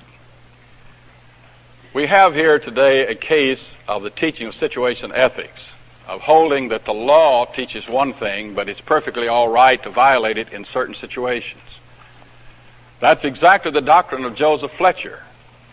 Here's the doctrine, here's clearly the law, we don't have any trouble understanding that. But in this situation, you may violate it. And that's a way of saying that God said this over here is true, but over here he said it's false, and that's another way of saying the Bible contradicts itself. All right, let's look at 1 Corinthians 5. You'll remember the case of the church there being instructed to disfellowship this man who was involved in the case of fornication. In this series of charts, we will note that the position set forth by various brethren in 1 Corinthians 7 demands certain things. That is, certain things they must know, but which they cannot know in order to know their position is true. Some things clearly taught in 1 Corinthians 5 which are crucial to the case. Some things which we cannot know in regard to the case described in 1 Corinthians 5. That 1 Corinthians 5 destroys the effort of some to use 1 Corinthians 7 to prove that God will accept some ground other than fornication for divorce and remarriage. The position set forth by various brethren in 1 Corinthians 7 demands that Matthew 19:9 applies only to believers. If a believer is married to an unbeliever, if the unbeliever departs, the believer is free to marry someone else simply and only on the basis of the departure. It is not necessary that fornication be committed or even surmised by the forsaken believer. Any marriage which involves a believer is acceptable to God because baptism sanctifies any marriage which existed before baptism, even if that marriage contradicts the teaching of Matthew 19:9. I want you to think about that, brethren. Jesus gives clear, explicit teaching, but here's an apostle revealing something that contradicts it, that you can do other than what it says to do. No one who has entered a marriage before being baptized must sever or get out of that marriage after being baptized. And fifth, genuine repentance does not demand the severance of an existing sinful relationship. Number 128. Point 6, that no member of the church be required to sever or get out of a marriage which was entered before baptism, no matter if one of the parties remains an unbeliever. Yet, 1 Corinthians 5 teaches that it's possible for a Christian to have entered a marriage before baptism and yet be required to get out of it on pain of being disfellowshipped if he does not. Second, the local congregation in which the person involved is a member will be an unfaithful congregation if, in the face of impenitence and lack of reformation by the offending party, it fails to carry out the action of disfellowship. In regard to 1 Corinthians 5, please note that we cannot know the following. One, that the man was not married to the woman. It is impossible to tell if the brother and woman were legally married or simply living together. Second, that the woman was not a believer. or a Christian. The woman probably was not a member of the church since no judgment was passed on her. But you see, there is recognition that there is not knowledge that she was not. Third, that God accepted a non-ideal situation which violated his will. They, that is the Corinthian brethren, were so broad-minded, they came from a moral background which was the lowest in the then known world. They were not shocked with the sin. Now, rather, we can know that God did not tolerate this. Now, in chart 130, number 4, that if they were married, that they were married before they were baptized. There's no way in the world you can know that in this passage. 5, that if they were married after they were baptized. You can't know that either. Now, Matthew 19:9 applies to all cases. Yet, to sustain their view of 1 Corinthians 7, that there are grounds other than fornication for divorce and remarriage, these brethren have to know all of the above. Just like to be an atheist, you've got to know a lot of things that you simply cannot know. You'd have to know that matter's eternal.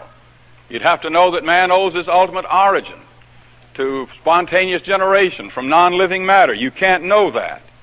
Now, to establish their case here, they have to know all of these things, and they cannot know them. Thus, their case falls. So then, on the basis of what teaching was the separation of 1 Corinthians 5 demanded? Was it 1 Corinthians 7:10 to 11, 1 Corinthians 7:12 to 13, and so on? I say it was on the basis of Matthew 19:9. Obviously, Matthew 19:9 is sufficient to demand such. What, if anything, is there in 1 Corinthians 7 which demands it? In chart 132, notice in case someone tries to prove that the woman was an unbeliever by calling attention to the fact that no punishment for her was noted in the passage, then it must be recalled that according to Numbers 12, even though both Aaron and Miriam spake against Moses, punishment for Miriam is described but not for Moses, and so on. Now let's look at 132a. As we look at the 132a, well, I'm sorry, we don't have that. I was just a chart which I had here in my notes which shows on the other side of baptism, they're both unbelievers. You don't know whether the marriage, if a marriage occurred, if it occurred then, or if the man was baptized and the marriage occurred then, if it occurred, or if they both were Christians and then the marriage occurred. You simply don't know that. But to establish what the brethren are trying to establish in 1 Corinthians 7, they would have to do so. Well, my time is up, and there are other things that no doubt will come up during the question and answer period that we'd like to talk about, but I'd like to simply leave you with the point that I have proved the proposition which I set out to prove, which shows that any proposition which contradicts it is therefore false. Like I said, we're using the Highland Street Church building today, as you know, and the Highland Street Church is having a 50th anniversary on July 22nd and 23rd. If you've ever been a part of the congregation, you might want to know that in advance. We've appreciated their letting us use the building throughout the day. I'm going to ask the men, I have asked them, to just alternate questions. I've given them several of them. We'll go as far as we can and make answers as brief as possible. Brother Warren will read a question and answer it. If Jim wants to comment, he may. And if he doesn't want to, he doesn't have to. Then Jim will read a question. He'll answer it. If Tom wants to comment, ditto. All right? We'll go for a while and see how we do.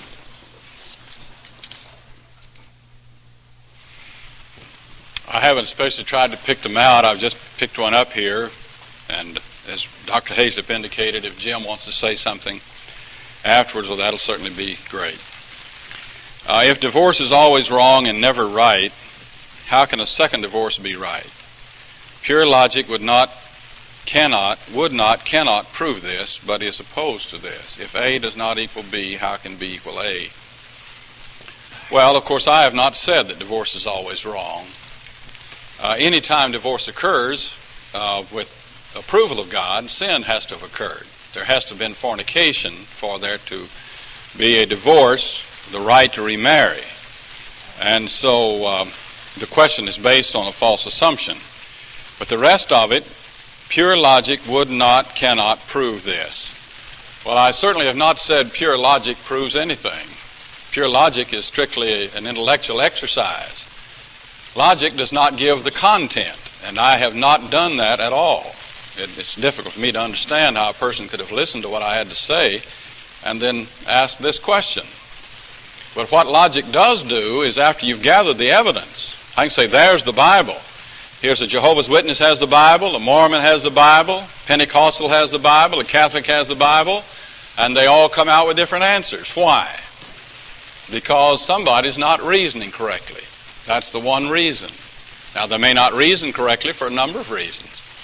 They may not reason because of simply making, or they may not be honest.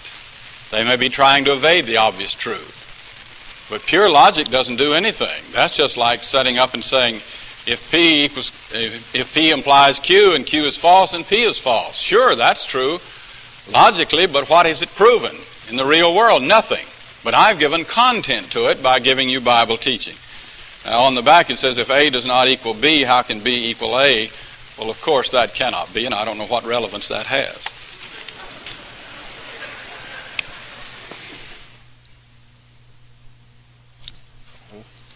Excuse me. It's all right. This question, let me say one thing before I proceed. You may be wondering why in the world, why am I here, or what is my qualification for being here? I think they overlooked to tell you at the beginning when they introduced me. The reason why I'm here really is because I've written a book entitled The Divorce Dilemma.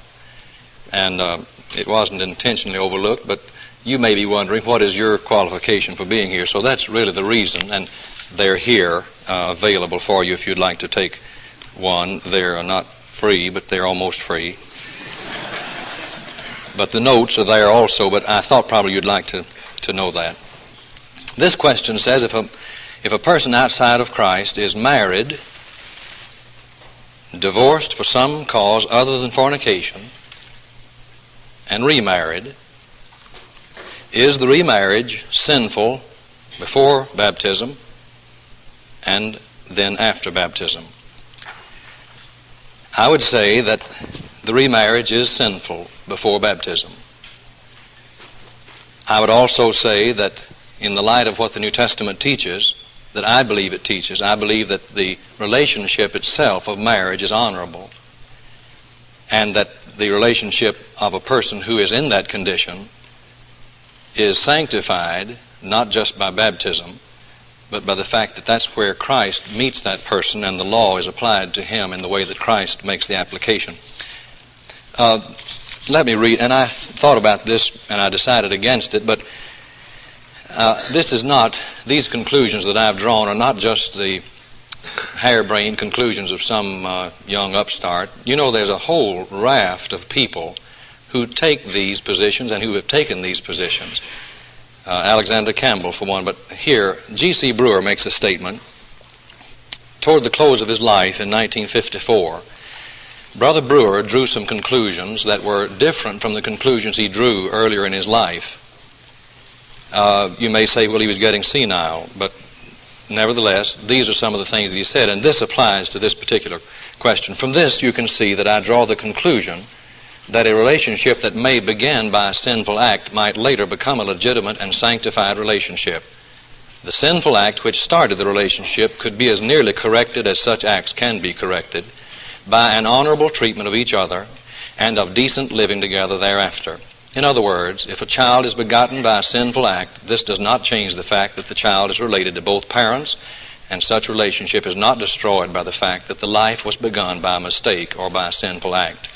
He goes on and draws some other conclusions, but some of these questions will just about, you can't really answer them without knowing all the details. But this particular one, I would say, yes, the marriage was sinful when it was contracted, but that in view of the way the New Testament treated marriages that did not measure up to the Christian standard through Christ, that I would have to conclude that they were allowed to continue in that relationship and were not required to separate.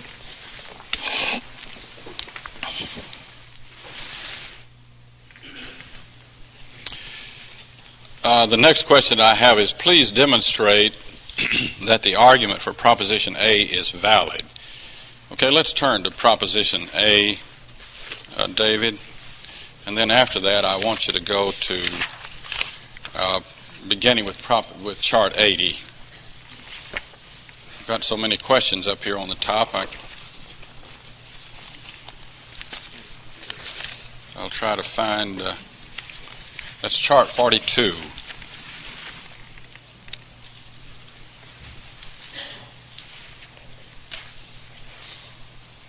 I appreciate this question because it certainly is a thoughtful question, and it's really, in effect, calling my case in question. It's saying, okay, lay it on the line. I didn't follow what you have done in the first time. Okay, we got it? All right, here's proposition A. Now, this is really the proposition which I debated with Brother Fuqua, and we have recently reprinted that in a paperback. Since Jim got in a commercial, I want to get one in. It's in a paperback out in the foyer, and I think it settles the question as to whether or not any and everybody is amenable to the law of Christ. And for the first time in history today, this book is offered for sale. I'm serving as editor. We have 60 writers, all of whom have agreed at least the basic position. I'm not saying they'd agree with every line or every word I'd say, but the basic position that fornication is the one and only ground for divorce and remarriage. It's over 700 pages in 12 parts with approximately 95 chapters. And I believe you can just think of any question about building a great marriage and about divorce and remarriage, you'll find it in this book. Now, we're not giving that away either. It's $12.95, and that is about giving it away for that size of book these days if you buy many books.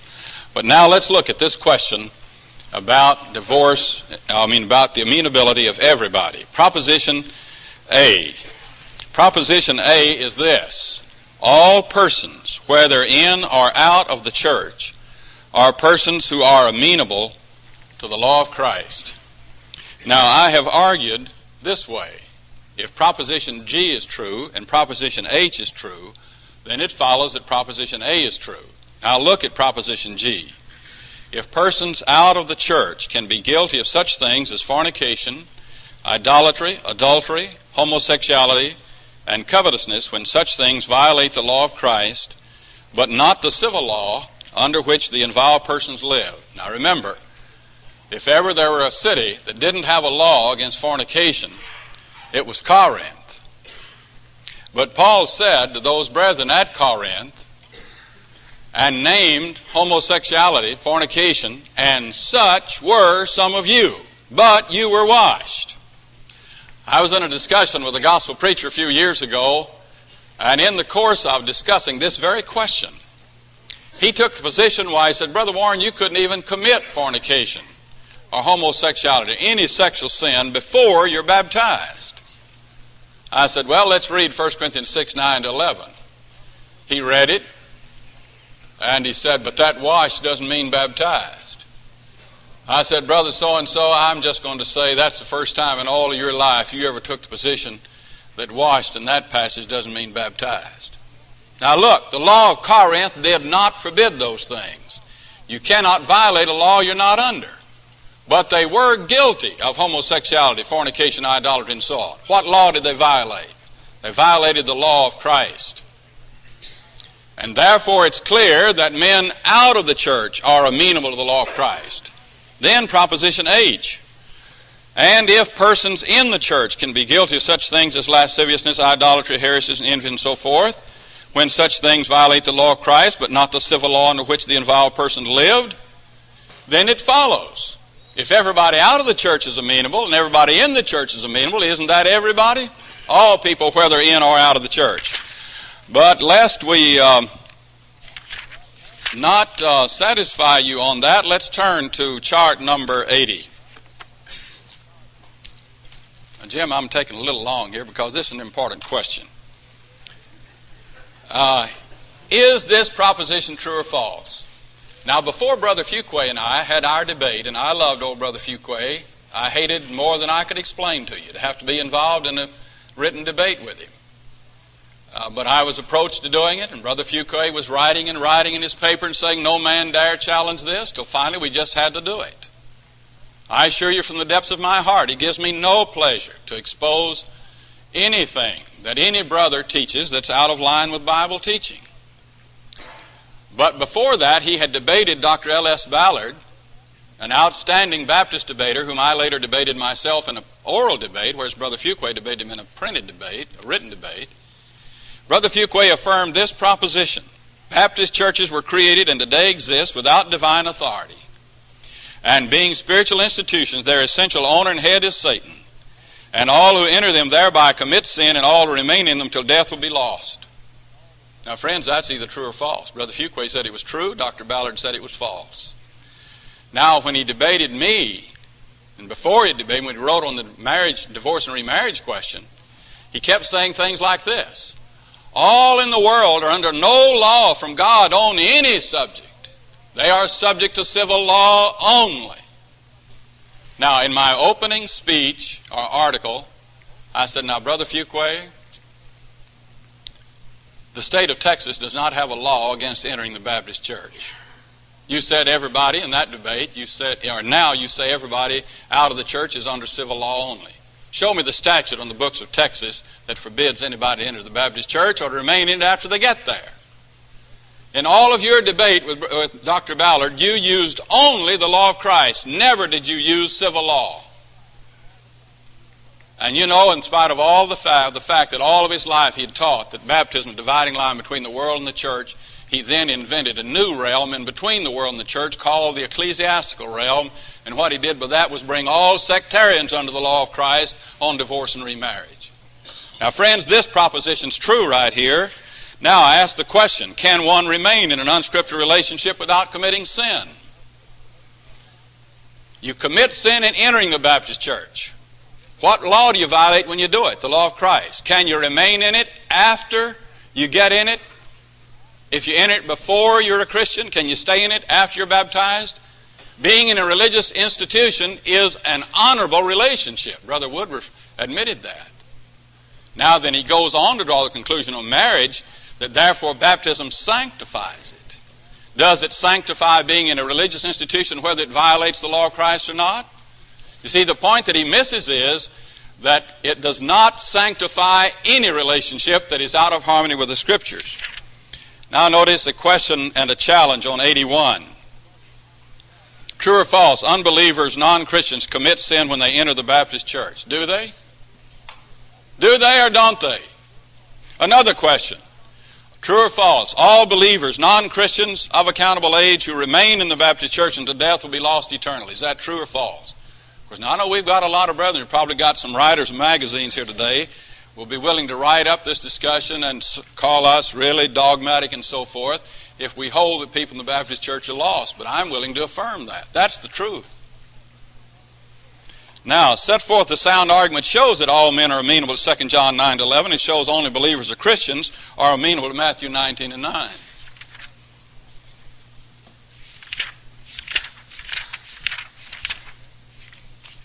Now, let's turn over to 86A. No, it's 86B.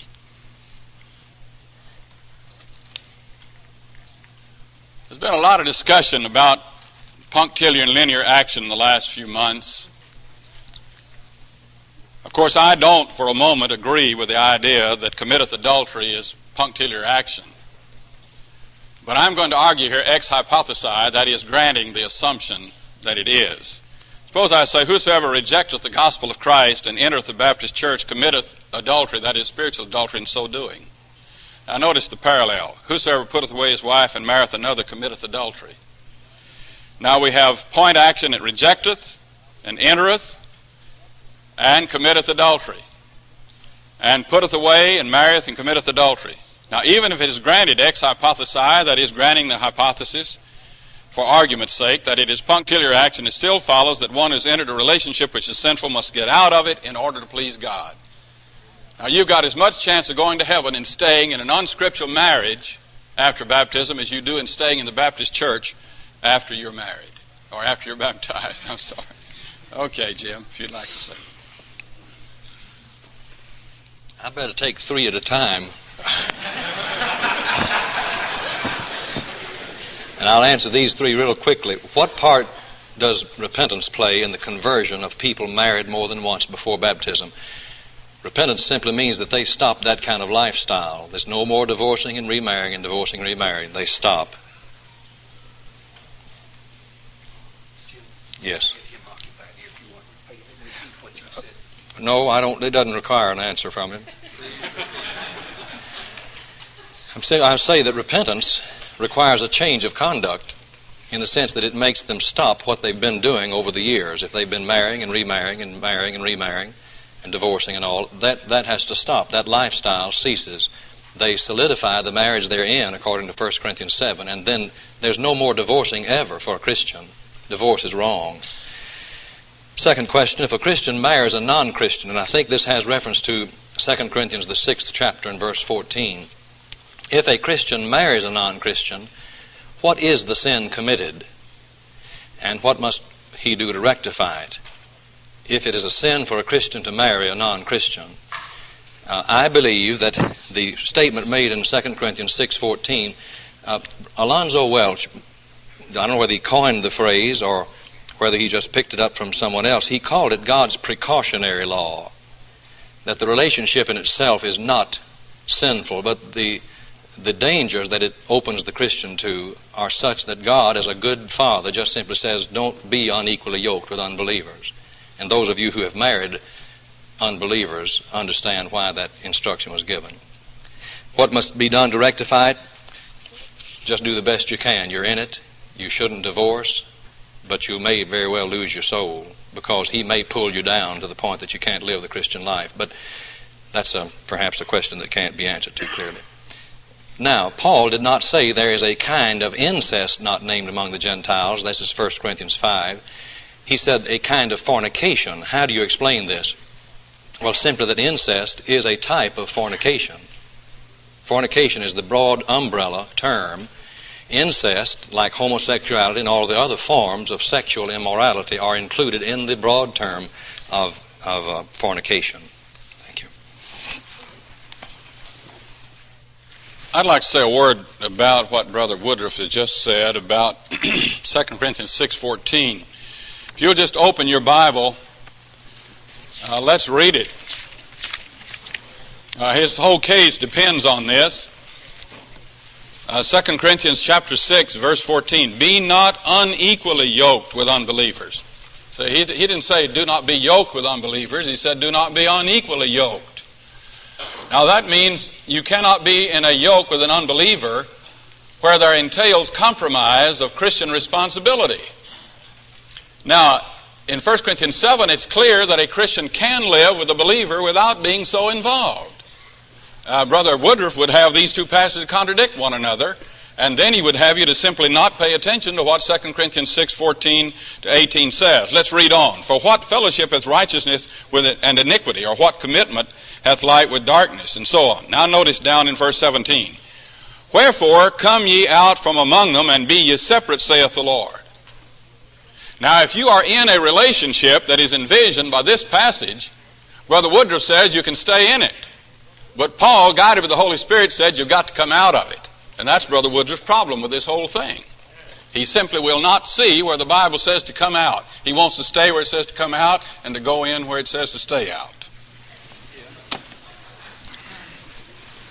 That's a good point. I'm not opposed to that. I just find that in 2 Corinthians 6:14, if you want to make that application to there, that's fine. I don't know all the answers. I may have learned something from you today. But and I thank you for it, but I don't find that's not my thesis today. This issue just now that was introduced wasn't even brought up in the material, you see. That's another question altogether. What I'm talking about is what do you do with those millions that you find already in that condition today, divorced and remarried and divorced and remarried? What are you going to do about them? You either have to tell them to separate or tell them to abide. Okay, that's all I want to say. Thank you. Now what Brother Woodroof has done, he has taken a situation of men in the first century who lived at a time, you see, when another law was in force. Here's a law in force for the Gentile, a law in force for the Jew. And then they come along here living their life, and suddenly there is a new law, the law of Christ. Acts 17:30 and 31. The times of ignorance, therefore, God overlooked, but now he commandeth all men everywhere to repent. Now, no doubt it was the case that if there were a Jew that had married according to Jewish law, the law he lived under, Hey, then he was not required at Pentecost to get out of it. There's nobody living today that is in that kind of situation. There's nobody that forms a marriage under one law and then after some time passes, he's under another law and therefore is justified in staying in it.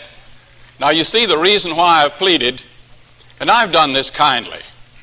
It's difficult for me not to speak as if I'm running somewhere to a fire when I'm speaking, but I'm doing it out of love. And I'm trying to help Brother Jim, as he very honestly there. His brother, I remember one time talking to Brother J.D. Bales. We were talking about a thing. In fact, it was a sort of a private debate. We had an audience of one person. There's nobody in this world I love and respect more than J.D. Bales.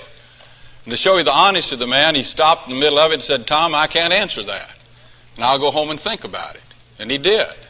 And I love and appreciate that. And I appreciate what Jim just said about this point.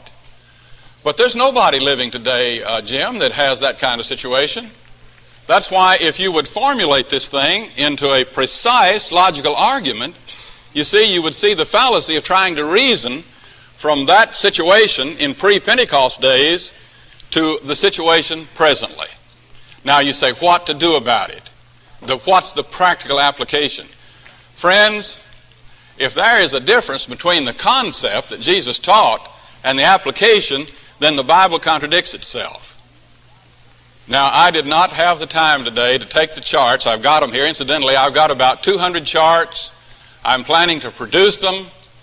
Just take a shot of them, let the printer run them off. There'll probably be about 200 of them, and I'll have to sell them for about $5 because every one of them will involve a plate. But if you want a copy of them, Brother Garland Elkins will be out in the foyer, and you just give him your name and let him know that you want it. But now to affirm that the concept teaches one thing, and this is Brother Woodroof's basic point. Jesus taught the perfect law of marriage. You can read his book and see that. He says Matthew 19:9 teaches there's one and only one ground for divorce and remarriage, fornication. But then he says, but the application is different. That has the apostles teaching under the guidance of the Holy Spirit that which contradicted Jesus' statement. I showed you in the square of opposition that an A-type sentence is contradicted by an O-type sentence. And when you have the Bible contradicting itself, you make God a liar and you make the Bible worthless. Now, friends, don't let yourself, I plead with you with all of my heart, don't let yourself get caught in that. If I were an atheist and to come here and say, oh boy, these Christians teach that God contradicts himself, that's all I'd need to say, well, atheism's won the day.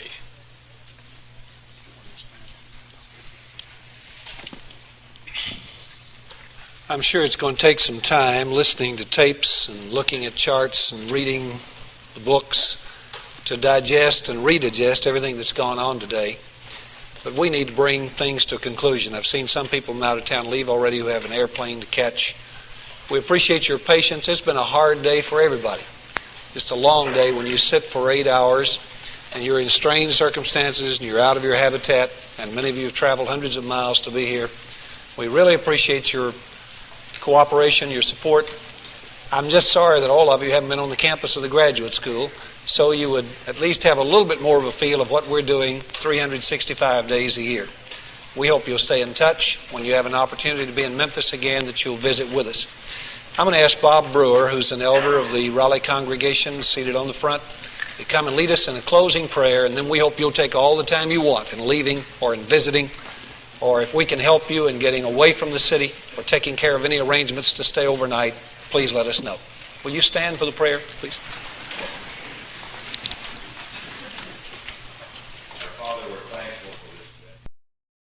Thank you for tuning into our video. If you like this content and you want to see more of it, be sure to leave a like on the video, share it with a friend, and leave a comment telling us how you liked the video. And be sure to subscribe to our YouTube channel for more content like this. Also, be sure to give us a follow on Facebook, where we share lots of our content and we make many other posts over there. We're also on TikTok, and so if you want to follow us there, we're on there as well. All right, I hope everyone has a great day.